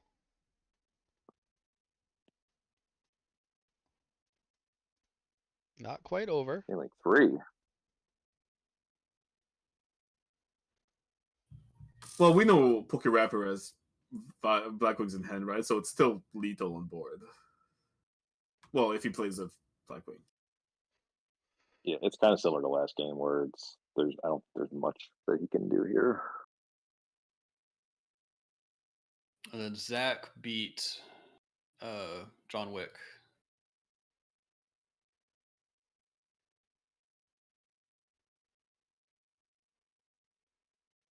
Yeah, this is game. Yeah, he's just saying F your 2 Garden of the Gates. I'm just gonna attack through all of them.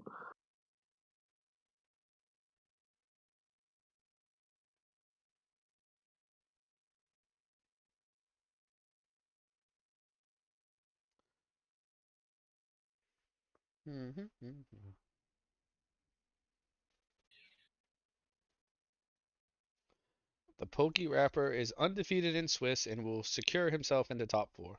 Man, he's been slaughtering everybody this He is tournament, a including me. great player. Great player. People know who the PokeRapper is now. That's for sure. Just an awesome dude too. He Like is. he was one of my favorite people I got to meet in Orlando. You know, I know I went on a good run there. I started 4-0 and he scrubbed out, which was really unfortunate for him. But he was like my biggest supporter that entire time. I was on that run. So yeah, he's an awesome dude to meet in person if you guys ever get the chance to meet him if you haven't already.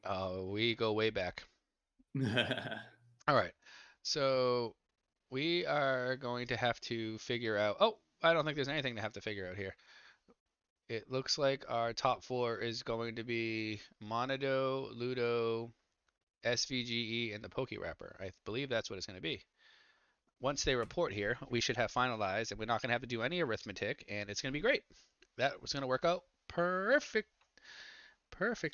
Oh wow, there's only 2 X1s. Wow. Yep, that extra round actually was I guess 3. I guess 3 3 X1s. X1s, yeah. Because well, yeah, but we know Ludo's Monado 3-1 with boy the is going to be bye. in.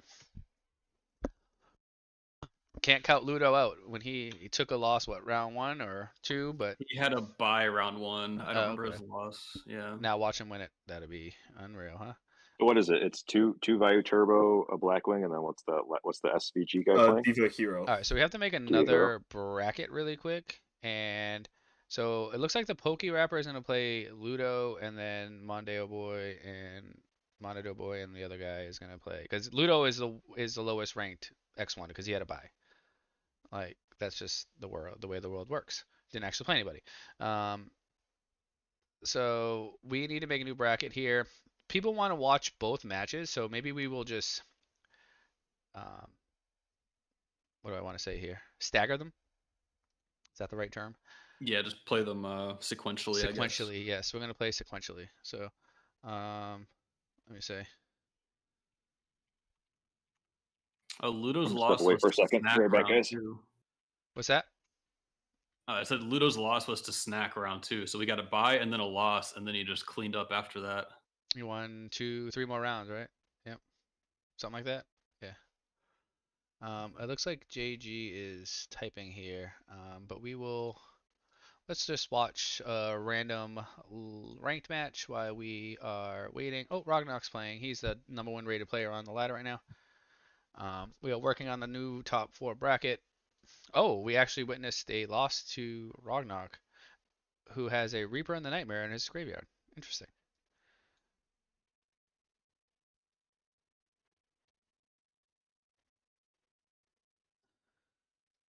He is on the instant fusion technology.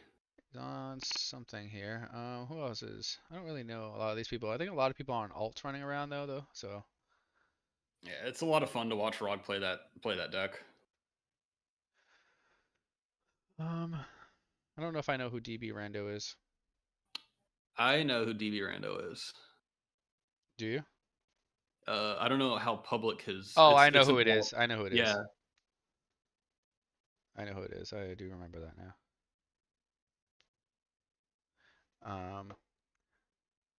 We don't really even need a bracket for this, right? We kind of know who's playing what.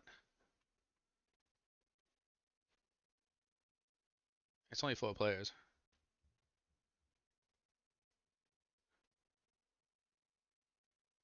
Um,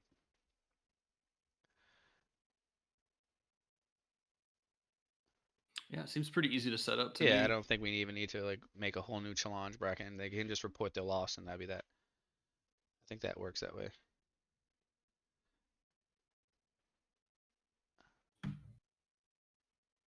Oh yeah, no, we do need to make a bracket though, so the tournament can be documented on Format Library if he's still posting them on there. So we just need to make another challenge bracket real quick. So That that is is true. being done right Yeah. quick. JG is working on it. Shout outs to JG, still working behind the scenes, and we will have the matches up soon.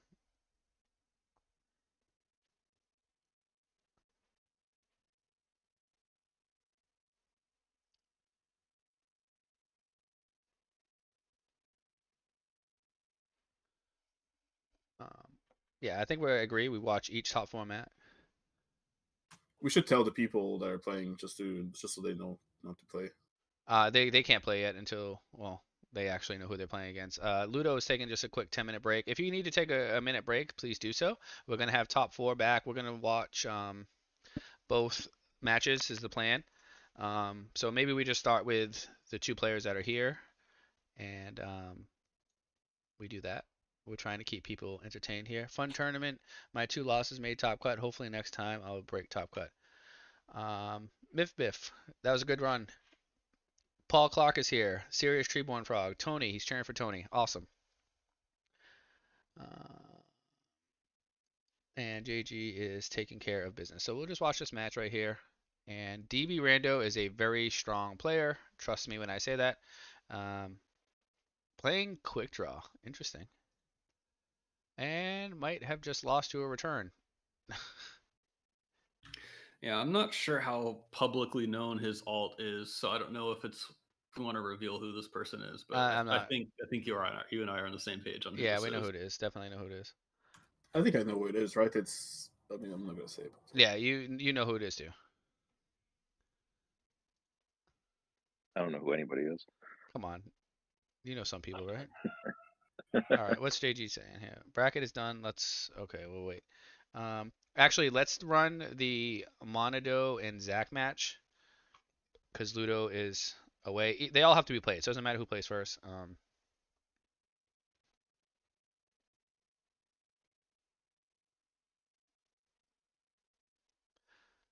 All right, where's the bracket? I gotta step out again real quick. I'll be right back. Okie dokie.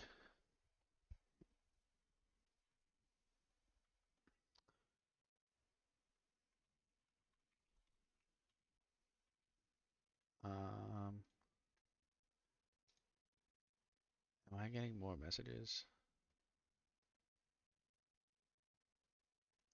JG posted the bracket. He did. Did I not? It's in the pairings channel instead of the BCS. Oh, awesome. I just want to pull it up. So we can get rid of this one here. We can do this. And JG is letting people know who can play. So Monado Boy and SVGE Zach they're gonna play first, and then PokeRapper and Ludo will play. Ludo is currently doing whatever. He's away for a few minutes, which is fine. He's been playing all day, and we're gonna watch these sequentially anyway, so they can host up if they're ready to play.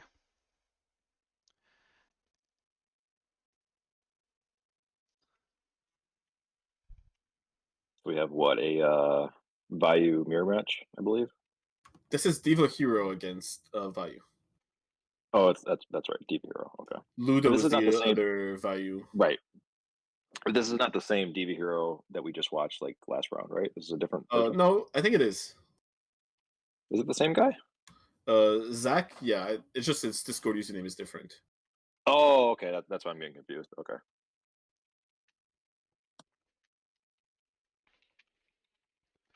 Sorry, just. All right, we just are waiting for them to play here. They got a host up here. Where is Monado Boy? I keep saying the name differently. Damn it. Gotta get him on here so he can tell us. Monado, yeah. We have 50 people here. We're waiting for this stream. It's coming. They are getting ready to play. We will have a match of top four very soon. So our top four players, let's just review them very quickly. The ThePokeRapper, topped 3 of 4 YCS back in the day, was in the top 16 MVP race in War League. Unbelievable player. People know who he is now. Has a YouTube channel, so check out ThePokeRapper. Subscribe. He has very deep analysis, and you can tell the way he just thinks out his plays. We have Ludo. If you don't know who Ludo is and you play Edison format, you've probably been living under a rock because this man tops every single event he pretty much plays in. Top 3 Edison player, in my opinion. You can argue. Off the top of my head, I don't know anybody else, better, but at least top 3. And just won GOAT Worlds also. Needs no introduction. Then we have Monado Boy, or Mondeo Boy. I'm probably not saying it right. He is a big Canadian player, correct? Yes, he's from Montreal. Montreal. Okay. Has topped I know he's won a BCS, I believe, and has topped multiple RBTs and all that. And I don't know who this SVG is, Zach. I'm not too familiar. Um, so shout out to him too. So we have two Vayu, a Blackwing, and a Diva Hero in top four. So PokeRapper is on Blackwing, Ludo is on Vayu, Monado Boy is on Vayu, and Zach is on the Diva Hero. And I don't know why no one's playing. What is going on here? Where are you at, Zach? Oh, you should post a stream on the Edison format Discord. I have never done that, but I guess I could. I've never done it all the time. I kind of just don't like to overstep, more or less. I try to. Yeah, but All it's the right. final of your Yeah. tourney. So where are we Step gonna put this? away. Edison format. Yeah, there's like the media thing. Yeah, I don't even know how to. Let me find it. I should have done that already. All right. So they're hosting here. We are going to be playing. I just want to copy the link. There it is. And people are hanging tight. Good suggestion. Thank you.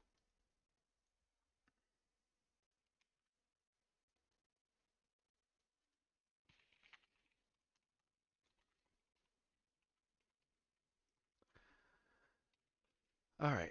Let's see. Where is he at? Hosting. Okay, we're in. Here we are. We have a top four match here.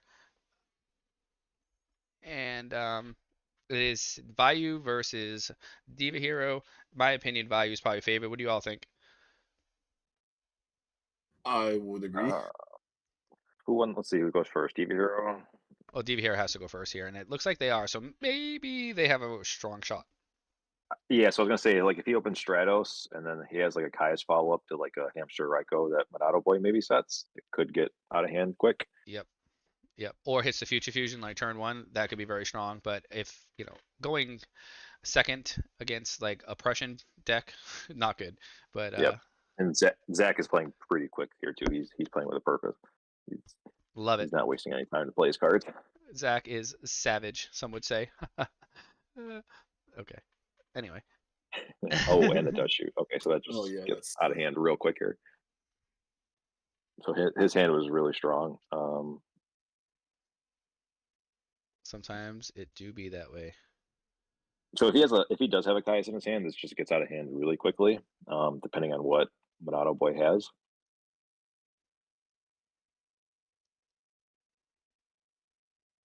Oh, Caius. What do you put back? Oh, I put back Hamster. Wait. Yeah.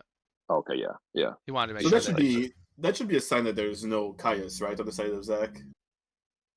Caius, right? Well, there's still Raikou there though, so it could still And definitely be charge. a Caius. Yeah. Yeah. But also Monado Boy does have a torrential. True. Yeah, that's a tricky. That's one of those dust shoot right there that are pretty hard. I think. It obviously depends on what he has in his hand, and we don't know. But one of those ones where you look at Yeah. the hand, you go, which one do I really send back? So he's gonna obviously set a Raikou, and then let's see, did he set 1, 2, or none? We all know when we get dust shoot and we look at our hand and we go, None. obviously they're sending back this, then that's the obvious choice. But in this instance here with that hand, I'm not sure you can. You look at your hand and know what your opponent's actually going to send back.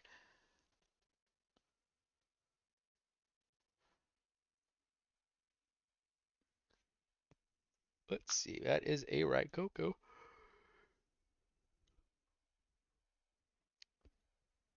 Mm-mm.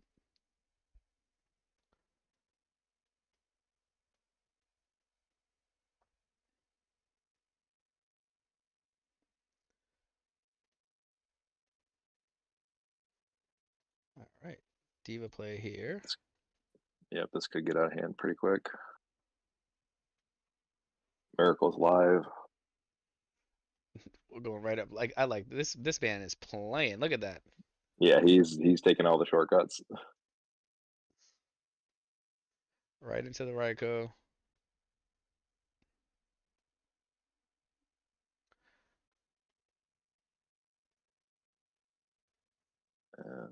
Mill only. Definitely just milling. Yeah. Not a good mill at all. No, Turns on Chaos Sorcerer, but that's it. But we know that's not in the hand. 3 darks. Three. Yeah, so I was gonna say 3 dark. Oh, also turns on Father. This is gonna get ugly next turn when Future Fusion comes, and Yeah, and Monado Boy does not have a good follow up. well, Stardust stops Raikou, Torrential, Mirror Force, and the other Raikou that they searched. Yeah. So Dust Shoot's very strong. Yeah, it's the information is like so strong. More so even like than the card that gets sent back most times. It's got to be like, how can you cut Dust Shoot? Sometimes I want to cut it because it pisses you off when you see it after turn one, but It's yeah, it's funny. I've been like in and out of that card so much. That, I don't know. I feel like it's too strong not to play, but and then if you go second too, it kind of stinks as well. It's kind of one of those. I don't know. Maybe it's better yeah, side deck. I don't I'm very split on that card right now. Yeah, me too. It's like it's not great into hero beat at all. It gets just sided out anyway against those that matchup. Same thing with Black Wings, know. Yeah. and those are So just so It's not popular really right now. it's not really good against Bayou either. They go through their hand pretty quick just by Yeah, pitching cards to the gruffer. so it's like to me, it feels almost like it's a side deck card, almost, just because of what you all said. Like I think that's very justified. then you can pick and choose Yeah, points and where you want to put it in when you go in first and against certain matchups and all that. yep. Like if you're side Yeah, deck, like against I'm not going to judge you for it. Yeah. yeah, like against frogs, it's just good first or second. It's Oh good at yeah, it's most insane points of the against game. frogs. Yeah, and like Light Soren, Christia Soren, those kind of things too. Yeah. Dragons. All right, so I think this. Yeah. Like, It's those are just the kind of decks you kind of lose to, and then you really wish you had Dust Shoot. is there just a Miracle Fusion? Oh, no Miracle Fusion. I think this game is pretty much over though. Well, yeah, they unfortunately all but one card is done, and starter stops 3 out of the 4 cards, right?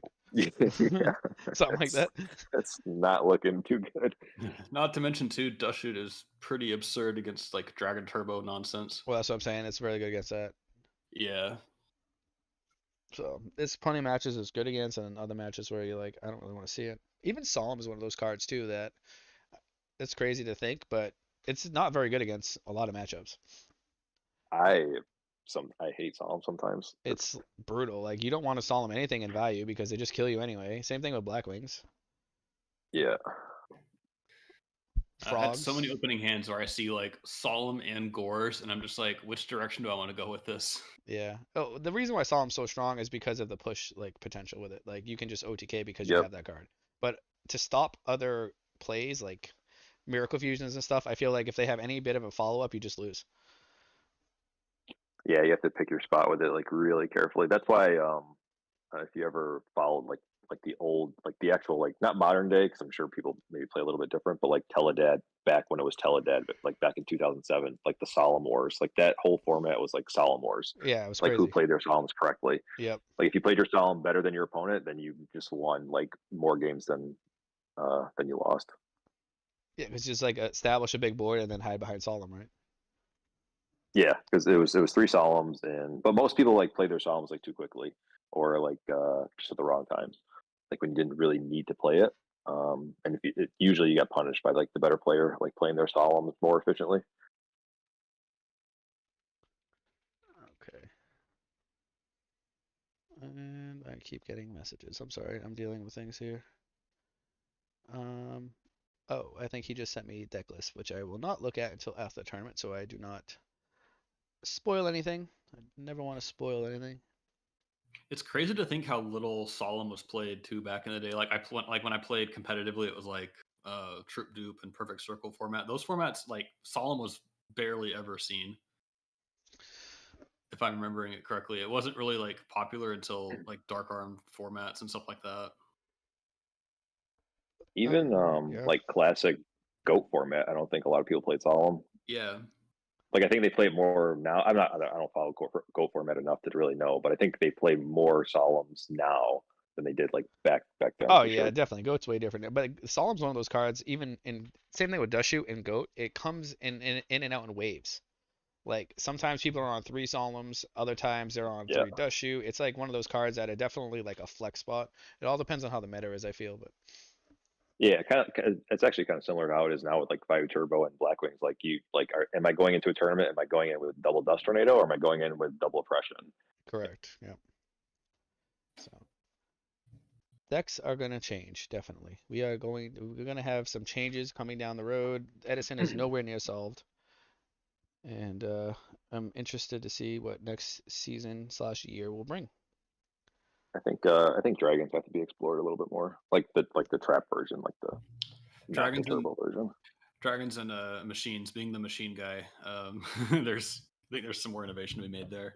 Yeah, no, there definitely is. I've been playing a lot of dragons on the ranked Edison ladder. Like probably 95% of my matches have been with dragons. Really? Yeah, I've been playing it a lot. Hmm. Interesting. I think the deck's good, the Trap Dragon version. I think Turbo's Yeah, obviously good too, but it's not my it's style. really good. It just plays like it's like it plays a lot of unfair cards.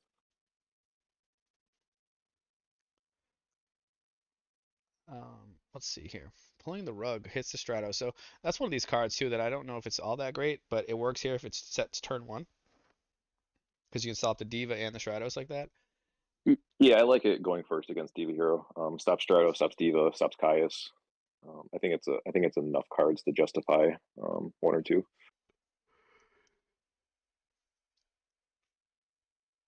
Oh man. Also stops Armageddon Knight, which I think Zach is playing. Mm.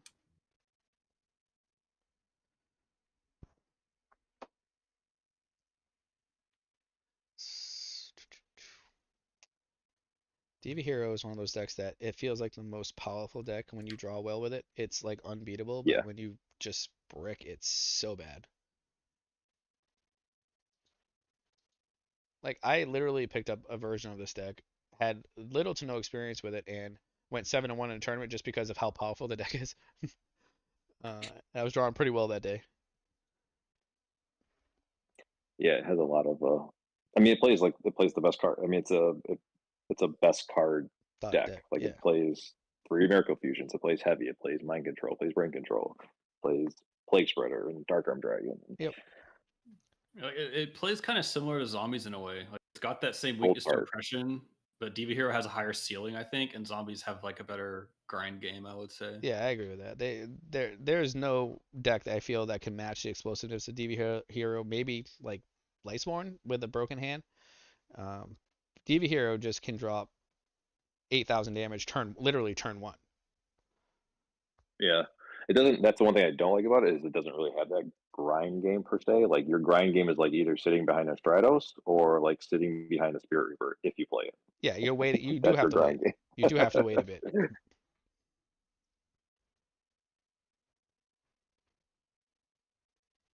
That's why I prefer the version with the traps a little bit more. They had, deep prisons and stuff, and snowman, and it could play a little bit more of that, but it loses some of the explosiveness. Obviously, it didn't have the gold socks or anything like that. But Yeah, again, you can't have usually everything. if you're playing Diva Hero and you're doing well, you're pretty much doing what Zach is doing, which is just making like plays, like being aggressive, being offensive. Yeah, like look at the amount of damage this is putting out. Yeah, this format as a whole is getting a lot more like more of those explosive type decks. Like even zombies just just get really explosive. I think Feng Shui I told you about my zombie matchup in Orlando where he 2-0'd me on his first battle phase both games. Oh, Just there's a nothing I lot of could decks do. that Just can Yeah, do that, but just zombies dropped are me for pretty good. 8K both games. Yeah. It does require like specific cards to so usually do 8,000 damage with them though. yeah, I was gonna say I'm guessing this girl's gonna steal the Armageddon Knight. Does he have? Oh, he does have Gardner though. Okay. Oh, okay.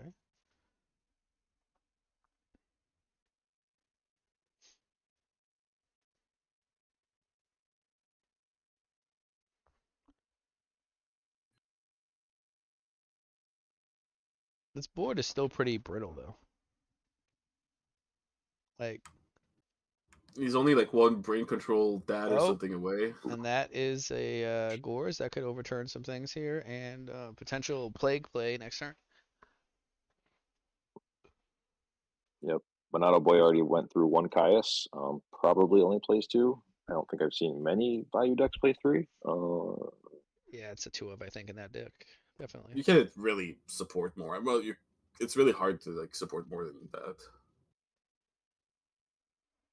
I think 3 Kai's is kind of a lot anyway, but in any Yeah, but deck, it's also just like such a good card though too. it is really strong. If but it does require a little bit of setup. It does. But you feel like the best when you like summon it and they like bottomless. Like, oh okay, thanks, and it hits the monster too. Like, no problem. And I removed your Sangan, and you took 1,000 life points. Okay, Yeah, and I got a search off a Goblin Zombie. Oh, thank you. I appreciate that. here we go with the zombies again. And like you, yeah, that's right. Thank you. And I search off Sangan. Thank you. We'll do less zombies. Keep it generic, please. That's it. Well, those are the best. Like, it's never good doing it over even a Mally or something. It's okay, but Yeah. Treeborn, I guess, is fine. A dandy token, as you know. I see that quick draw deck had a bunch of Thestalos in it too. I Seems to did. be the way to go. Actually, I saw that. I saw that today. It only had one though. It had one. It wasn't playing Soul Exchange either, which is that's the only reason I like the Stalos. Like it's is really Soul Exchange. Like outside of that, it seems kind of too fair.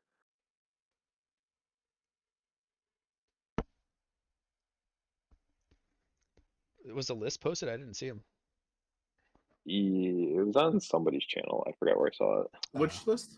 Oh yeah, Carpath posted on. Yeah, I think it's a Oh, Carpath maybe review. that's what it Oh, was. he probably got them quick. Yeah, it's like a mad dash to get the list.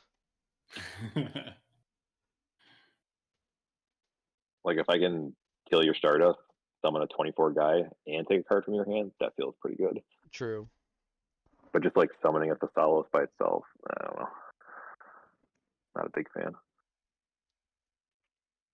How many Soul Exchange did you play? Still pretty two.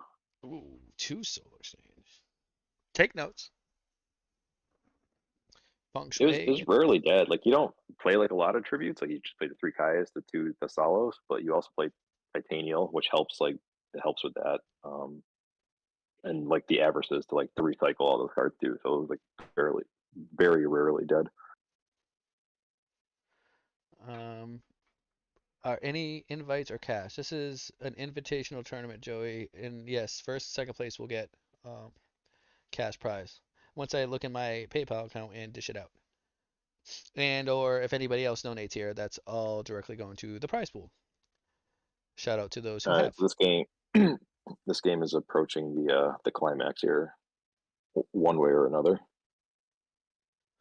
So if you like to donate, you can donate to this link here. Oh, nope. Let me get the link for you.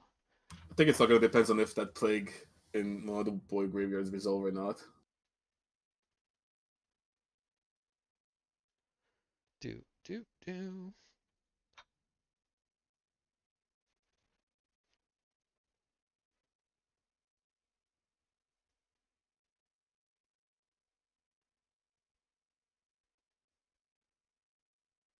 Here it is.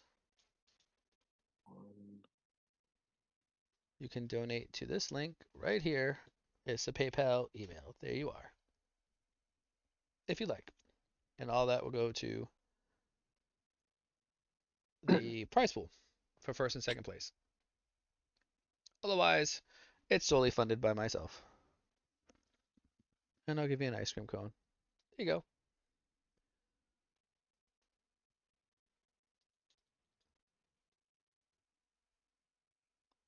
$46 viewers, 34 likes. That's not terrible numbers.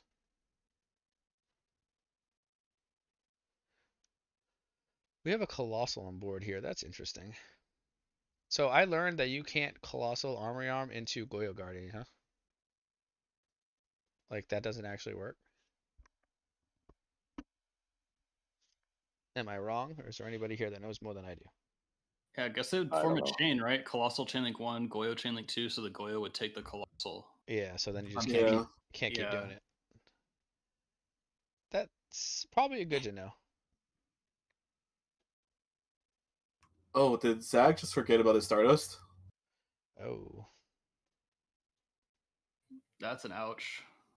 that's an ouchie. How'd the I missed that. How'd the Stardust die? So Mono MST Stardust activated, and then the Heavy Storm to Solemn. Oh, okay. I And he gotcha. just forgot to bring back the Stardust. And it is optional, so he doesn't have to bring it back. No, you missed Yeah. it. That's unfortunate. He can ask, Ooh, but here if we go. Mono He can ask. oh, he let him. So Whoa. Oh, no, What a he's a homie. better man than I would be. he's a good man. Didn't have to do that, but if you ask, then you ask. Because all it takes is like a Caius or something in this game is curtains. Long turn, yeah. I thought a YCS is happening this weekend. There is a YCS happening, but so isn't the BCS tournament because this is the only weekend that happened. It can work. It's just can I bring back Stardust and then proceed to kill you kind of about to happen here? Yeah, If you is don't what's mind. about to happen. Yeah, Uh, I would unfortunately not let that would have let that slide, not especially No, knowing I never. lost the first game. yeah, Like not in tournament play. maybe if I would have won the first game, maybe, but yeah, Yeah, you, not you gotta. Shout out Munada though. Wants to win fair and square or lose fair and square. well, he would have won fair if he said no. That's still his. He can do that. I mean that's true. Yeah. The guy was in his main phase one. Like, that's just the reality of it. Oh, yeah, this is just it. But honestly, like, um, e- even if he doesn't have the Stardust back, he still has the Miracle Fusion and the Oh Absolute yeah, Zero player. So and the Gilman. Yeah, he's in a bad spot either he would have way. to top deck here, and it was a trap issue, so he still would have won the game. So it didn't matter. Yeah, it wouldn't have mattered. Yeah, but he did see that. He was still a good guy, and let him take it back. So he wouldn't have lived long enough to see that. All right, so that match is done. We are now. So Zach is in the finals with Diva Hero. That's interesting. Diva Hero has been pretty successful this past like 6 months. And let's see. We need to let the others know at Ludo. Where is he? Who knows?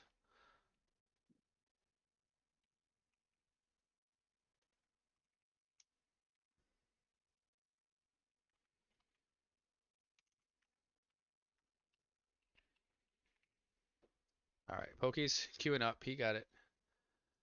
And I have to like refresh again. Is this not working? This is gonna be a bad tilt here.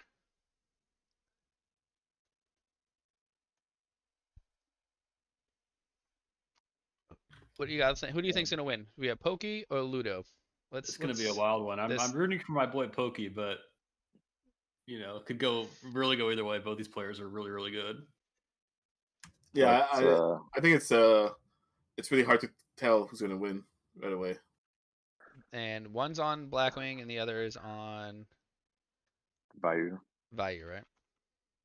Yeah, I think it might be a let's see who goes first kind of thing.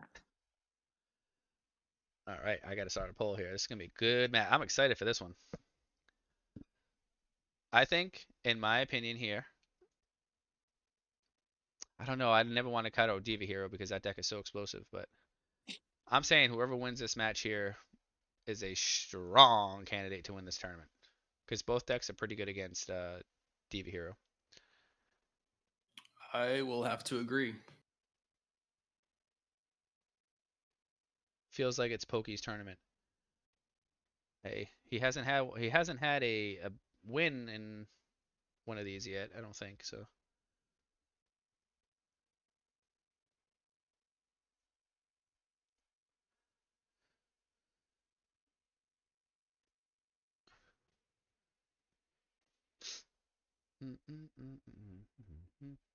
Just kind of feels like in any given tournament, there's just one person who just goes on this absolute tear and cannot be stopped. In this tournament, I think that person's PokeRapper.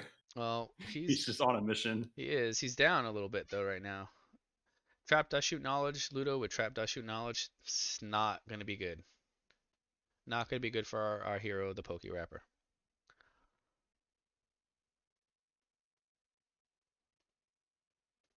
Chai is 7-0 against Blackwings in real life with Diva Hero. Oh, really?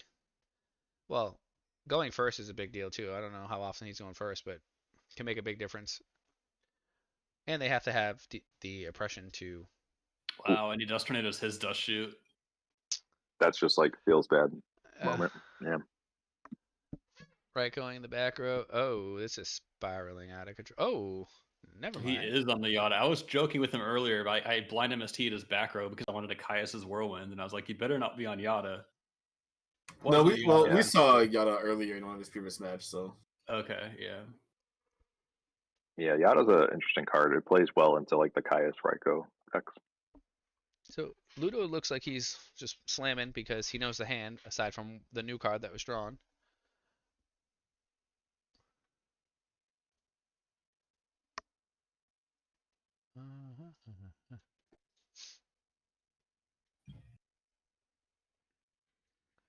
All right, so Pokey's got a handful of cards. Yep, which we don't know, right?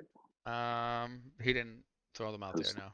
yeah, Ludo opted not to type them in the chat, which is I don't either. When I when I play Tribe Dust Shoot, I don't type them in the chat. I just take a picture with my phone. Nice. So then you have it. That way, I just have it, and my opponent doesn't know if I wrote it down or not. Okay. Obviously, something you can't do in an actual tournament in person, but Online seems to be different. yeah, it's not something you can like uh, rule against online. So Ludo protecting the Gruffer here. So clearly he has another discard off of it. Well, I just don't think he wanted the sure search. That's also true. Yeah, I think that's more the. And a Kias. Oh no, a Kias. I need to get a Kias emoji. Yeah, that has to be solemn. I agree with that. A Swift Solemn. 3 darks.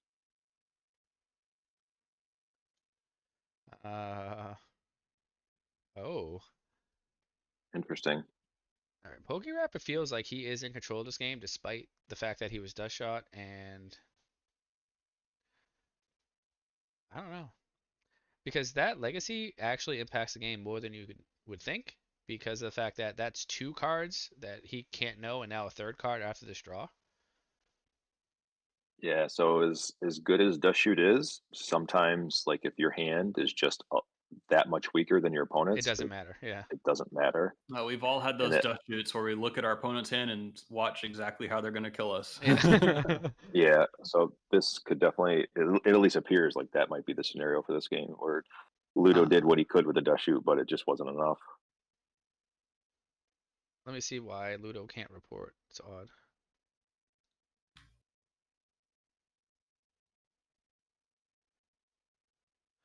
Um, at JG, can you manual the loss? I don't even know how to use the bot. I should know how to do that, but I don't. Oh boy. So I think we've concluded after this stream here that we shouldn't be playing Dust Shoot. Is that what we've come to the conclusion? Is that what we've all decided? It sounds like that. So decks that I build that like don't have any sort of like draw power, I usually don't play it in. But if I'm playing like legacies or upstarts or allure, I usually keep it in those kind of decks.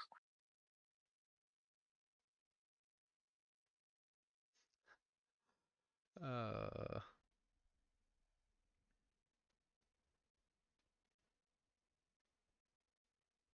he didn't The see. PokeRapper Big Think again. Yeah, he did not know that the legacy was there because PokeRapper went first, Yeah. right? Yeah, he didn't know that. I believe so. Is there any reason besides the opponent may control Dust Spirit of using Legacy over Jaggery? That is the absolute only reason. Because that could actually come up where somebody summons Dark Dust Spirit and you could actually draw two. It may come up. Probably unlikely, but Yeah, it it's could. like it's not even like that unlikely. Like no, obviously like the frog deck doesn't really play that card as much anymore, but I'm sure like it's still like it's still definitely possible. It's possible. The lunatic says you E- still run it for the 1 in a Even if 1,000 chance. yes, absolutely. Like even if Dark Dust Spirit like wasn't a card and like the only other spirit cards were the spirit cards that nobody plays, like even then, like it still justifies it. Yeah, because it actually has an effect where the other doesn't. Yeah. Um, no solemn for Pokey, so he's going all in back here. He must think this back row ain't real.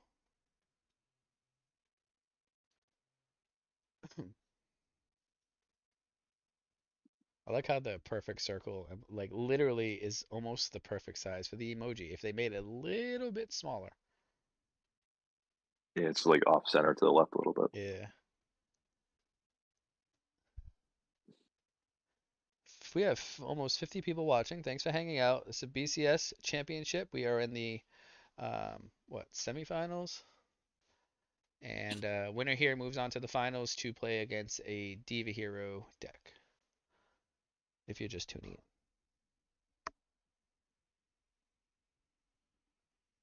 in. Oh, chooses a monster here.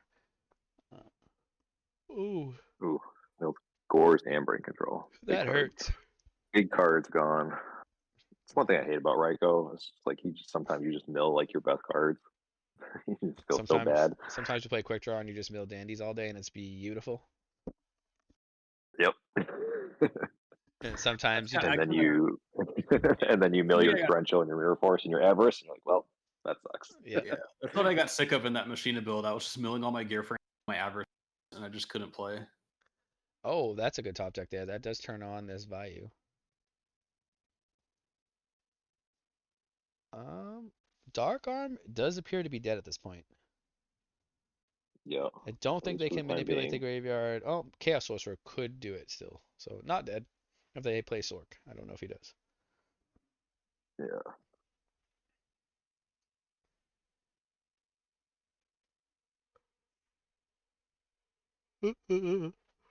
It's been a long day. I appreciate you all coming in to hang out and talk Yu-Gi-Oh! Pass the time away. Nope. No Yeah, sure. prob. Thanks for having me. First time doing comms on anything like this, so Well, fabulous job. Thank you for taking my advice. Feels nice not missing any matches. Yeah, that's fine. It's just such a small tournament that watching the extra match, only, it's only like an extra 30 minutes or so. And everybody gets their time on stream, which is good because I feel like that's a very important part of tournaments. I feel like stream, and that way players are on camera, and everybody gets like that tournament feel, especially like the metagame feel from back in the day. Um, I, I feel like these tournaments should just be streamed. Like if there's an option, if somebody's able to stream them, that they usually do. Especially like some of the other tournaments going on other servers. Usually Carpath helps out, tries to stream them. Um, I've not had much availability, but I would too. I just feel like it adds another uh, dynamic that players like. All right, so that is done. how does Ludo get back in this game? Probably involves some like combination of heavy burial. Uh, usually burial.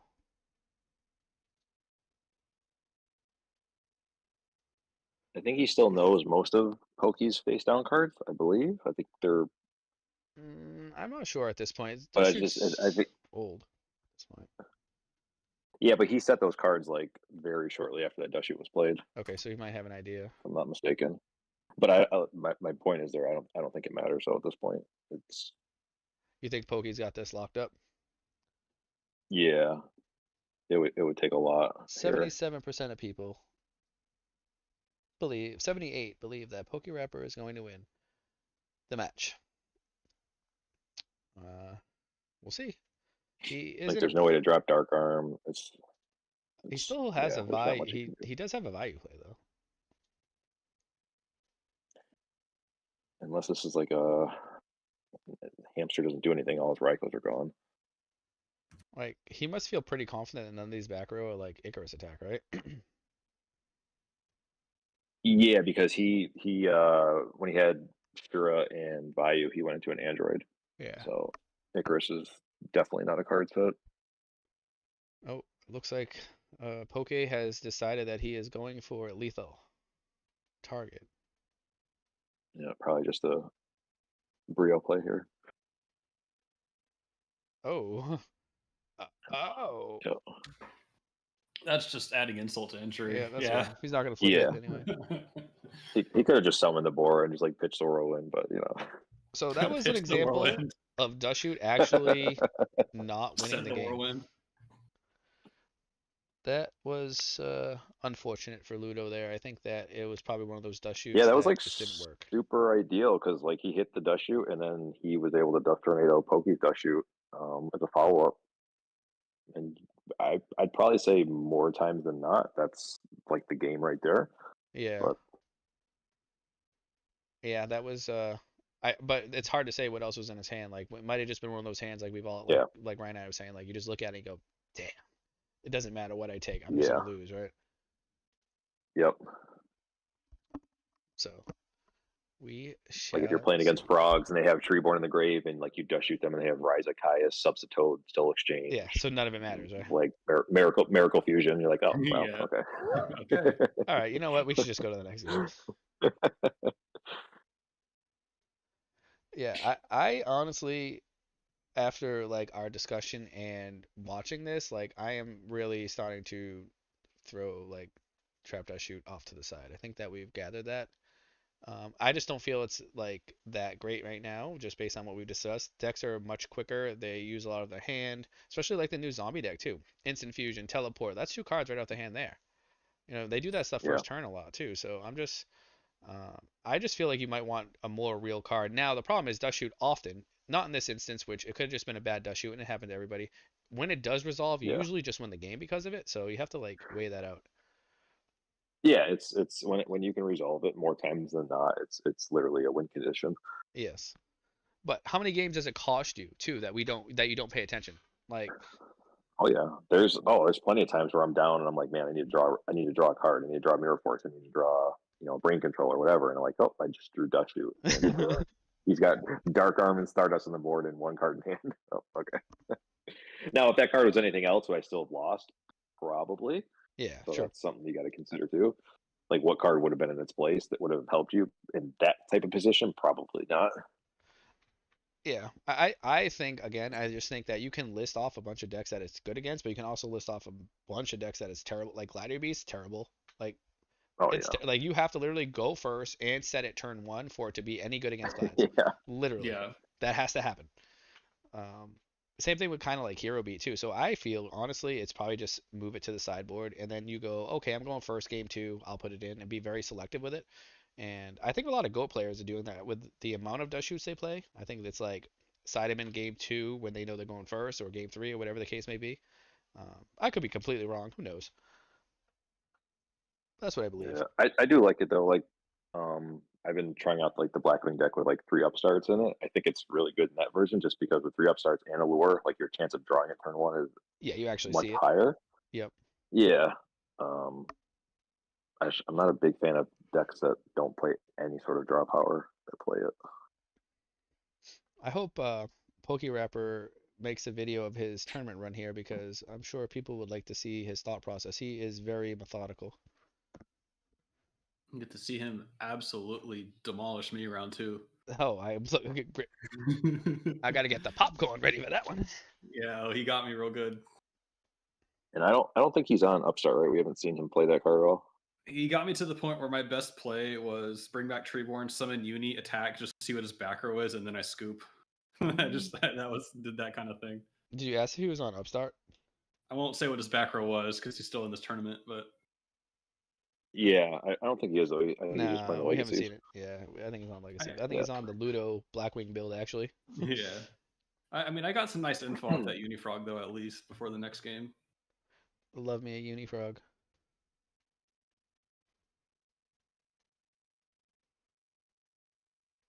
Yeah, I think he had like Armed Wing plus Dark Armed or something on me, and my best play was to just get info in his back row, pick him up, go to the next game. Uh-oh. Oh. Plays So, are being made. do we just not think that the... Oh, okay. Good play to play into Stardust, or preemptive Oh. Stardust. Oh, no. Heavy is now real.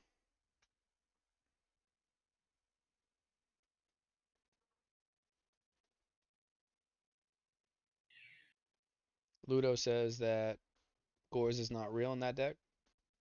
And It wouldn't matter. no, because they have the Gale to have it anyway. You could half it, drop Dark End if you wanted to. I imagine with Starlight, he's probably got a couple other real cards set too. Oh yeah, Stardust with back row, pretty strong, just in general. Yeah. He might also have like a Raikou set too. I don't think he was worried about Gores. See, that's what Starlight Road gives you, that ability to just say, I don't care about your back row, I'm going to summon into that, and hopefully you have Torrential. That's exactly what he did there, because he had the Starlight Road, up Yeah. until the fact that he had Yeah. MST, but... You're like, please have Torrential, yeah, please. I would love it right now, actually. Or when you're attacking, like, oh, please have Mirror Force. Just do it. Flip it. Yeah. And they're like, oh, I got 2 deepers in set. Yeah. And then they never activate heavy or anything, and your Starlight just Yeah. dies there. No, they have 2 deepers in set, and then they flip Raikou, mill their Heavy Storm, and Yeah, like, and hit the other God. back row. Yeah, and leave you with just an empty Starlight. Yeah, that's exactly how it goes. Yep.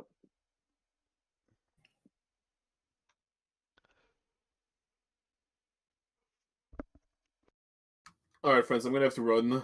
Thank you very much for the tourney. I appreciate you, and thanks for being a member. And appreciate you hopping on comms. Made the tournament go by much faster and smooth. I'll see you guys later. Take it easy, man. Take it Have a easy, good man. one. Yep. All Yep. right, So what's the let's. Raikou set? Oh, okay. He's worried about Kalut. No Plague. It does All have a right. live value already too. Yeah, Ludo's in Yeah, a so it's looking pretty pretty strong. good Yep. position. Pretty good position. Yeah, Kalut's a good read here for sure. Yeah, I was gonna say. I'm guessing you could go for the value here. Probably get some damage in. I don't know if he attacks with Stardust here. He might play around Deep Prison. I I don't know think if he can. obviously, yeah, obviously if you're a PokeRapper, you don't want to attack in a 3 back row with Shura if you have Kalut in your hand. You want to hope that that Ludo commits to attacking it or something like that.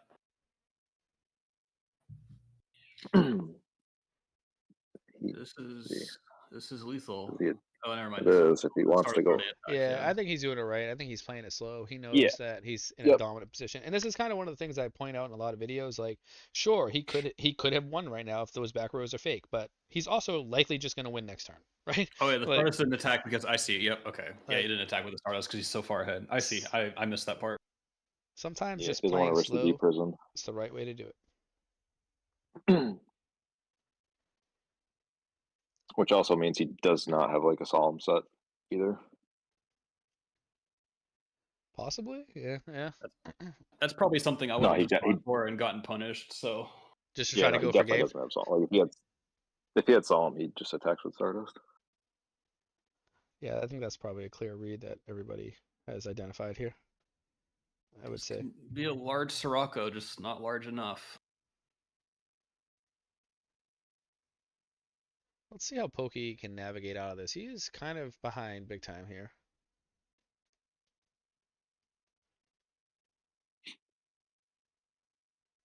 Yeah, I'm not sure. 3 back rows for the Stardust is kind of tough. Yeah. And there's no way that all 3 of them are fake. Gale might be decent here. Just to, like, have the Stardust. One of them not being a bottomless, it seems. Okay.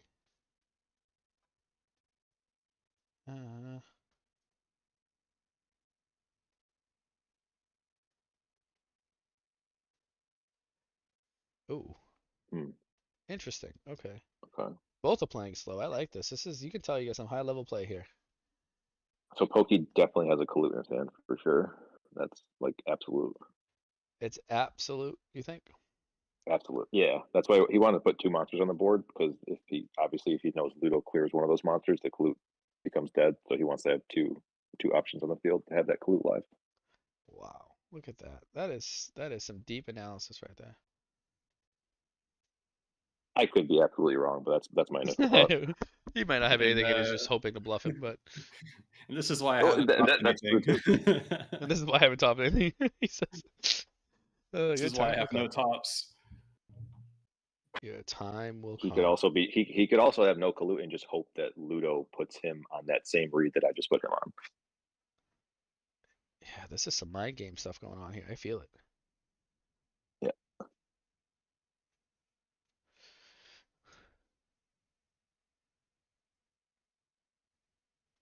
Well, obviously, Ludo is aware of a potential Kalut because of the prior turn, the way he played, like with the Shura, or the turn before that. Like he is definitely aware of that.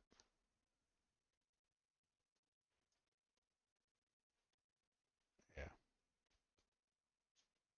Oh, okay. Oh. Interesting.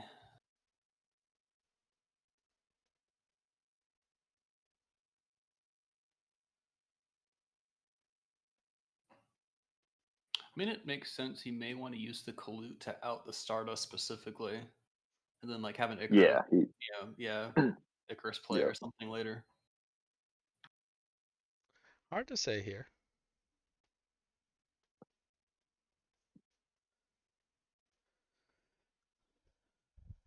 And PokeRapper is trying to, or no, wait, it's Ludo. He's trying to.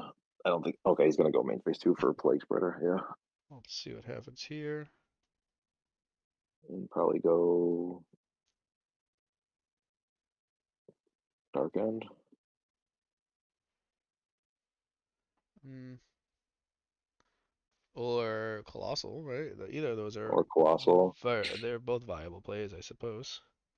Let's see what he decides. Probably want to keep monsters off Poke's Oh, he field. does go Yeah. Dark End. Okay. I don't think there's like any other level 8s you can really make there that they have. Maybe Thought Ruler, but a lot of those are getting cut, I feel. It's either Dark End or Colossal. Stardust is already on the board. Okay. 4 back row now. Brain Yeah, Control that's a lot Heavy. of back roads for the Stardust. Too.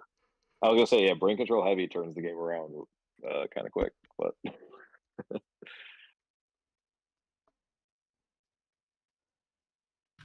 He even might then, I don't know also if it would be enough though. he might also need Solemn to make sure the heavy goes through. I think Pokey is in a tough spot here.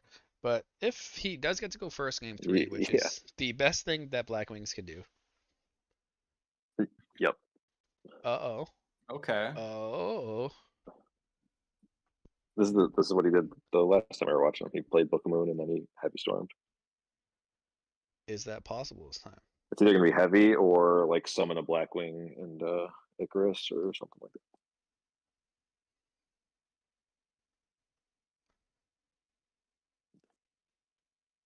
Ludo is going to think of all the outs.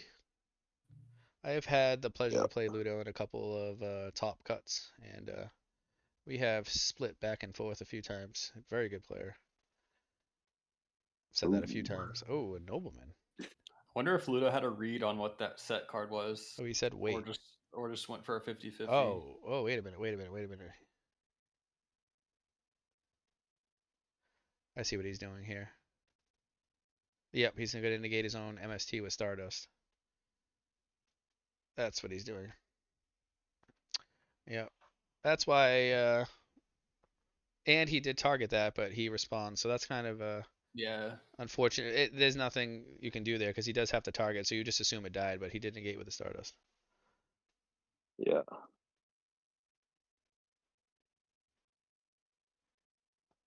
Okay, so there is a heavy. So the Nobleman knowledge is useless.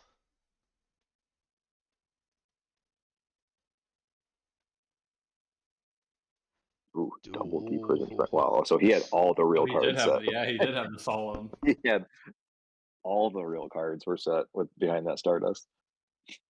All right, so 2 cards left in hand here, and like, 3 darks. I feel like I said that like 100 times. 3 darks, 3 darks. and a Stardust. Yeah. Oh my gosh. This man just always has it. There's no way. There's just no way. So Ludo is in So he's got a complete top Stardust deck coming mode back. aside from the Stardust. Yeah. Yeah. Oh Which my does god. nothing to that Darkram Dragon. So Look who's ahead all of a sudden. All right. What is he top deck? Brain control game? Caius. Caius game, essentially. Maybe not. Not quite, but puts the game back in his favor. A back row that stops an attack, but 2 prison gone already. This is oh, he's not looking attacking the good. face down. Interesting. Yeah, I Oh. don't know why he would do that. Oh no. What's he sending? Okay. Gardner. Um, Yeah, he's hanging around. He's hanging around. he is hanging around this town corner. I don't know what I'm singing songs He from needs the another. 90s. Yeah, he needs another top deck though. They're both kind of top decking here.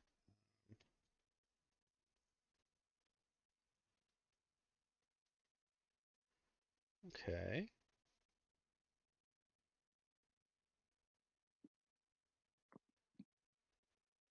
Yep, that's the right play. Okay. So Ludo is again in top deck mode. Does he draw an out? Dark Arm is not live for Ludo at this point. Chaos Sorcerer is. I don't know if he's on it. Yeah, I don't know if we've seen that. Brain Control is still a card. Doesn't look like he has it. He probably would have played it. Yeah, no.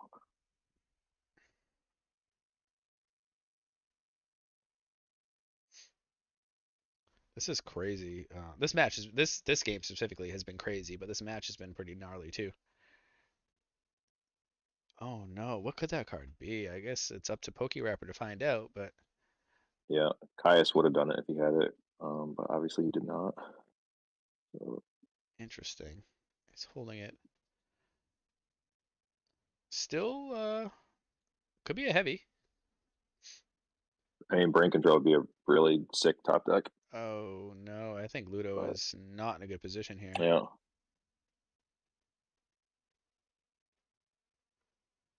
I think he's played this game about as well as you can, honestly, and I just think that the cards are not falling in his favor right now. Yeah, this has been an insane turnaround.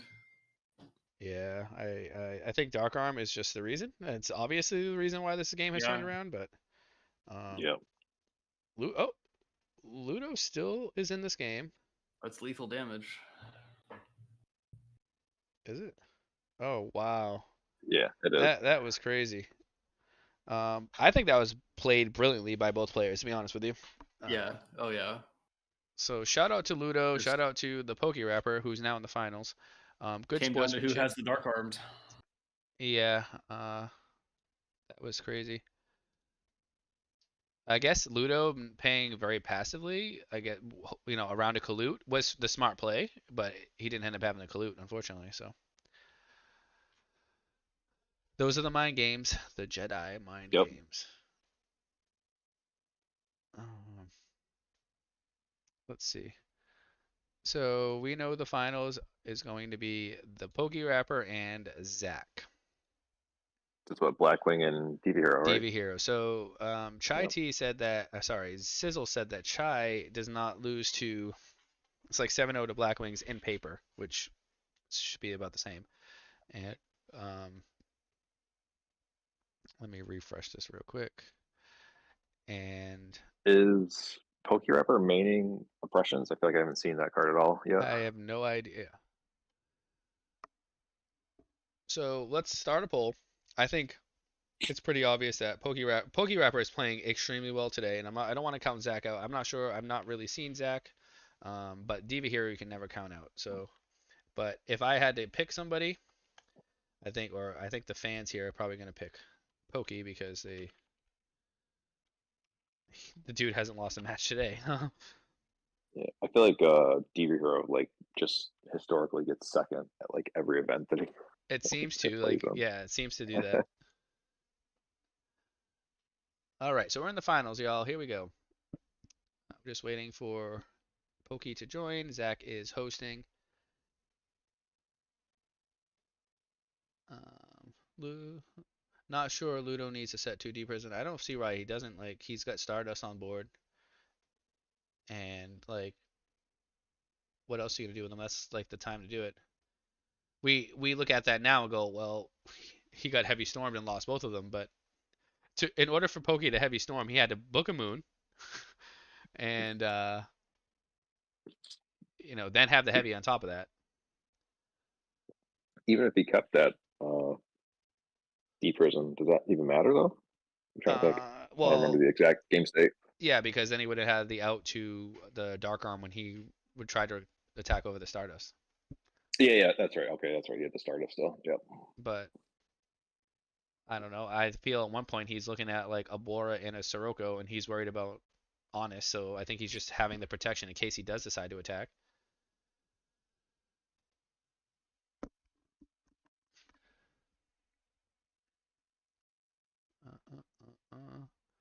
Bum, bum, bum, bum. That's kind of why I'm like not a huge fan of like review of games like after they finish when you see both hands because like how can you look at the game from like an unbiased position and be like, oh, this is where I messed up. When you see your opponent's hand and you know how the game played out, it's like I just don't find it to be all that valuable. Yeah, it's all hindsight. Yeah, it's like, well, I should have done this. Well, yeah, because you see your opponent's hand, so no crap, obviously. Like, well, It why did you depends do too. this? Like like it's hard. It's so hard to like tell like what your mind state was at that particular point in the game too. Well, Like absolutely. Like you have a lot of stuff going on when you're actually in a tournament match. You think about this, thinking about that, and then like all of that is removed when you watch a replay. it's very very easy to be like a backseat driver or a backseat duelist, if Oh yeah, you will. yeah. Oh, this would have been the optimal play. You should have made this synchro. Yup, I should have. If I got to look at my opponent's hand each turn and see what they draw, I would have definitely done that. And saw what cards they set to which slot on the field. Yep. Yeah. Yeah. It Why? helps to like. Why did you MST the card on the left, not the one on the right? Obviously, you want to hit the mirror force, right?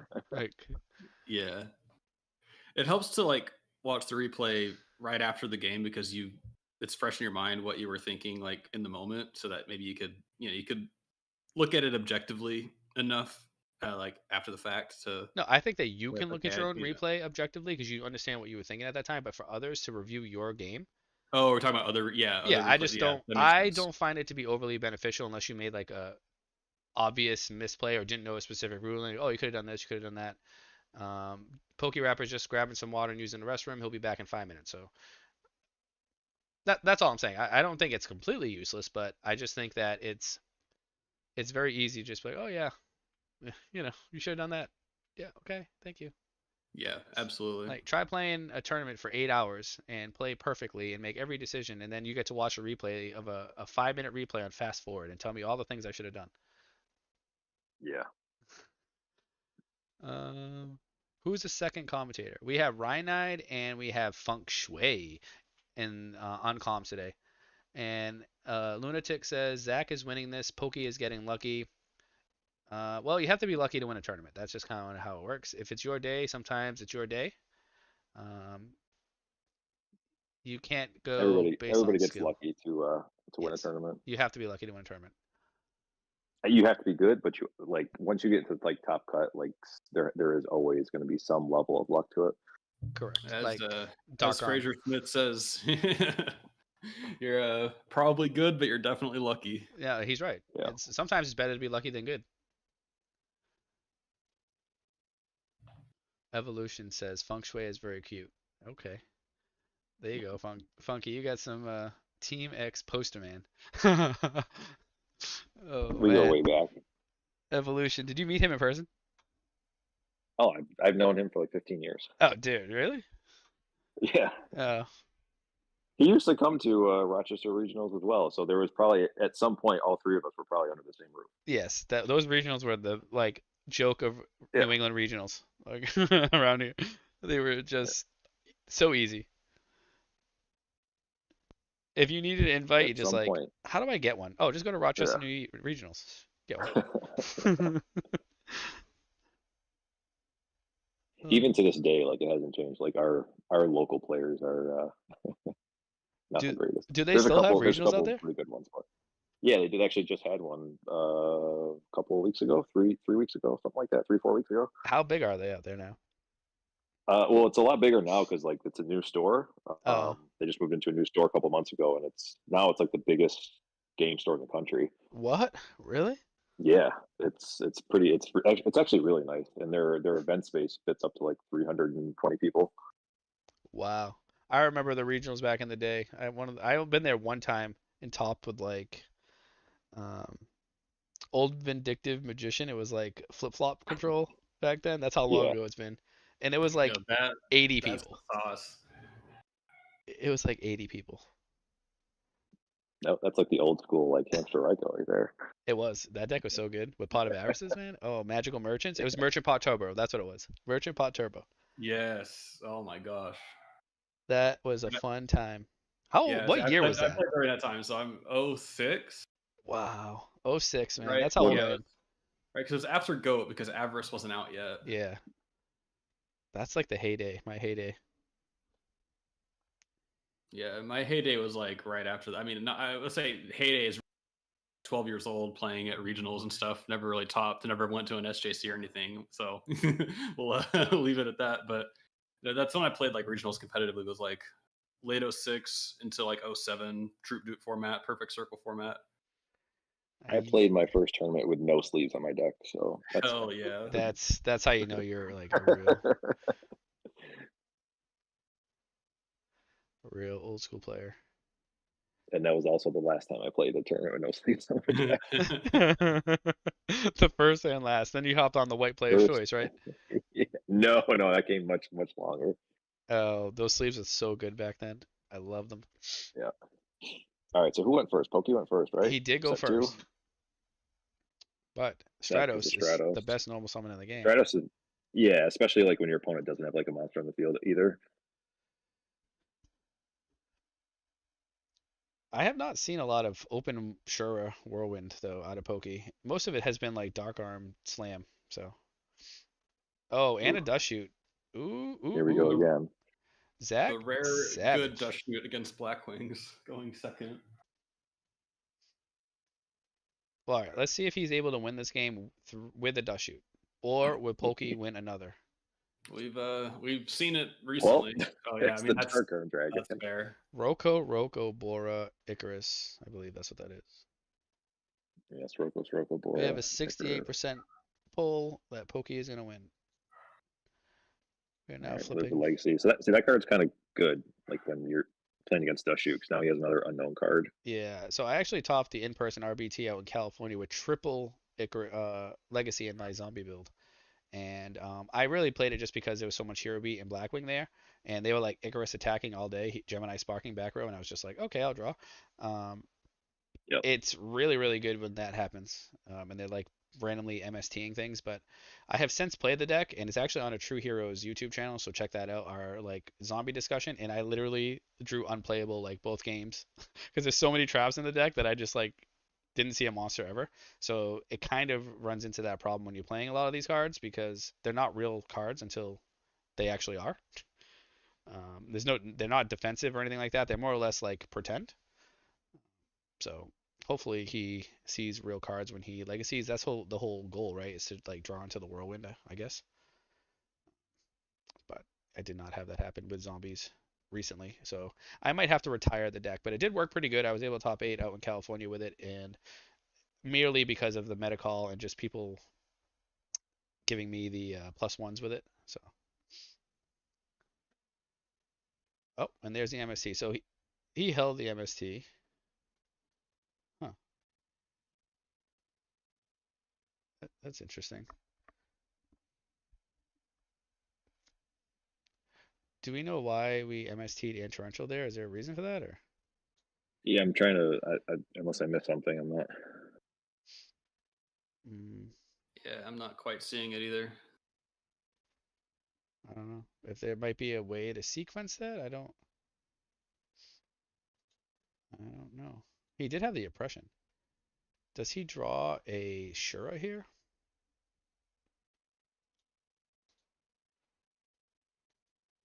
Merger Pot Turbo. Let's go. 2006. Oh yeah, Paul Clark. He was a old school player playing back then as well, tearing it up.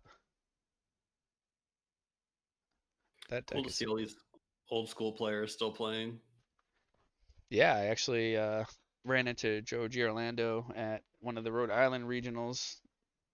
I don't know, probably months back at this point, but it was cool to play an Edison match with him. Yeah, I saw him at he was at Nationals back in July. That was like Oh, the first time really? I seen him in like over a decade. Yeah, he's still like he does comms for Konami now. You see him at some of the big events, like doing the comms. So he does keep up with the game to some extent. I don't think he plays, so maybe he does. I have no idea. Yes, I'm a Dallas Fort Worth guy, and they had a Goat Grand Prix there here last year, and it was really cool to see Oh Ryan man. Spicer win that whole thing. Just Oh yeah, he's in classic name from back in the day. he's a Yeah, legend that dude. yeah. All right, so I'm kind of interested now though because we see a whirlwind from Pokey, and I'm still racking my brain as to why that MST was played because that could have been pretty valuable here. Yeah, Um, I don't it know. would have got eaten up because it would have got chained to the Prodigy, but I'm still kind of curious as to why the MST was just played with that torrential. And we know Pokey has two Sirocco in hand, so he chose to summon the Blizzard over Sirocco there with Whirlwind. Maybe just to take the Goyo. Maybe that's what it was. Maybe just to make Goyo rather. So DB Hero here has a tough time with this because Miracle Fusion is live unless they draw water and they have to set the water and then or summon the water and then Miracle Fusion, which is never good. It's like not Yeah. strong doing that. Um, I don't know. Okay, we have an allure. No Dark Arm. And Pokey has this malicious too, so that's at the very least keeping Zach from making any malicious plays until after Oof, the battle there's the phase. dark arm. True, and they had to pitch Dark Arm, so that's awful because he just knows this is not going to be live. Thanks to Giolando, I found Edison. Yeah, he's got a YouTube channel too, I believe. I don't remember what it's called, but I think he does a really good job. Should It's find that. YGO history, I believe. YGO history. There you go. Yeah. I think he just like reviews decks that have topped events like throughout the years. It's old school like retro stuff. Yeah, it's a really cool channel. Definitely worth checking out. I'm sure maybe he'll feature Merchant Pot Turbo on there. If he already hasn't, I have to look. That deck is it was so much fun. Okay. Oh man. Three So darks what's still. Pokey still has two Siroccos in his hand, right? Or no, he went through one already. He has one. We know of one, two cards, right? Yeah, Or just the Sirocco in his hand. I don't know. I can't keep track now. Well, as the only person that actually needs Yeah. to know what's going on is Zach, so that's good. As long as he knows, we're good. Yeah. Yeah. We're just here. I'm a terrible backseat duelist. And people used to come up to me like friends and stuff at tournaments back in the day, and they would like explain their whole match that just happened, like whether they won or lost, and they'd go through like all three games, like play by play. And I'm like, man, I don't remember what I just did. I just finished playing two. Like all I Yeah, know is I just beat the guy. yeah. I played cards. They played cards. I won, and I'm on to the next one. Like that's it. There used to be this one particular individual who would come up to me a lot in an old friend, and he would just go like play by play. Did you just be like, I'm like, at one dude, point, did you tell him how do like, you remember all that? did you tell him like you don't really care though, or no? It's not even that. It's just like I don't get how you remember all that. I'm just like I don't know. I slammed some cards and like I played my boss card. Whatever deck I was playing at the time, and And I won. that was it. Yeah, Everything in between, I don't remember. because none of it really matters, right? Like at the You end of the remember day, you like either some won or of the lost. yeah, I remember like some of the key plays and stuff, but Ooh. definitely not like card by card kind of thing. Brain Uh, control. Good Brain card. control. Interesting. Interesting. Interesting. Gonna try and take the Goyo back, Is there a or is there a Book of Moon? or The malicious back. I mean, I do think he's on Bookmoon. We saw that happen with the Stardust. we've seen Book of Moon multiple times from Yeah, Pokey. yeah, he Bookamooned. Yeah, he used Bookamoon against me as well. So So the reason why I think Pokey's playing out of his mind right now is because the Whirlwind like summon Blizzard play just to make the Goyo rather than the Sirocco play, I still think is like there's got to be a real reason why he made it, and I think it was just to take the malicious off of the out of the graveyard really, and I think it seems to be working for him. So let's see. did he book the Goyo here, perhaps? I don't know. I'm not sure what the play is. Brain control, so strong. Turned a How does that perfectly work? one-sided game into an equal game. Or If he books the oh wait, no, I'm confusing myself. Never mind. Forget what I said.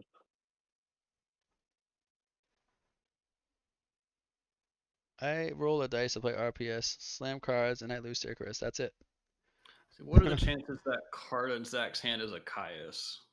Maybe that's what he's thinking right now. uh, So surely it's some sort of way to convert the brain control, right? who knows? Gaius, Diva. Diva would be Diva would disgusting be here pretty if it good. six. Yeah. Oh, it's a gold Gold circle. card. Okay. So he just had no way to convert the brain control. So this is a gold sock is a really strong card. It just sucks like this. If he can survive another couple turns, it'll be fine. But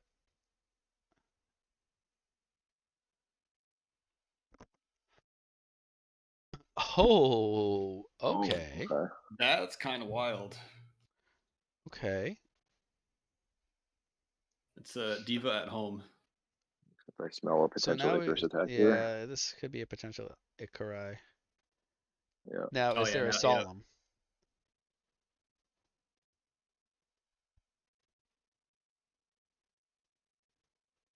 Oh my Yep. God, there is a Solemn. Ouch. Solemn? No. Too bad. Synchros with Goyo. Interesting.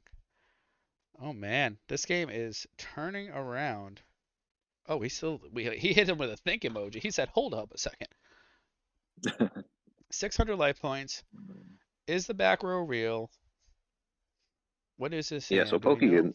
Pokey can easily steal this. I don't want to say easily, but he can definitely still steal this game for sure. I Yeah. mean, he's got ways to pierce over the malicious. Like 600 life points is like cake for Blackwing, like if so many I'm ways. if I'm Zach, like did Zach maybe misplay by taking the malicious? He could have just not taken it with his Goyo. I wonder. Um. It depends on. I mean, I guess it would depend on what his back row is. We don't know for sure, but if I'm him, at least consider not taking the malicious. Yeah, but maybe his back row is real. Right. Yeah. Big thing. He's doing all the calculations right now. He's got his chalkboard in his room and he's writing it all down. Yeah, Times, divide, 1 plus 3, boom. He's going to get to the right answer. he's running his cards through ChatGPT at the moment to get That's the it. most optimal play. Asking AI what the percentages of that back row is real. Now I think about it a bit more too. Like Stardust kind of makes me think that the back row is pretty real. Well, what else are you going to make? Maybe you can like make Colossal? I don't know. I'm not sure. I don't know. Just with the whirlwind up, it just seems like Stardust with the fake back row doesn't really do too That much. is a real Yeah, back there's row. the back row. That is the realest back row. Now, the question is there a card in his hand that is. Oh, he just passes. Hold up. Hold up. Is this game? Yeah, because he has the plague in the grade 2, so he can get that malicious off the board if he wants. This could be game, folks. Possibly. It's lethal damage 1, 2, with But a colossal fighter. I feel like PokeRapper probably knows that. Um, I'm not sure. I'm not sure here. This game is like crazy back and forth. And remind you, D PokeRapper did get Dushu to turn 1. Or turn 2, rather. Yep. This is still game 1. Yep. That's kind of So this makes insane. another synchro. Um, oh, that's the Colossal Yep. there. Okay, so It's that's... got lethal damage there with Stardust protection. Yeah, he has a torrential here or whatever if he does have it. Bottomless. He does have it. Okay, so Yep. he is not Yep. gonna die here. He lives to see another day.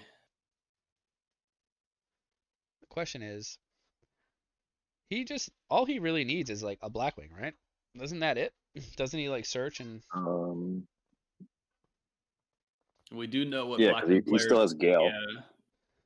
We So know what Blackwing players love to top in these kind of scenarios. Yeah, like a Blizzard or yeah, he something. has. Yeah, exactly a Blizzard. I think Uh, literally any Blackwing though is enough. I agree. Aura, Shura, Sirocco, Blizzard, they're all good. His calculation is nuts. I know Uh, this man is good at math. Let me tell you. actually, just Blizzard might not be enough. Blizzard just makes Brio. Well, he does have a live armed wing too, so he could make level 8. Yeah. Oh yeah, yep, yep. So I don't know if I do this because then you Oh, die that's to the Mally. trample. Okay. Like you Yeah. just die to Bora here, bringing out this Mally. I'm not sure that's the right play. Okay, yeah. Now Yeah, so he we're wins Make now. Arm Wing. Yeah, he Yeah. makes armed arm wing. wing. That was Yeah, that's not the play that you do. Yeah. Oh well. I wish I would have seen what Pokey's next card was. I want to see if that would have Oh, made a difference. so the play Like there was if he didn't not have the melee. bring out the Mally. That was an oversight. But I told you it was a top decked Mally. Oh. He drew the He Mally and then drew the stacked it Mally. with Plague. So we brought up the Mally because he didn't want to draw into it again. Doesn't he lose anyway? Blizzard searches to 8. He needed a Blackwing and he had it, so it didn't matter. Eric is correct, or Assuming he has the value to search. He would have to be on multiple value because there's one in his grave already. correct. I actually don't know, and I'm not looking to find out, but Yeah. he might be So on 2. if he does play, if he only plays one and his draw is dead, then you can just go Blizzard into value arm wing in the grave, dark end attack over Stardust, pop the Colossal, and he's still in pretty good shape. But if he just plays 2 value, then it doesn't matter. Yeah.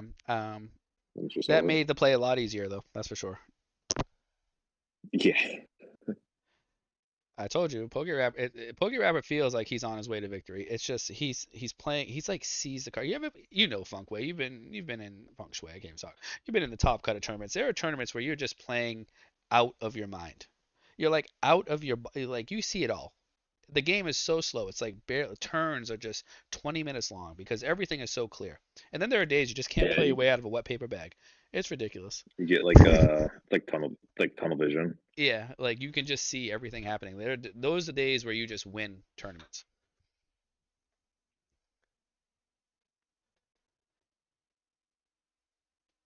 I can relate to that, except I seem to be both of those in one day sometimes. Like in Orlando, I was at a 4-0 start and ended X3.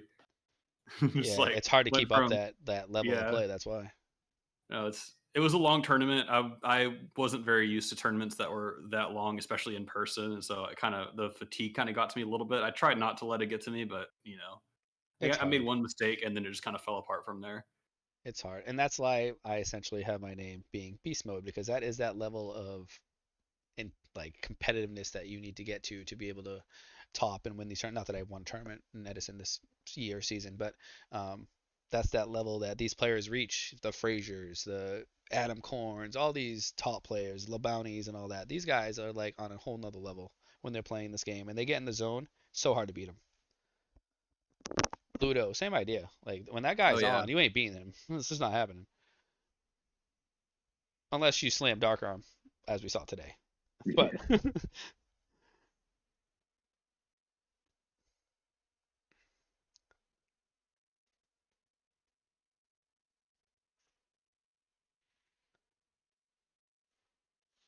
And then there's the tournament where Funk runs quick draw into 2 GB in a row. Yeah, exactly. Oh, Yeah, yeah, that was bad. that video that Pokey made years ago. Did you see it, Funk?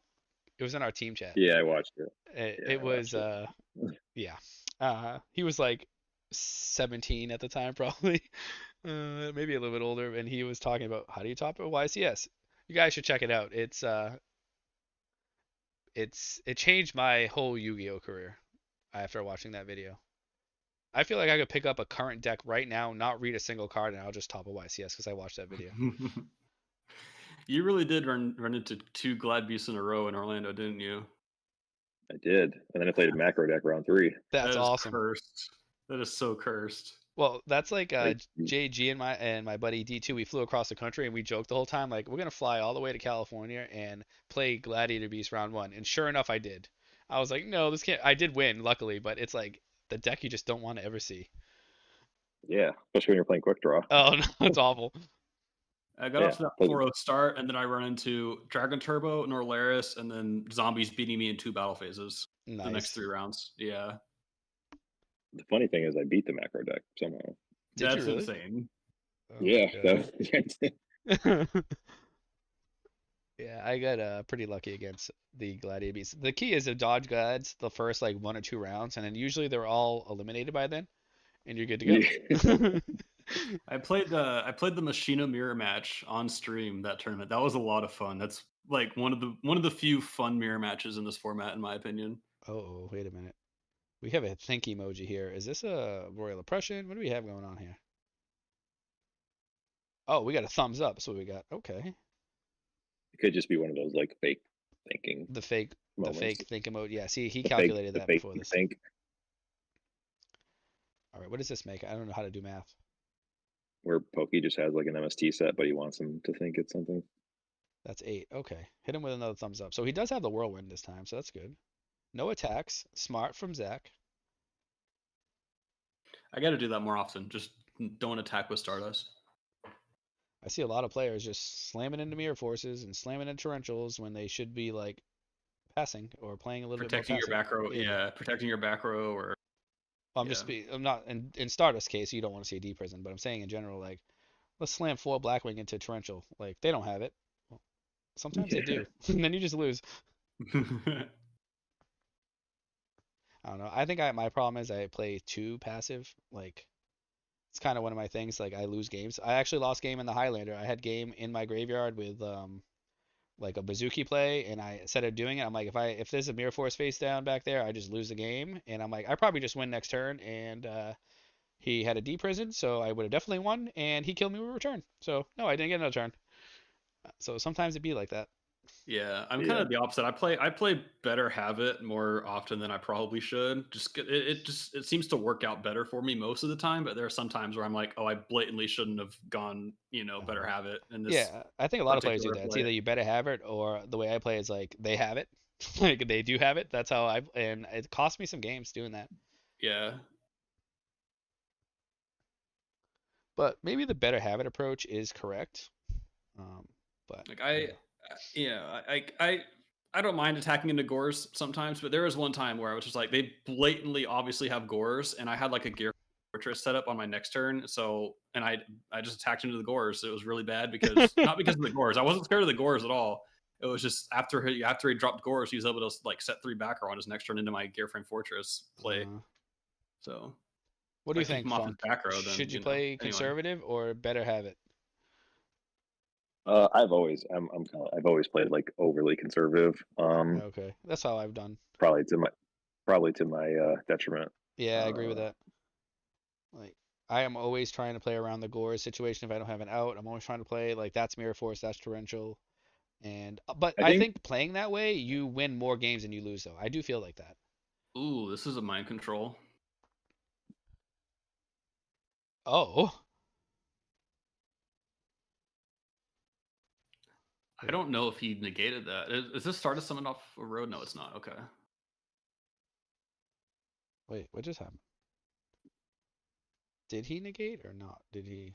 I don't know if he negated. I guess. I mean, I guess he must I'll, have. He's not saying anything.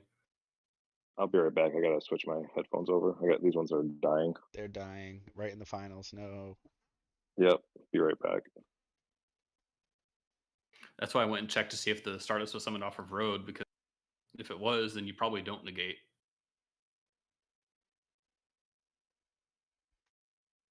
Or maybe you still do to keep them off a tuner, perhaps.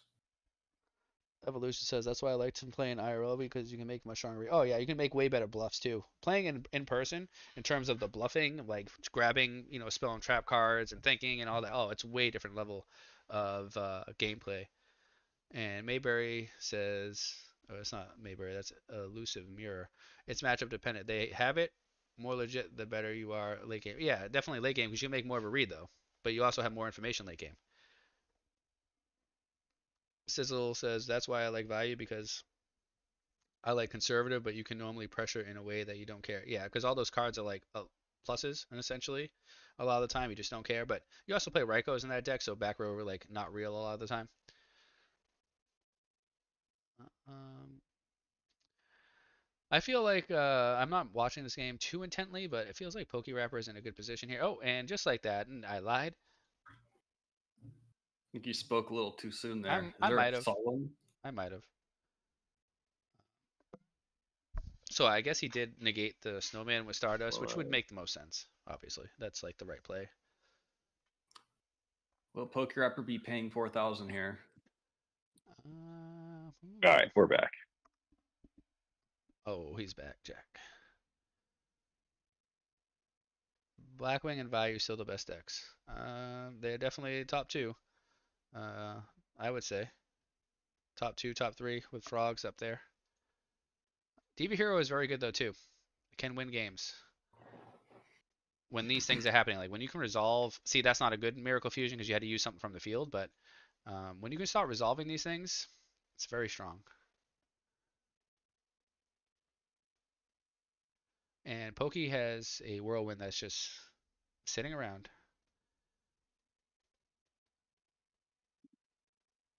Damage? Okay, hold on. He's thinking damage. He does have a Kalute. Um, that does search. Can Stardust negate oppression there? I do believe it can. That would destroy a card on the field. Yeah, because Royal Oppression destroys, right? Yeah, maybe that's what he was thinking about. Maybe he does have oppression set. Yeah, I'm not sure. I would guess that it's likely there's one there. There's 4 back row. Yeah, 0. Yeah, 0 would be chain link 1. Sure would be chain link 2. So 0 would nuke whatever gets summoned here.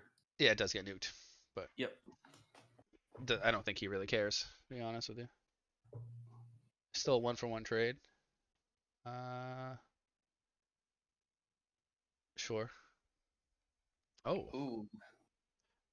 elects to not grab value. Interesting.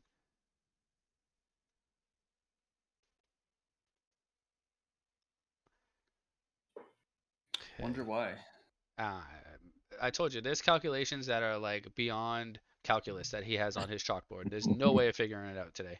There's no stopping him. Does he just have Blizzard in the Gale? Is he just kind of out the Stardust that Yeah, way? it's Yeah, probably that's what it is. See, Yeah. look how smart this. Look at this. This guy is playing out of this world. Because me, I'm just grabbing value, right? Because you're like, oh, it's. I figured it out eventually.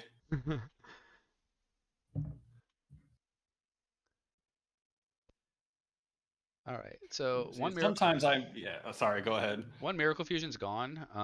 This deck is dangerous though. Once Miracle Fusion's set up in the graveyard, it's like top decking for Zach is pristine, like top of the line in terms of Miracle Fusion being one of the best in the game. So, oh, he Oh, he grabs. doesn't go for the Gale here. He's going for a Goyo play. Okay.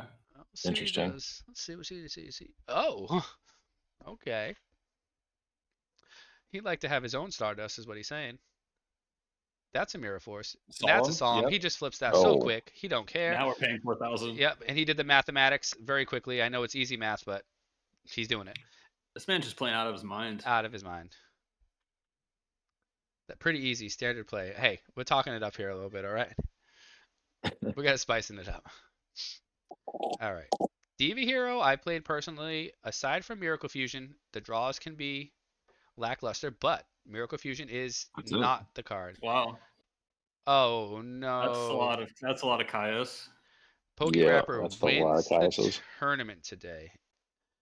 Um, so congrats to Undefeated, right? undefeated, did not drop a match. So congrats to the PokeRapper for first place. Congrats to Zach for taking Diva Hero to second place. The deck is still very, very strong, and I think it needs a little bit more respect. Deserves a little bit more respect. But we have another win for Blackwing, still extremely strong. PokeRapper played amazingly. So why don't you both DM me your PayPal, and I will hook you up with payment. I think you know what? I'm giving PokeRapper 100, and I'm gonna give I don't know how much a second. Why don't we do? I'm gonna do $40 a second place. That's what I'm gonna do. So I will send that money over as soon as I get PayPal's. I want to thank Feng Shui, Ryanide, Oxymore for, and of course JG for running the whole event from behind the scenes. Um, anything you guys like to say here? I just want to say thanks Yeah. for having me. Oh, absolutely. And First Funky, of time, course. Yeah, yeah. thanks. Thanks for the Appreciate it. opportunity. First time getting to do comms and stuff. So I enjoyed it. It was a good time. It's a good time. Definitely have some more in the future. So for BCS next season, so for right now, there's going to be a bit of a lull holiday season. A lot of the championships are wrapping up. Next season, we are going to be back, and we're going to make some changes to the stream, and we're going to have a more set date for tournaments. But we continue to run these BCS tournaments. I think people like them. They're a good place to test. They're not overly competitive most nights, but they are picking up. And this championship was extremely competitive with some of the best players in the game. So. Um, I don't think I have much more to say with that. I'm going to post a deck list. I'm going to post top four deck lists. I have them already. We'll post them into the Discord. If you're not there already, obviously you should be joining the Discord. And yeah, with that being said, I think actually hold on a second. Maybe let's get an interview with the champion. Can we do that? One second. Is Pokey live and would like to come on? Let me message him personally. Let me text him real quick. Um, if he wants to say a few things, we can interview him real quick. It's kind of a cool thing to do. And Tony, want to hop on stream, on comms rather. Um, let's see if he comes on. I'll message him here too. We'll give it another 2 minutes. If he doesn't respond, then we will call it. But I think it's kind of cool to hear from the player who won the event afterward, especially where he played very, very well. Um, let's see. Let me just tag him real quick. At Did he like win and just leave? Nah, he's here.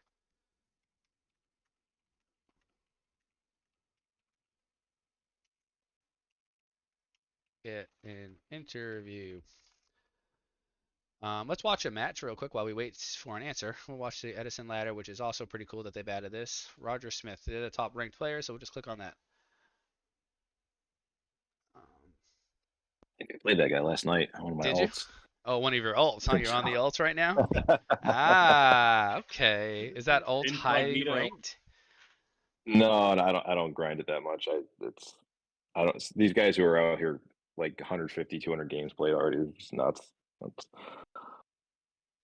Team X with another. We had a win there with Team X. Team X has been winning a lot of events right now. Sizzle just won an RBT. I feel like Chai T has won something too. Oh, okay. So Tony's grabbing his headphones real quick, and we will get him into comms for a few minutes. Anybody who wants to hang out, this is stream after hours here, and we are just gonna interview PokeRapper real quick, so you guys can ask him some questions if you care, and we'll watch this match while we wait.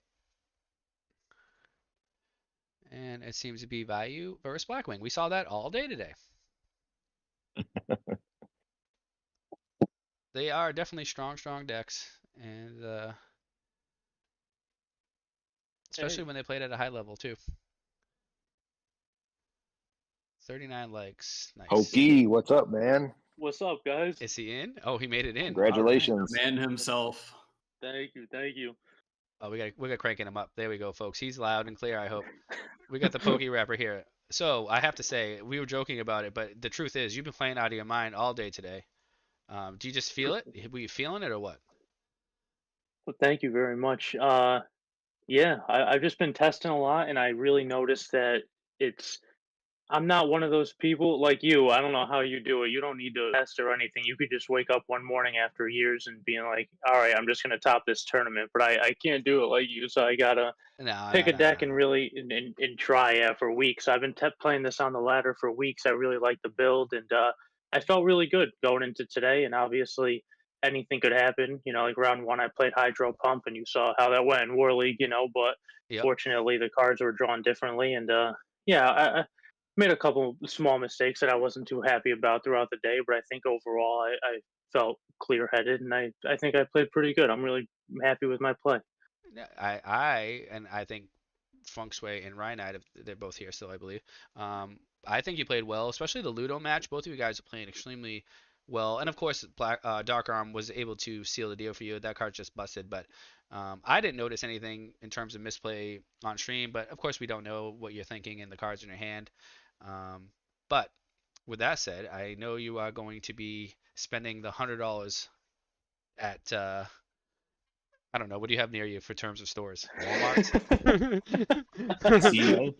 You got Walmart. Is Kmart a thing anymore? Uh, maybe You can there might put. be a couple Kmart's, but whenever I top or win an event, I like to take whatever prize money or anything and like to buy a fancy version of a card in the deck that I use. So I'm not sure what I'm gonna get yet. Maybe the Ulti Silverwind or something like that, but something to remember. You know, commemorate the The win. job that now Black Wings are sealed with me. You know. Nice. I'm gonna pull up Hook up a his. couple of 5-leg parlays. A couple what? Couple of 5-leg parlays on the old sports book. Oh, I'm gonna pull up his deck list real quick. Um, Oh yeah, I should probably be I'm gonna pull up. watching this on YouTube Let so me we pull could up this. discuss. Let me pull up this deck list. Um, where is it? Do I have it saved here? And you Let's see. got your invite from top 16 in War League, right? Yeah, yeah. I did not know this was invite only. To be honest, I was like, oh, I'm finally gonna be able to play in a beast mode tournament on Saturday. And then when I realized this morning that people couldn't get in, I was like, oh, Yeah, I'm very fortunate that I was able to get in. yeah, we initially were gonna have like top 16 be invited to this tournament initially when we started War League because the Edison World qualifiers were not really a thing until Jazz made them up like kind of through the War League season, and then we felt like, well, obviously that's like a bigger tournament, and that we should just award invites to that. And he decided that the winning team would get an invite to Worlds, and that the top 16 players would be invited to another tournament to play for an invite. And when I saw that, and I knew that there was not too many players invited to this tournament initially, and there was a big weekend, I said, you know what, we should be just extending this to the top 16 players anyway, like we initially thought we were going to do. So that's why Pokey's here because he was like two or win away from being the MVP essentially. So this is his list I have up on stream. Pretty standard Blackwing. He does only play one value, so the play that everybody was talking about in chat is not does not work because he only had one value. But this is like Ludo's build, I think, actually, right? Or He originally played Mistral, I think, in one of his earlier builds, which I tested a bit months ago and wasn't a huge fan of. But the double legacy, I'll stand by that. And yeah, he's really just after watching some of his plays, I ended up messaging him and we talked a bit. And he's just a really special player. So he's the only person in this tournament that has beaten me in a tournament. And to be able to rematch him in top four, I was like, man, I definitely have my work cut out for me. And you know, he's so good. So I'm fortunate that I was able to beat him, and I really feel comfortable with this list. I mean, it's just so synergistic, and Blackwings are. I mean, I don't know how much variation you could really, you know, throw in a deck like this. You know, sure, maybe sure. play the hybrid build, but aside from that, it's like I like Starlight Road. This deck likes playing very aggressively, and you could really turn it up sometimes and not feel as badly about getting punished with a card like that, or even just setting two back row and passing. Yep, that I does was make gonna sense. bring something up about the Starlight Road too because I tried my best not to leak the Starlight Road in your main deck. That was the play that I alluded to you guys earlier. Him just for some info, his set was Starlight Road, so I was like, okay, good to know. That was Also, big brain. I like the one Book of Moon because I feel like this card, even myself, I've been testing this Book of Moon. There's just a one of, and I like it just a one of because it catches people off guard and it does have some application where in some plays where you actually want to see this card. I don't think more than one is probably good, but I do like the one book. And then the sideboard, obviously. What were you putting in? Let's hear a little bit of the pokey thought process in the finals here. So what were you, game one? You win game one. Um, Hmm. Now game two, what are you putting in? What did you put in? If you don't I mind took sharing. out. No, not at all. I depending on the deck, like for final specifically, knowing that he may set a bunch of back row, I took out Dust Shoot, and I usually always take out two Icarus attacks unless I'm playing against frogs. But anything that I just feel like Blackwings are so popular and Starlight Road shuts them down so much, so Icarus has almost always come out. So you could take out a Dust Shoot, two Icarus, and Dark Arm and Legacy Wait, of Yada, dark? and you You could took out add. dark armed? What? Yeah, whenever I put the second oppression in, I like to Oh, take out Dark Arm folks, because it folks, gets a little contradicting. folks, take That's notes. crazy, This right? man right here. So you put in Royal Oppression. All right, let's do Yeah. this. You put in Royal Oppression. You took out two Icarus, sorry, Trap Dust Shoot. Do you take Starlight Road or no?